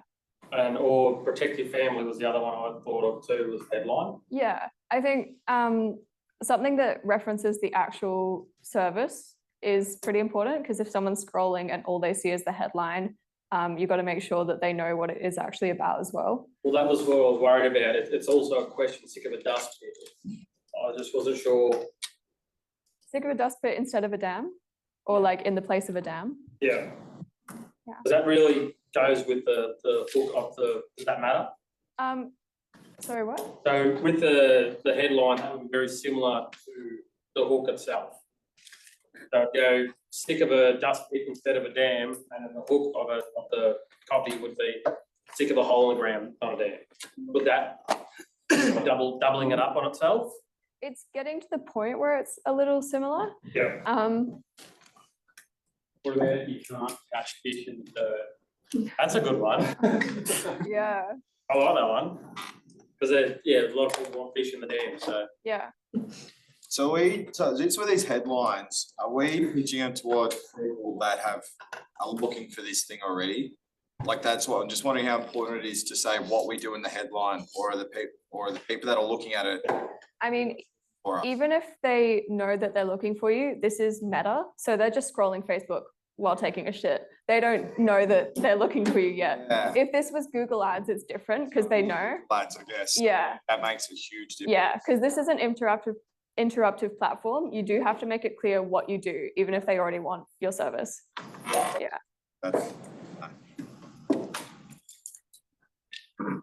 Sorry, does that answer your question? Yeah, it does. Yeah, cool. Great. Anyone else? Yeah? Align your nervous system with your business. Yeah. That's really good. Yeah. My hook was just lower back pain sucks, especially without a plan to get better. Yes. I'm not sure how to headline that. You could just make it lower back pain sucks, or you could be get an actual plan to tackle your lower back pain, or like stop with the back pain band-aids. I actually had a client that was specifically about lower back pain, and the stuff that resonated the most with the audience was like, stop being told to pop pills or take band-aid solutions, get a real solution for your back pain. Yes. Anyone else? This is the one that I struggle with the most, but I don't know how you guys are feeling. It's hard to just get it into like I just went with like silence is killing your brand. You can't tell a secret. Start telling your story. Yeah, I really like silence is killing a brand. That's from ChatGPT. All right. Well, that's a bummer. Now I hate it. I'm gonna fight the robots one day. It with my information. Does anyone not have a headline at this point? It's okay if you don't, we can workshop. Okay, cool. So that's your meta ad, guys. That's what we're gonna put into meta tomorrow. So that's really cool. Good job. Congratulations. We're gonna move on to Google now. We're not gonna take a break because we're not cowards. So this is what Google ads that we're gonna be making look like. They use a lot of the same principles, the red brain, green brain stuff, but totally different format, as you can see. So this is what you might get if you search something up on your phone and you get served a Google ad. You can see there are 3 little headlines broken up by vertical lines. So Kids Super Sport Fest is one, Fun for the Entire Family is another, and then Get Your Tickets Now is another. You might notice that the last of those headlines, Get Your Tickets Now, is a call to action. That will be useful later. And then you've got this little chunk of text down the bottom, which is actually 2 separate bits of text. So get active with the fam at Kids Super Sport Fest, blah, blah, blah, exclamation mark is one bit of text, and then soak up the sounds is another. What it looks like on the back end, before I do this, who here has like used Google Ads backend before? Okay, cool. So this is what it looks like when you're plugging an ad in, when you're writing the copy. These are the headlines. 30 characters maximum for each of the headlines, and you can write up to 15 headlines. And then Google will shuffle them around, show them to people in different orders. It will do that based on how you type and how you speak, and it will serve you an ad that it thinks you will respond to best. It does that because Gmail is free and it reads all your emails and it knows how you talk. So we've also got these little pin icons on the right in blue. Some of them are pinned into 1, 2, or 3. That's pinning them in what position they show up as an ad. So for example, garage door installation, it's got that pin and it's got the 1 next to it. That's pinned in the first position. So that would show where Kids Super Sport Fest is. The one in number 2, skip the renovation disaster or no dodgy technicians. That would show where Fun for the Entire Family is in that second position. And then the third one, those call to actions, get a free quote, that would always show in that third position.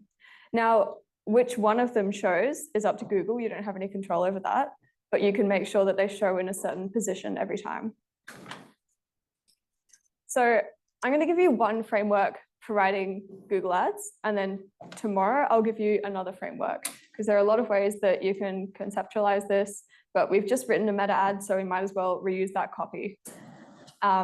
So that headline in position 1, we're actually going to take that and set it aside for now, because it will be dependent on getting a feel for Google Ads tomorrow and actually building our Google Ads. But basically the way that you can think of it is that it's just your service.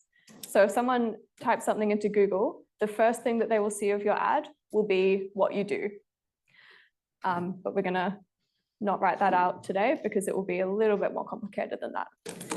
The headline in position 2 is where you stop them with your point or prove your point in your meta ad. So it's your body copy of your meta ad, basically. The headline in position 3 is just a call to action. The description in position 1 is expanding on your point, and the description in position 2 is justifying your point. So those headline 2s, what we're going to do now is make 2 to 4 shortened variations of your meta ad hook. So basically, we're picking a couple of towards or away from motivators, making them less than 30 characters long, so really short, and just writing them down on our paper. So for my meta ad, I had garage door replacement shouldn't be a horror story, but with dodgy tradies, lengthy wait times and bad results, blah, blah, blah. I wrote 4 different headlines for that position 2. I've got skip the renovation disaster, no dodgy technicians, you won't be left waiting, and hassle-free service. So those are those motivators that I'm speaking to. So I'll do this with you guys because it can be a little complex. Oh,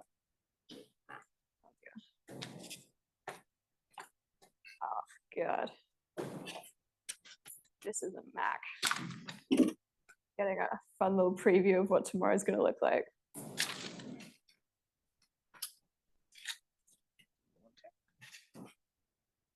If you ever working in the document or like on was it docs and things, you just go help and just sort of count words, hit that, and then hit that. You can like highlight as you go and it'll show you how many characters it is.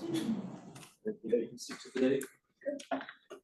So we're just going to lay on a page. I'm going to put H1 just for posterity to remember that it's there and it's important.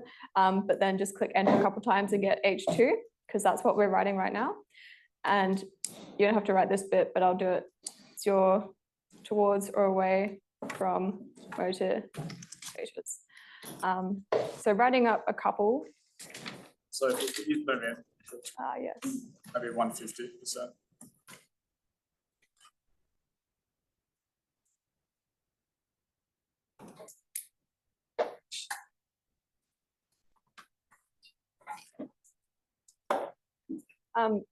I highly recommend everyone capitalize each word of the headline. It just looks a bit more cohesive and professional.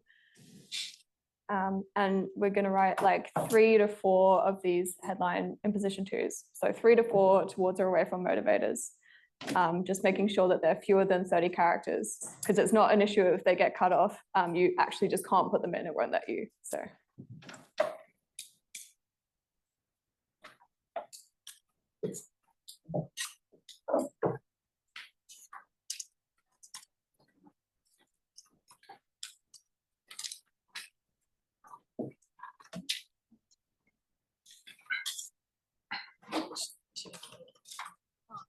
Are we all doing? Yes.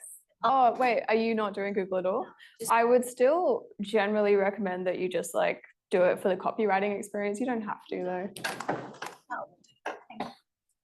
Like if you want to be working on your meta ad, I won't be insulted.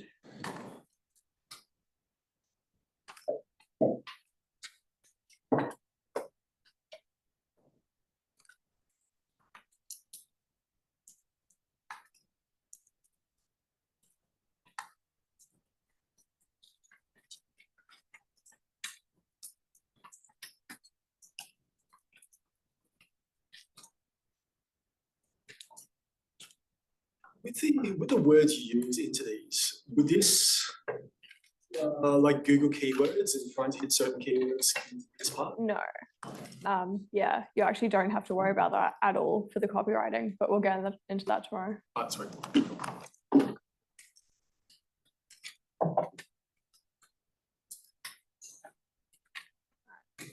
Who's struggling? Anyone? I've got one. I've just got let's go and let's plan first. Because it's sort of a need to get an end result, but it actually connect with us to plan how we're going to do it.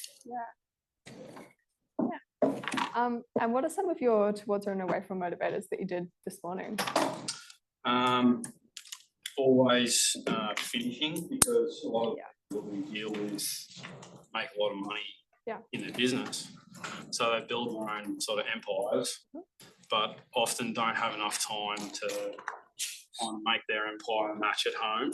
So it's a bit at times because they don't have the expertise all the time. So they call us to get that to kind of marry up a bit. Yeah. So what's your business? Teleoff Garden. So. Yeah, then you could have something like no half-baked jobs as one of those H2s. Yep. Yeah. Or get the landscape or the garden of your dreams. Yep. Yeah. So did you have a question at the front? No? Anyone else got any examples?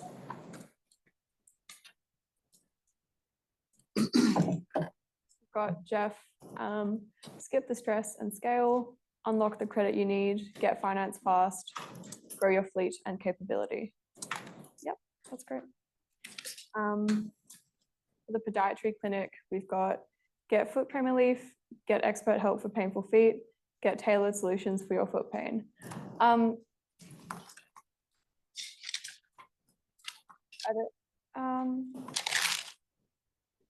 Well, firstly, I think the last one probably isn't under 30 characters, but that's a bit of a nitpick at this point. But you could even shorten it to just get tailored solutions. And then the second one, get help from the experts. And then the first one, long-term relief from pain. I'm assuming those are all motivators. You don't have to have foot pain in there because that headline in position 1 is always going to say it's about foot pain or podiatry. So this can just be about the green brain stuff. Like the pain point marketing versus the other, like I really love the point, but yeah. You don't have to do pain points. That's what the towards and away from motivators are about. Away from motivators are basically pain points, but towards motivators are the opposite of pain points. And you don't have to use away from motivators at all. You can just use the towards motivators. So you just got to figure out what they want to get out of it and then just write those headlines. Yeah. What's more powerful? I'm a big fan of the negative ones. But then that's very specifically for like home service businesses where there's like a lot of fear and mistrust. Yeah, we all hate the dodgy phrase. We've all seen a current affair. Yep.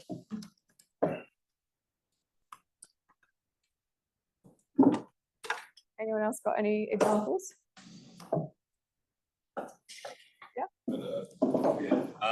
Build your car your way, tailored use service, and get recognised on the road. That's great. I love get recognised on the road. That's sick. That's my nightmare, but it's a good one. I'll just move on. Given the general silence, and I know not many people are doing Google Ads. So that's headline 2. Headline 3, super easy. It's just a really short call to action. You can do 1 or 2 of these. You don't need a lot. So I'll put H3, get a free quote. Talk to an expert.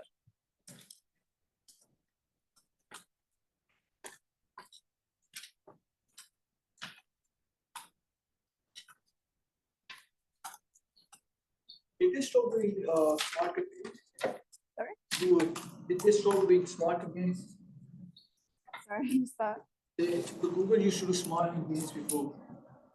They stopped it, they still doing it. Smart campaign. Oh, yeah, we're not going to do any smart campaigns. They still do them. You can still do them. They're pretty shit in my experience. Like even as a basic setup, they don't tend to get really good results, I found. So we're going to do the smart expert mode campaign, sorry. Why is smart campaign CDR like 3% above all the time? 3% above your regular campaign or just 3%? Above your, my regular campaign CDR is like 1.4, 1.5, but my smart campaign CDRs are always been 3%. Yeah. And I get, for some reason, I get very good results out of smart campaign rather than doing proper campaigns. Yeah.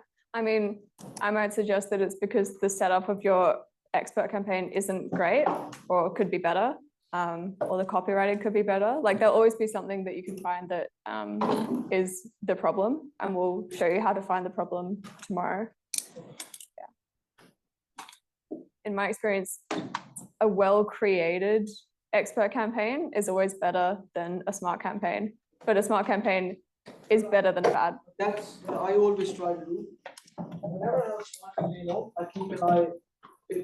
I go after 6-7 hours, I go it all the time over there. What's keywords, and I make sure the clicks when you go to smart campaigns and you can see how many clicks they have been to partner website or specifically searching. So make sure the ratio doesn't go 90 to 10. If it's 90 to above 90 to 10, I delete the smart campaign, I build up a new smart campaign, and I start running it after. Yeah, I mean, I get good results because I make sure the search clicks volumes are always 90% to 10%. Yeah, I mean the expert mode search campaigns, they're pretty much evergreen. Like you'll never have to delete, remake, as long as you've set it up correctly and you've monitored it enough. They can be like getting good results for years at a time. What's a smart campaign? If you set up a Google Ads account and you haven't done one before, it will automatically be, no, that's basic mode. Basically, it takes away. You don't have to set all ad groups. You don't have to set up any. Yeah. You just have to put keywords in and it just filters through everything. And you just have to keep an eye on it. Keep on deleting negative keywords and keep on adding positive and just work it. Yeah, it takes away all of the options you have in terms of optimizing and creation.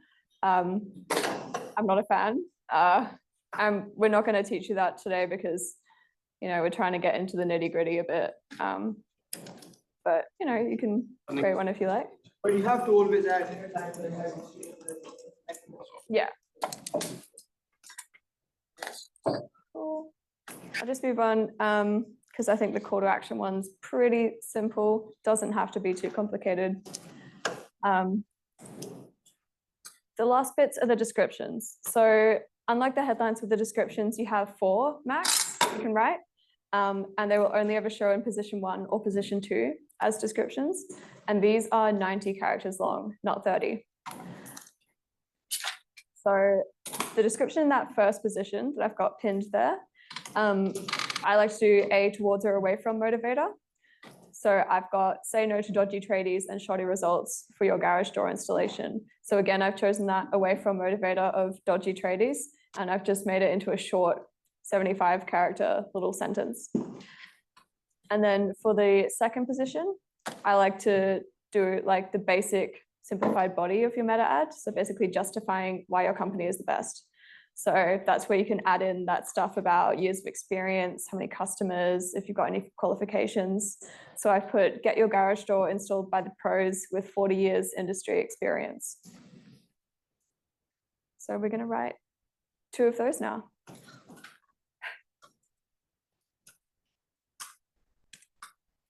The description 1 is brain stuff. And the description 2, again, is proving your point.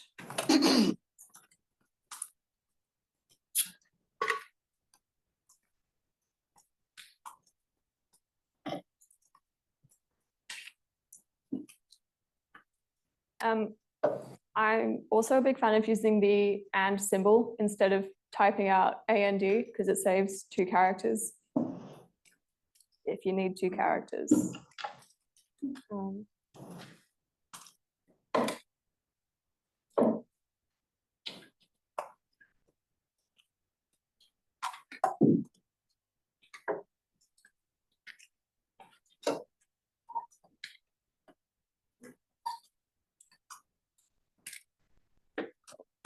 So for your green brain motivated, do you have to put positive on it as well, or just should you? What do you mean? See how you got dodgy trading, get served for pros? Yeah. You say dodge the dodgy trading, then prove your point afterwards. Yeah, you can, totally. I just did it because I have more space, so you might as well use all the space you got. Yeah. if anyone hates this framework, don't worry, I'll teach you another one tomorrow and we'll create another ad tomorrow. So don't stress too hard.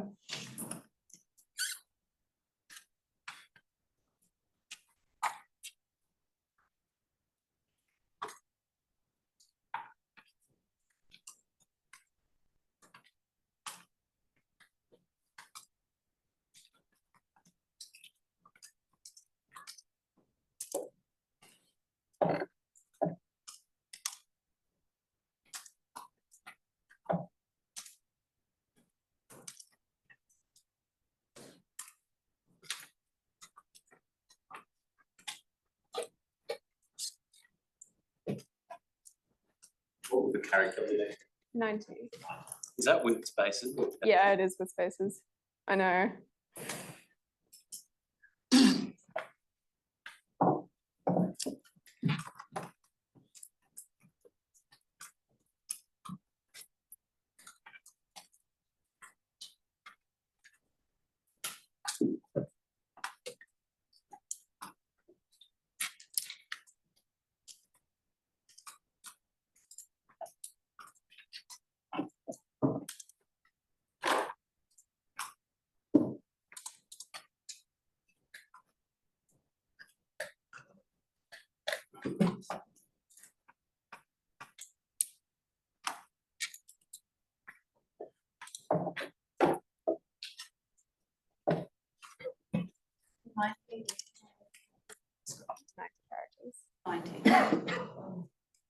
Sorry?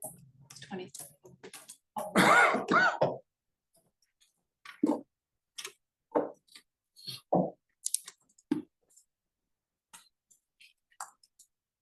Anyone have any questions or examples? If they want a workshop. Does anyone really hate Google Ads copywriting now? Yeah. Yeah, I thought we'd get there eventually.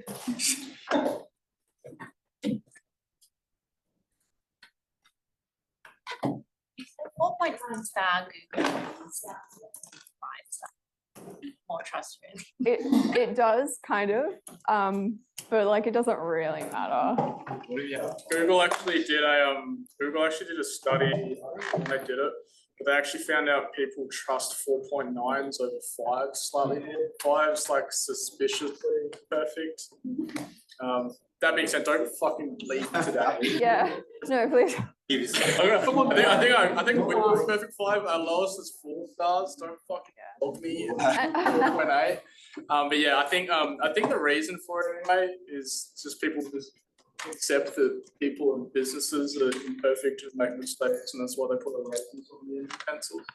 But yeah, very much so.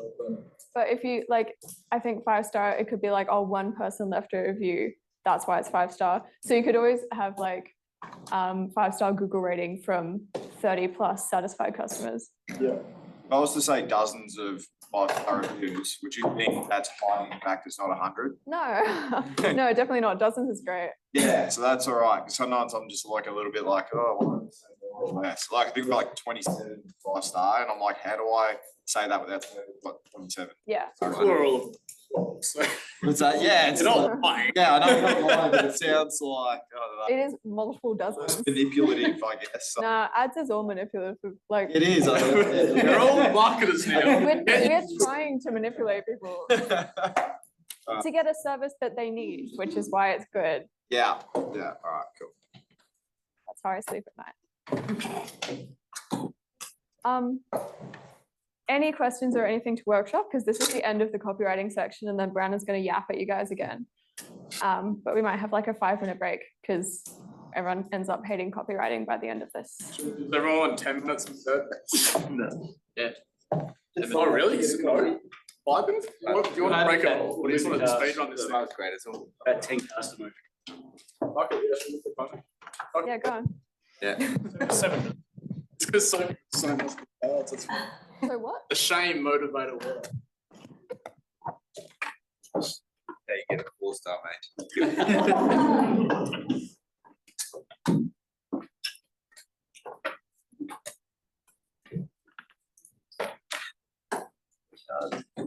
No, 100%.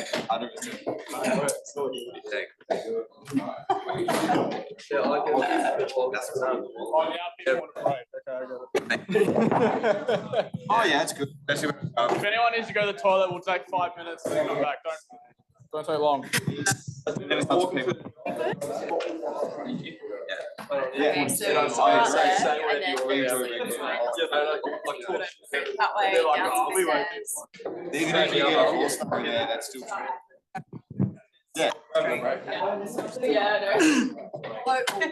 All in the wording, eh? We flexible. Oh, actually. Yeah. Exactly. Yeah. Yeah, I love that.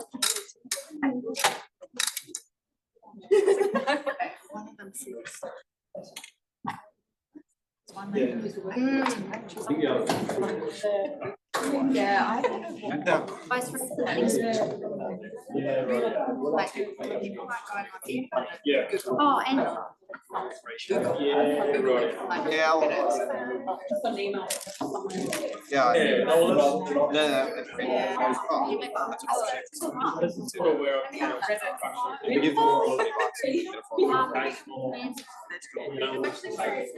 And then I look back. I said, like, come on. I think it's all night, like I'm $440 up for like chill. Start jumping. No, that's it. I'm like, I do. Yeah. It does. Oh my god. You gotta make it measurable. Like I'll like just go faster. Yeah.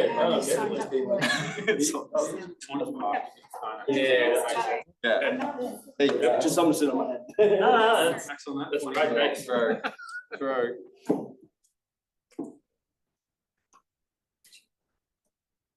Why did everyone go quiet when I started racing? We haven't written it down yet.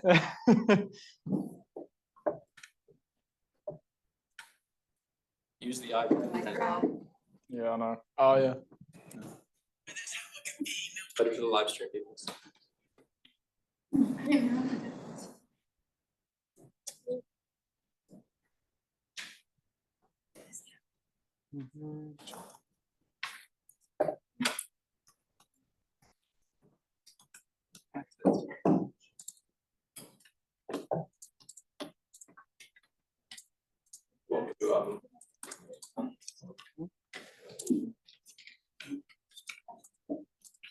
Yeah.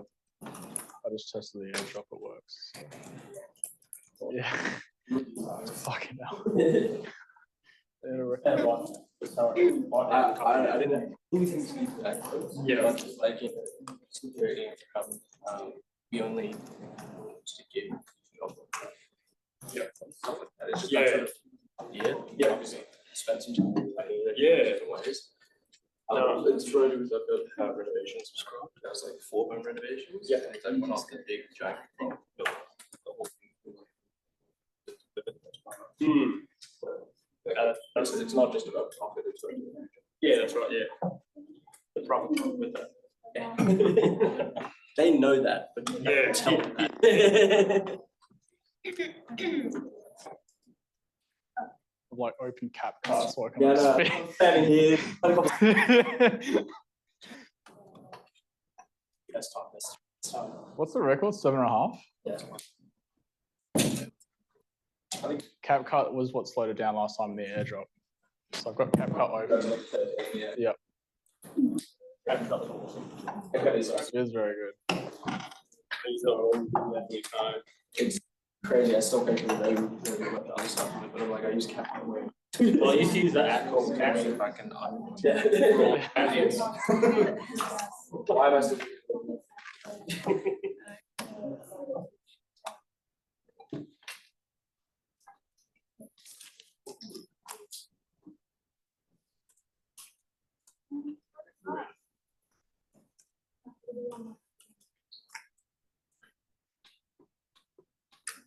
Fucking huge air purifier.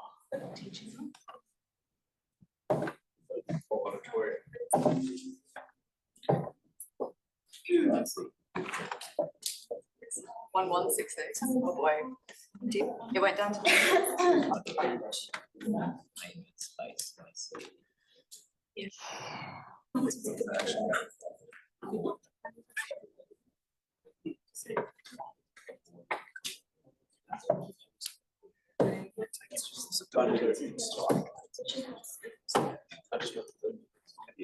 got one else.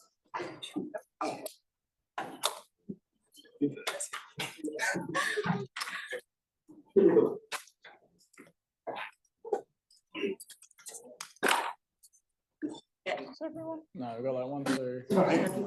Yeah.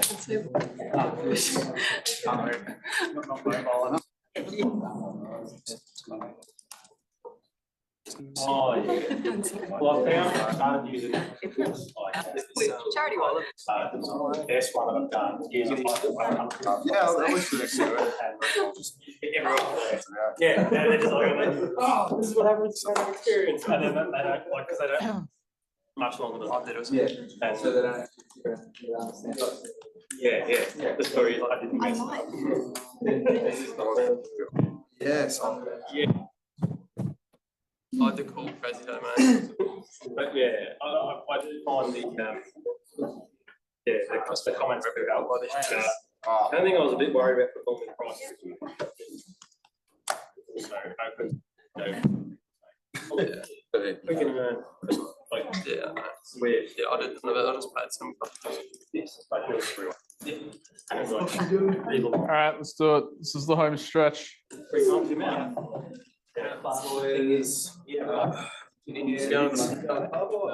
People were like demonstrating. Yeah. What a good word for like. And fried. I think it's going to be set. Yeah. Doesn't work well for products. Yeah. Products lives in. You do something.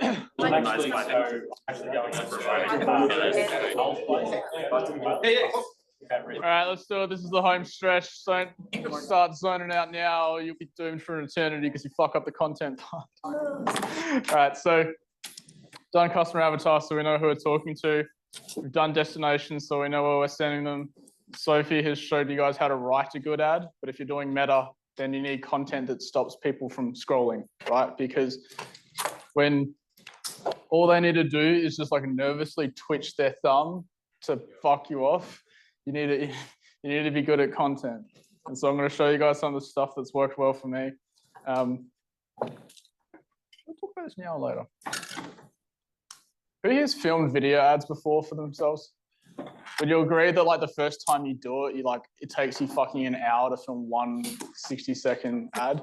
Yeah, I forgot to do it because I just thought of it this morning. I was actually gonna maybe I'll post it in school.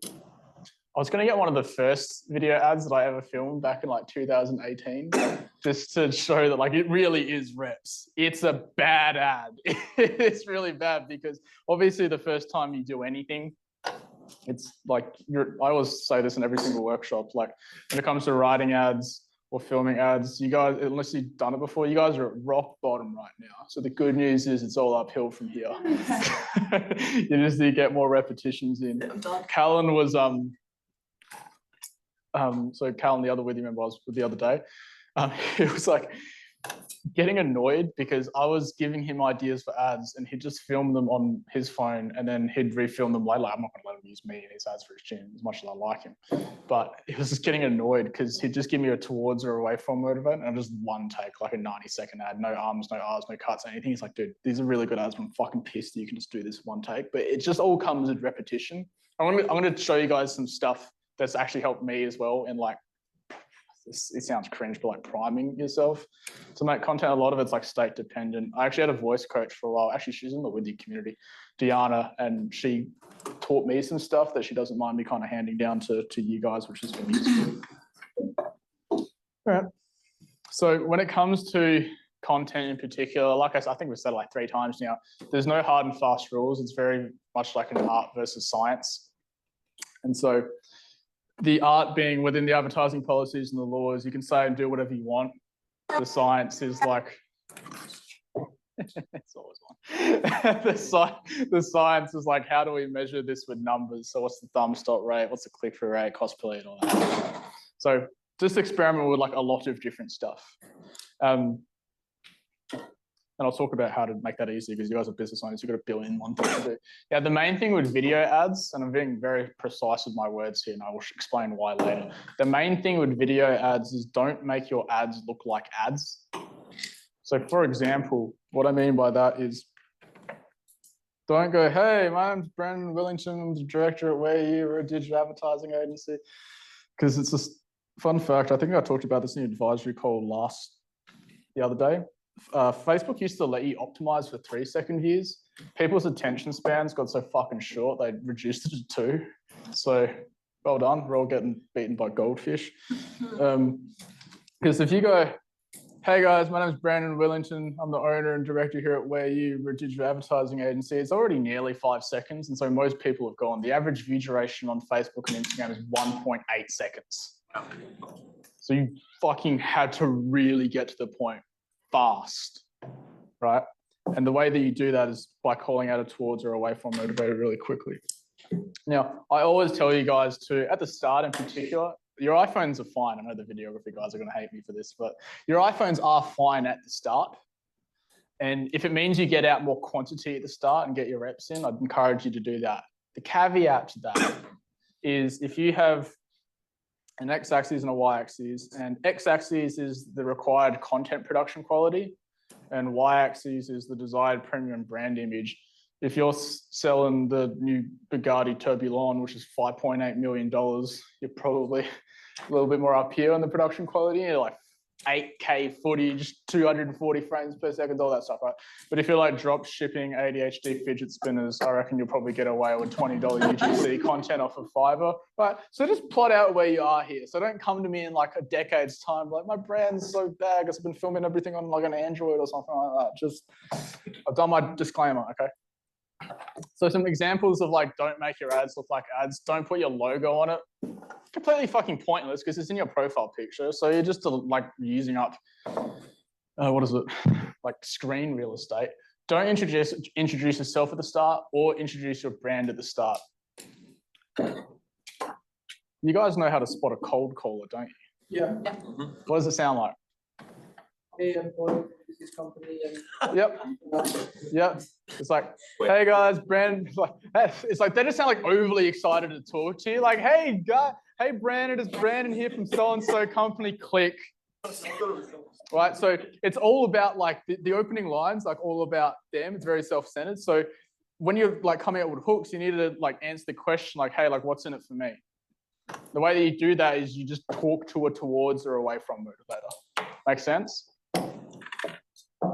Also, I don't know why, don't put your loading brand animation at the start. You know how some people like, they get their logo done and then they're like, I'm gonna make a loading animation. And then like, it's like a 7-second animation that like it just loads in the logo and it says like no fucking purpose. And then the argument they'll make to me is, I want to build brand. I'm like, you can do that as you're building like an actual lead generation campaign. Brand awareness, literally all it is people know who you are.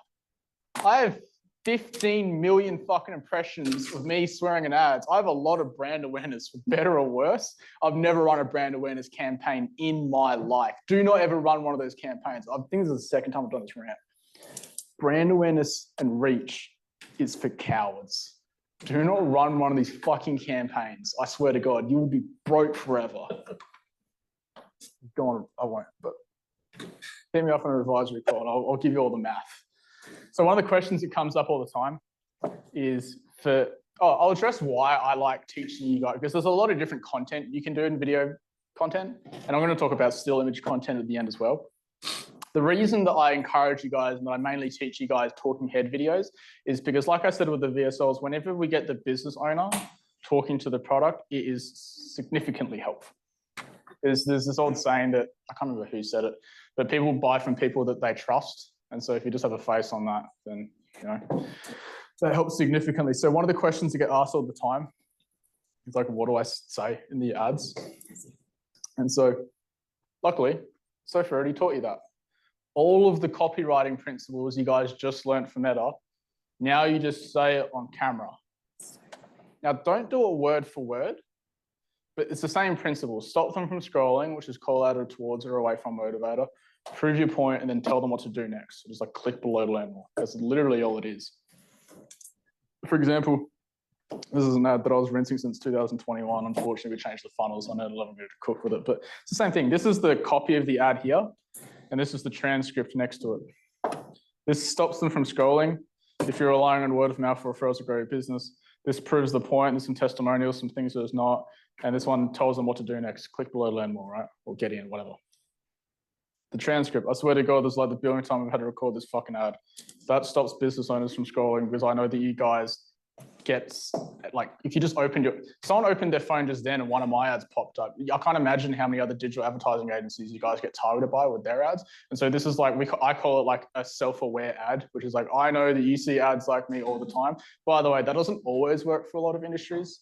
Like I had a real estate agent client that wanted to do something similar and it didn't work because it was like trying to take a tactic to a different strategy. Like it was just a mismatch. So also lots of people have copied me already. So it's fine. And it proves the point, it's the same thing. Tell them what to do next.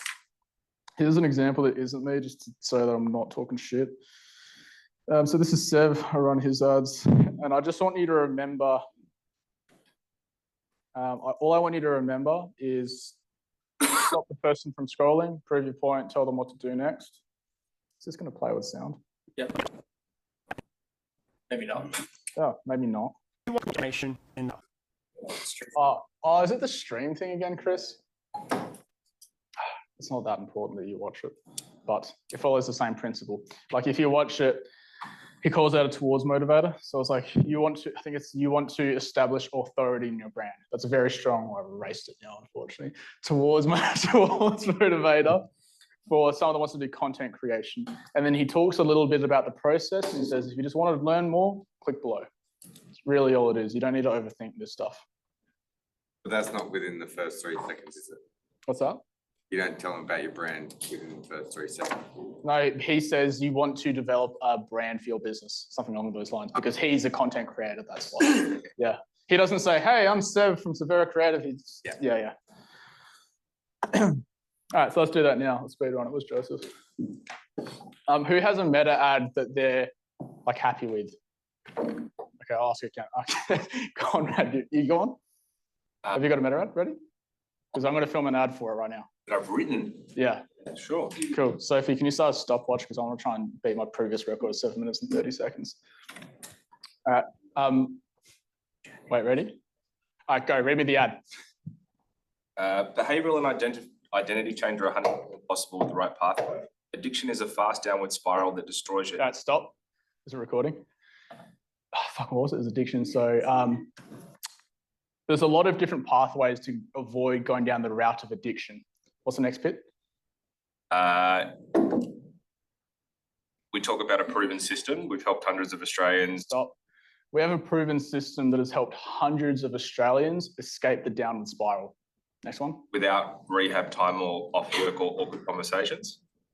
Wait, without rehab? Yeah, without rehab, without time away from family. Yeah, cool. Conversations. Without all the stuff that you might have tried in the past, like rehab, having to take time away from family, all these things that you've tried in the past that just have not worked out for you, been really frustrating in the process. So next bit. Delivered by qualified practitioners who understand business. It's delivered by qualified practitioners, so people that have been doing this for so significantly long and for helped so many people that it's just a proven track record.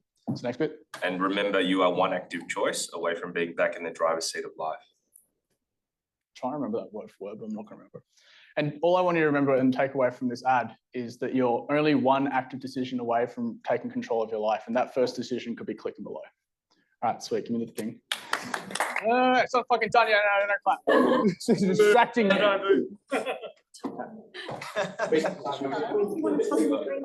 right. And then, wait. And then all I need to do is airdrop it to my laptop. I'm going to show you guys how to because you know how I had to cut and arm and iron all that stuff? One of the false beliefs that you guys have is you need to one take every single one of your ads. It's nice and it's helpful and I can do it because I've done it for fucking ages. Oh, yeah. But we need to edit this now. There's a bunch of ums and ahs and stuff like that. Do not fucking crash on me now. I'm trying to speed run this. We haven't edited. All right, there we go. All right, sweet. Now, some things I want you to take note of in the delivery. I don't like, when I fumble, I don't go, like physically move myself. I just stayed in the same spot, looked down the barrel of the camera, thought about what I was going to say, and then said it, right? And then if you do that, it doesn't look weird and jarry. Oh, don't do this now. Joseph, how do I fix the fucking... I don't know, bro. All right, what I'm going to do, give me my laptop. I'm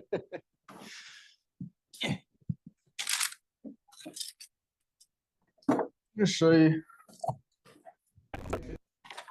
Ruined my speed run. My record was 7 minutes and 30 seconds, and there's always a tech issue that pops up. You're only at 3 minutes now. No, this is fucking me up.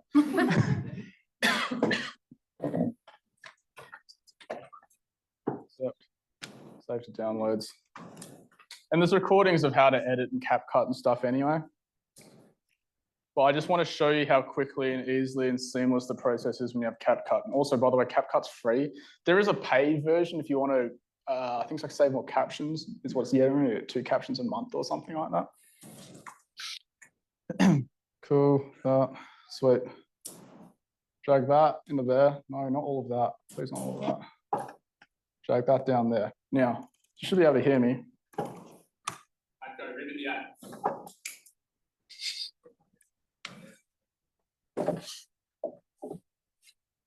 So I start talking here. There's a lot of different parts. Sweet. There. This button here just deletes stuff to the left. Bang, done. There's a lot of different pathways to avoid going down the route.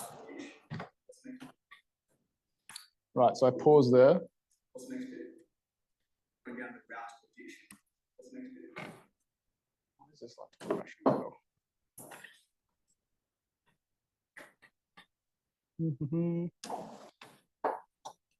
And then that just splits it. Then I go to the next part.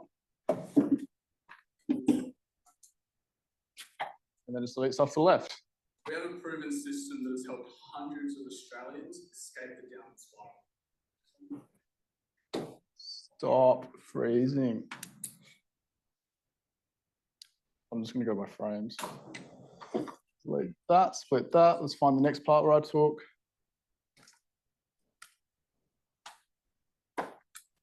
Delete that stuff to the left. All the stuff that you might have tried in the past, like rehab and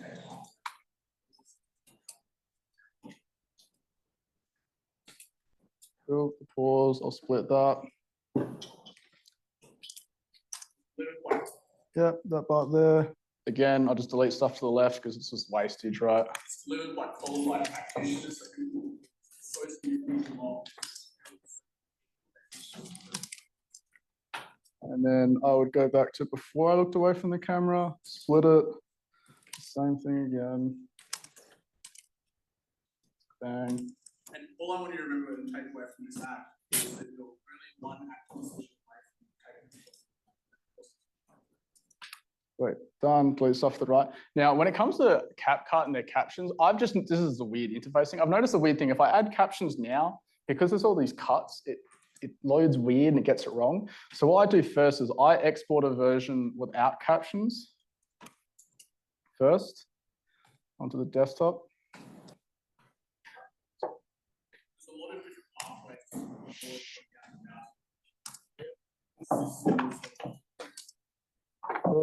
Close it, and then I'll open a new project.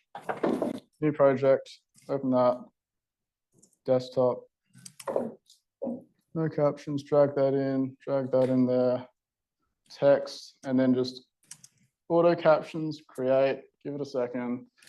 You might need to go through and edit it, like it might get names wrong or where and where or something like that. And then the captions are added down the bottom. So then you just go, where is it? Captions, text, find one that you like if I want to look like Mr. Beast, I've got a template for that. And what I'll do as well for all of you, I'd put the captions somewhere in the center third, because on newsfeed it's going to crop the bottom and the top. And if you wanted to as well, like if you need B-roll, they've got all these different resources. So if I talk about addiction, I could write in frustrated. So here we go. business dude frustrated with life. I could drag that in there if I wanted to, right? And then you'd add the rest of your B-roll, you'd edit your captions, just make sure everything's spelt right. You'd export it, call it finished, desktop.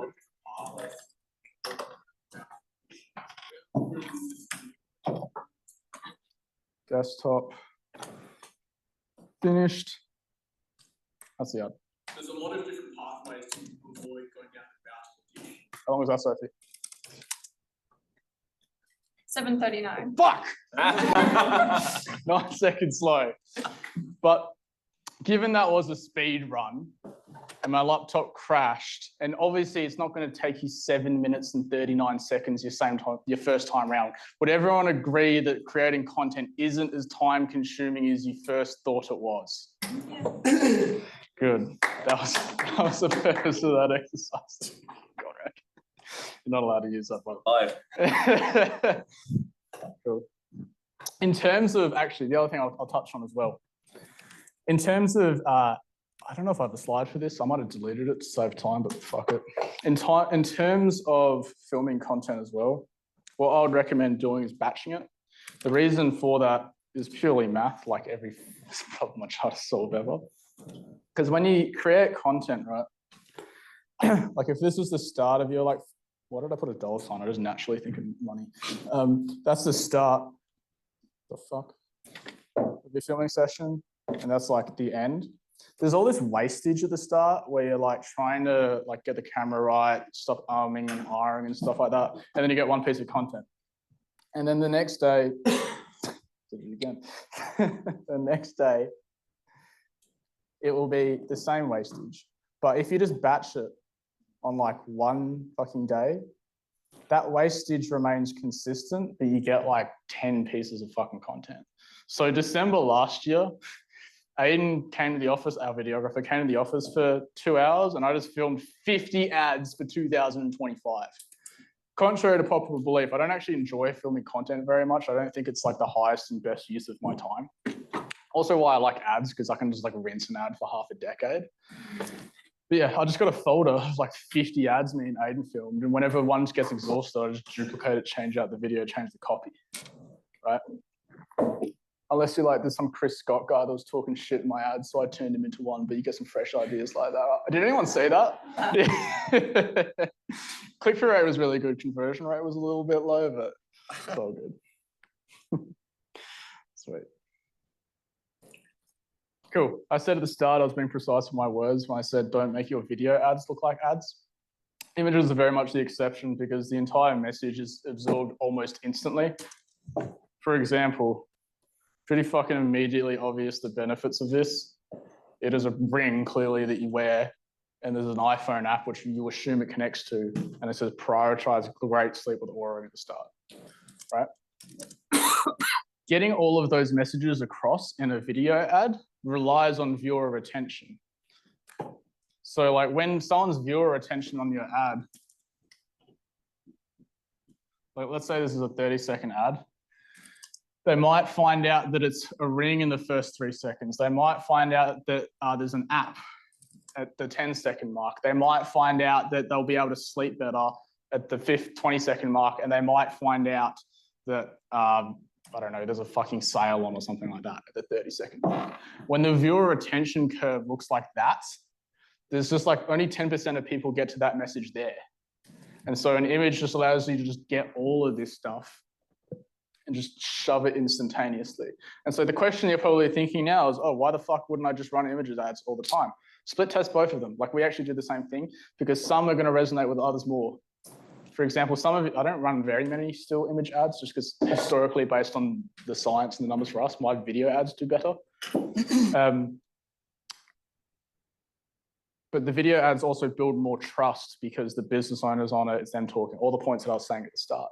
So generally speaking, I encourage you guys to do video ads if you're talking to camera, but if you don't want to do that, like, I don't know, you just don't like being cyberbullied on the internet or something like that, which happens when you get seen by lots of strangers, then yeah, you can do still image ads. Do you run the, so when you run the ads, do you run the both an image and a video ad within an ad set? Yep. So you always run both, just. And then If you want to, yeah. Yep, and then the algorithm work out, and Sophie will show us what else. I'd imagine also too, there's just, it's a bit, it's not as measurable, there's social proof in people seeing you, and they may click on that, it's still bad, but it's all the other stuff that goes into trust, right? Yep, there's also some, is this useful for you guys? I think so. There's, okay, so I have a property investment client. Obviously, Australia is in a property market boom, and so there are so many investment firms, it's insane. Remember that first metric I taught you about, CPM, cost per milli, like how many dollars do I need to spend to get 1,000 impressions? You know how I said most of you would be like in the $30 mark? Property investment, if I run a video ad, the CPM is $280. It's insane. So what I did to get around it was I get a $90 CPM if I run an image ad. So changing out the media helped influence the CPM. But again, that's a very niche example, but it's an example of when you might swap out image ads. Or Sophie tomorrow is going to talk about carousel ads too, which work really well on Meta. Like if you want to slide through a couple of things. There's everybody in our community who I got to teach. I haven't taught it yet to you guys because it's a very niche thing. So you know how I said there's a VSL? You can also do a DSL. So a DSL is a deck sales letter. You can use it for people that are very, very time poor, typically high net worth individuals, and it's in like the investment, like angel investing space and stuff like that. And so when they don't want, like they value their time, they don't want to sit down for a 30-minute VSL, they'll just embed a Google slide presentation on the landing page. They could just flick through all the stats, get all the numbers and go, oh yeah, cool, got it, and then make a call. You can kind of do a similar thing with carousel slides on Meta and just go through like the main kind of benefits of your thing. And then when they hit something they're interested in, they can click. Talk about that.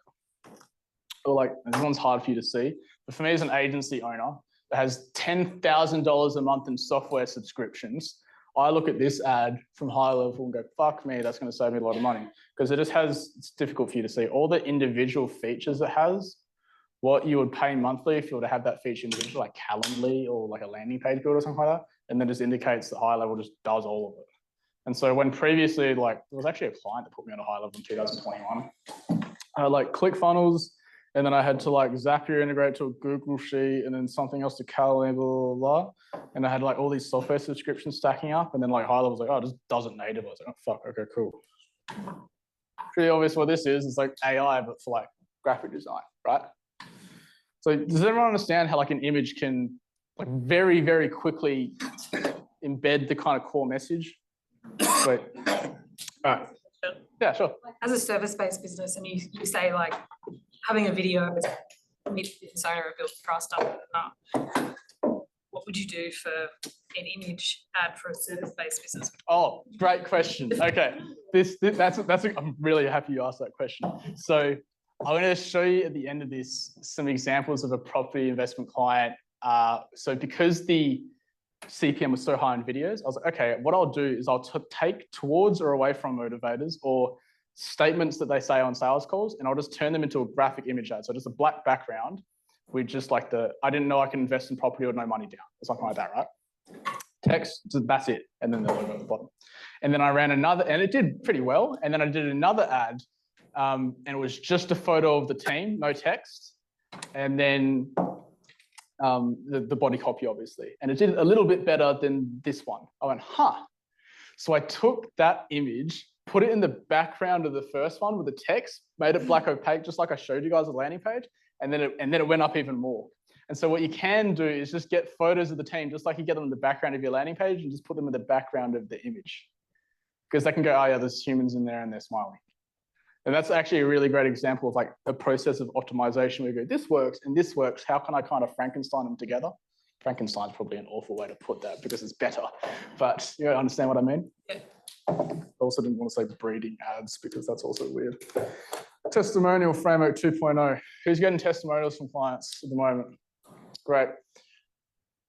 In your general experience, what's the first thing, and I hope someone gives me the right answer because otherwise this is the third workshop in a row where someone doesn't say what I want them to say. But typically, what's the first question? If someone asks you, if you ask someone for a testimonial, what do they usually say? Yeah, of course. Usually they'll ask some variation of, yeah, sure, what do you want me to say? And so what you're actually trying to do is reduce psychological resistance in doing it. The second thing you want to do is you need to consider your testimonials and your case studies as pieces of marketing material, because they absolutely are. And that means you need to consider the placement and the context.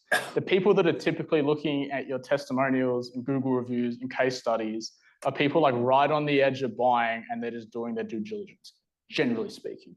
And so having a testimonial is like, I spent 2 days with Brandon and the team and they were really friendly. Like, that's not compelling, right, for someone. So, and also conscious of APRA too. There's some certain things you can't do around APRA, but this framework will serve you remarkably well. So whether it's written or video testimonial, you want to get them to hit these points, and then afterwards I'll talk about the tactics of how you can like make this easy for them if it's a Google review or if it's a video testimonial or something like that. So what you do, the first one is introduce yourself. So it's like with these example, it'll be like, yep, I'm a business owner and I'm in this industry, something like that, right? Cool. Before, so the problem state. So the problem I had before enrolling in the With You program was I'd been with like 3 or 4 agencies in the past, never got results, lost all this money, blah, blah, blah, blah, blah. The main hesitation, which is number 3, hesitations before buying and reasons for buying. The main hesitation I had before buying was I've been burnt by so many digital advertising agencies in the past, and the thing that got me over the line was they didn't even try and sell me their done-for-you solution. They just told me that like I should be able to do the basics well and way more profitably, and that it's not as difficult as I thought, right? What changed was, like if you're Tiana, is like I beat my 4 previous agencies and all that. What I loved most was like being able to sit in a room with the team. I liked the advisory calls and the ongoing support. And after now I have like tripled the business, I've got 2 more staff. And for me personally and professionally, it meant, you know, I'm actually off of the tools and I'm not as burnt out as I was before because I don't have to worry about where my next customer is coming from. That's far more compelling than I spent 2 days with Brandon and he was really friendly, right? And how do you actually get those testimonials? So if you're doing Google reviews, you can like text or email it through to them. And then in the request, you say, hey, often when I ask people for reviews, they just wanted like what to say. And so the people that leave us Google reviews just find it really easy to just like hit each of these points. And what you can also do is you can also, if you're doing video testimonials, you can do them on Zoom and just record the speaker or gallery view, sorry, and then just ask them those questions. Pro tip, you don't need to, but if you feel like their first take wasn't very good, do it twice and then clip it, because the first one they'll and they'll and they'll forget things that they would have said, and then the second time they'll and they'll less because they're more comfortable, and they'll add stuff that they forgot the first run through. Like every single one of, these are the industry set one. Like every single one of these video testimonials follows like the exact same process. It's like a whole operation we have.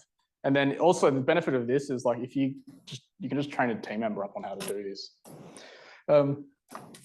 One VSL variant. So if you just hate the idea of being on camera alone, like just speaking to a camera, it just comes off weird. What you can do instead is get like your best customer, like one that's like singing the praises from the rooftop, right?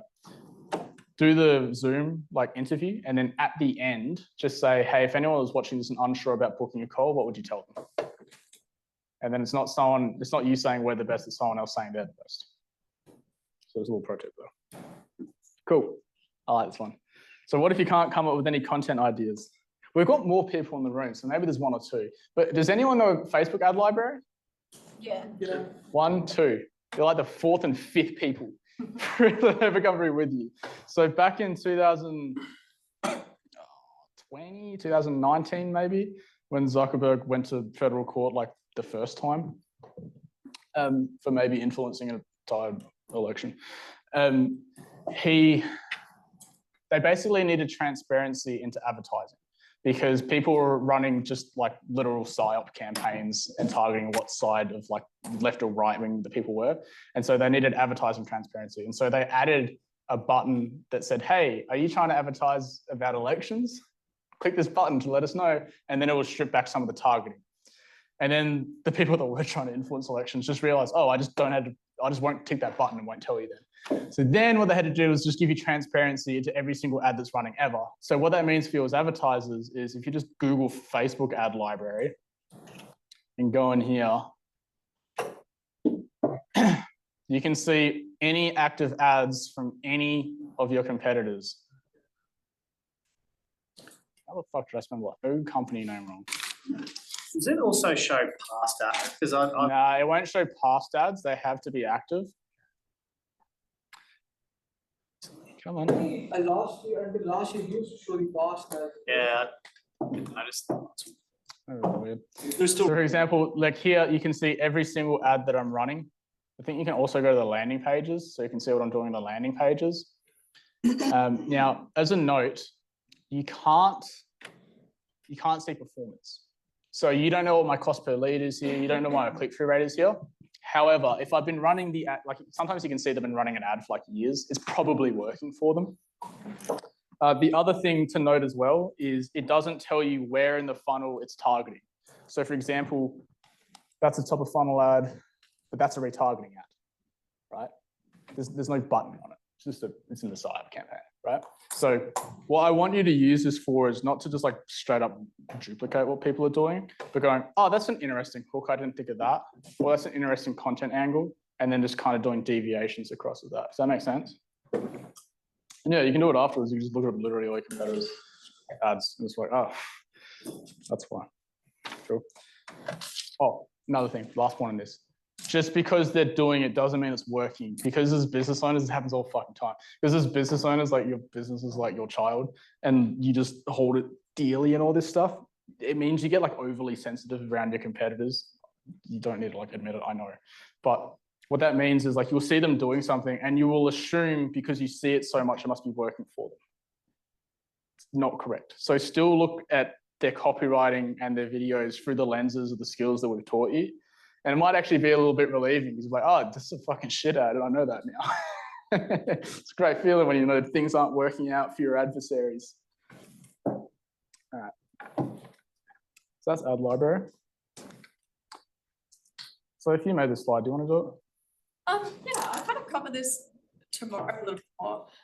But for people who hate videos, they often want to do like an image. I would always recommend do a carousel instead of an image ad. They get almost the same engagement as a video, much better than an image ad. Yep. Any questions about content before we go into breakout rooms? What breakout rooms looks like is for people on Zoom, they'll be on with Joseph. And then what we do is we typically fucking pick random parts of the room. Like if you want to talk about landing pages, it'll be with me. If it'll be like copywriting, might be with Kira. If it might be Google copywriting, might be with Sophie, stuff like that. But any questions about content in particular, Conrad? I'm just touching on the carousel ad. Did you mention something the other day about carousel ads as a DSL on the carousel ad? Oh, that's what I was saying before. So like you can DSL, so like basically educating them about your offer slide by slide. Yeah. Yeah, because when you say getting the business owner on camera, what's the downside about getting someone who's more suited to be on camera, speaking as you? Oh, it doesn't actually matter too much who is on camera. Yeah, like in industry set, like I'm in some of the ads, even though, I mean, I am a co-founder, but Jackson has more authority than me and he's also on the VSL.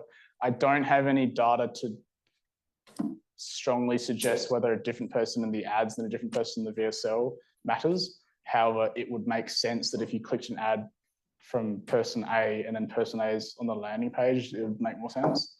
But I don't have any data to reinforce that, but yeah. Brandon, have you had any experience with or clients that are using LinkedIn ads? apart from the fact it's expensive? Yeah, not good experiences. I'll just get into that. Yeah, LinkedIn's one of those platforms that the reason we don't teach it is, well, mainly like you can pretty much, most businesses you can cover in like Meta and Google. They're kind of like the bread and butter. LinkedIn's one of those platforms where if you do not set it up absolutely correctly, it will fumble, you'll fumble it. Whereas Meta, there's a lot of leeway. Like you can fuck it up and it'll still work. Also, fun fact, like 98% of the time when you run LinkedIn ads, it won't even deliver on LinkedIn. It will deliver to their partner networks, unless you click this one button that says no, only LinkedIn, and then your prices skyrocket. So yeah. Any other questions about content? Yeah, what are your thoughts about the AI generated video ads? Like, you know, how you stop doing it all the time. Yeah, I have a theory that like that's why I could rant on this for ages, but that's why, and this is getting into like personal brand and PA. That's why personal has been flogged to a dead horse this whole year, but that's why personal brands will really be a strong factor for businesses moving forward when you can be replaced by an AI clone. I also personally have a theory, and we'll see how it plays out, but so far I'm good at predicting the future.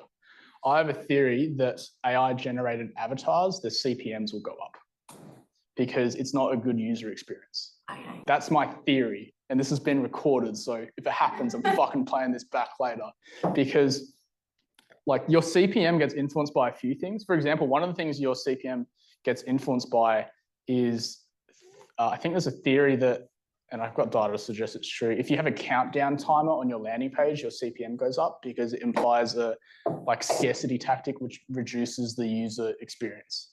There was also a theory going around for a while that ClickFunnels landing pages had a higher CPM, and I also experienced that. So there's a number of different things that can pull. And I mean, AI is getting better and better, but right now, most of us can spot an AI avatar, and the algorithms are fucking smart. Like, it's alien technology. I have a theory that AI-generated user content, or AI-generated video content in particular, will experience higher CPMs in the future. It makes sense with their business model. So just get used to yapping on camera. Any other questions? Sick. How's everyone feeling so far? Yeah, it's a lot. One of the things I always like to say at the end of day one is there are probably, do I have an intro slide for this? I think I took it out. There's probably a lot of open loops in your head right now. Does anyone feel like that? Yeah, I thought so. So typically what happens at the end of day one is, all right, so I accidentally joined a cult once, and it was fucking annoying to get out of. But one thing I took away from their sales seminar, because I'm a sales guy, so I'm like, this is a fucking good pitch. But one of the things they took was like, all right, so out of everything that there is to know in the world, there's like, what you know, which is like, I know what a bike is, I know how to ride it. There's what you don't know, which is like, if you're 3, you know what a bike is, you just don't know how to ride it. And there's like what you don't know that you don't know, which is like, you take that bike, you put it in a time machine, you throw it into 3000 BC, and everyone's just standing around it. They don't even know what it is, and they don't even know that riding is a fucking option. And what happens is, up until 8 hours ago, you were blissfully ignorant, just sitting here. And then you just open up this massive pie of like what you know that you didn't know, or at least that you're not competent yet. And there's also like, this is how they like rank university exams and stuff like that. I think, what's it called, Sophie? The thing where you go from like unconsciously incompetent to consciously incompetent to consciously competent to unconsciously competent, something like that.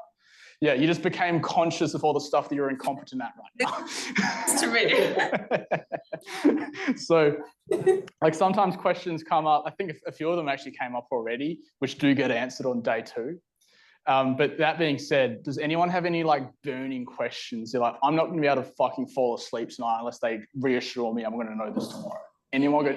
Yeah, go. My address is shown, my home address is shown on GHL, and I need someone to fix it. Just change it. Crystal Jewel Arches. What's the next question? Next question. This isn't a burning question, but maybe. Our containers on Kajabi, and what was that question again? Well, you just signed up for high level. I just signed up for high level. And if high level can Yeah, like if they do something in high level, it unlocks something in Kajabi. we're thinking about going over to school in high level. Because I see that's what you're doing. Yep. Yeah. Works for us. I think that's all you need. Yep. So you could either do it automatically or manual. So automatically could be if they buy this checkout thing in high level, create a Zapier integration to unlock it in school, or Kajabi, whatever you want. Do you guys know what Zapier is? Yeah, I do. Yeah. Does anyone not know what Zapier is? That's cool. It's fucking sick. It's like sticky tape for the internet. You can just get like one program over here. Say, okay, if something happens on this program, do something over here. It's fucking cool. What's it called? Zapier. Zapier. Expensive. We used to have, yeah, it's expensive. I think, Chris, what's our Zapier bill? I'll pay. Yeah. Yeah, because like it tapes all. Dude, imagine if Zapier ever went down for a day, millions and millions of businesses would go down. It's insane. They're like $1 billion company. Fucking keep those servers online. Does that answer that question? With sites on high level, you've got the community. School. Yep. High level doesn't have the community. It actually does. We just don't use it. School. Yeah. So when you get onboarded, Tim just invites you to school. It's just a manual action. What are you asking? What's high level? Any other questions? Yeah, what's high level? High level is the CRM system I gave you a template for, but you probably haven't claimed it yet. Did you done the Kickstart call? That's why. I'll show you guys again. The link that Tim. Yep. I can't watch it. Why not? No, I just get frustrated. You're gonna have a rough time. Sit down and watch it. Any other questions?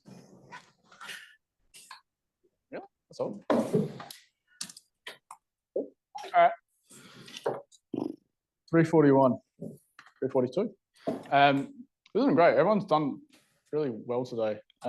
Everyone's good at writing like hooks. That was usually the thing where we pay the most attention to. All right, they're getting this concept. So that was green lights from everyone. Tomorrow, we're going to do Meta ads first and then Google ads. Now, I'm going to give you you're grown up, so you can do whatever the fuck you want tonight. If you want to be an overachiever, what I would strongly encourage you to do is film 2 video ads if you're running Meta ads and bring them tomorrow, like edit them on CapCut, just simple ones. I can give you feedback in the morning too, because then you'll have a video ad to plug in tomorrow, because tomorrow you're going to turn campaigns on. If you don't want to do that, you could also just do image ads. So the alternative, the downsell to that is find a photo of you or the team in the context of work. We're going to do Meta ads first, then we break for lunch. Then Sophie's going to do Google ads, and then she's going to go through live client accounts and show you how she makes things make more money. And then when you guys are all brain dead at like 3 p.m, I can do sales stuff, and I might see if Tim or Melville are available as well. Just because what's going to happen is you're going to start getting leads in, and you guys have all been selling, most of you have been selling to like word of mouth and referral leads, and you're trying to sell to them, like you're trying to sell to paid traffic the same way as someone that knows how much you cost, knows that it works, like they're fucking sold by a friend or a family member. So we're going to end the day with that. What we're going to do now is, for the next hour, is just different breakout rooms. Now, what you do from here is to choose your own adventure. You could adventure fucking home if you really wanted to. I'm not holding you back here. So if that's you, that's perfectly fine. I'm not going to hold any judgment. Alternatively, okay, so out of landing pages and nurture sequences, Meta ad copywriting, Google ad copywriting, and tech. Those are the 4 options. Who wants to do tech stuff? Raise your hand. Cool. You guys are going to go with Chris. Chris is going to be, we'll find locations afterwards. Who wants help with Google copywriting? Sweet. Meta copywriting? All right, sweet. We're going to chunk Meta and Google copywriting together, and you guys are going to go with Sophie and Kira. Who wants help with landing pages and nurture sequences? It's usually the way things work out. You guys are going to be with me. With landing pages and nurture sequences, who wants help like getting feedback on landing pages and nurture sequences, or who wants to like set up their high level account? Setting up a high level account? Cool. You guys are going to go with Chris. That's tech stuff. But everyone else that's raised their hand for high level conversions, that was like feedback on landing pages, nurture sequences. Like you got a high level account you can look at. Cool. You guys will be with me. All right. We're going to be back here. For those that just leave, just so you know what's happening tomorrow. We're back here. I always tell you guys 9:15. So if you rock up 15 minutes late, you're still on time. We're starting at 9:30. So just try and get here before then. Other than that, thanks for coming today, guys. Sophie and Kira for copywriting are going to be in that back corner. Chris is in that corner. Joseph's going to do the live streamers. 1 second. I'm going to go outside because I want fresh air. Cool. What was your question?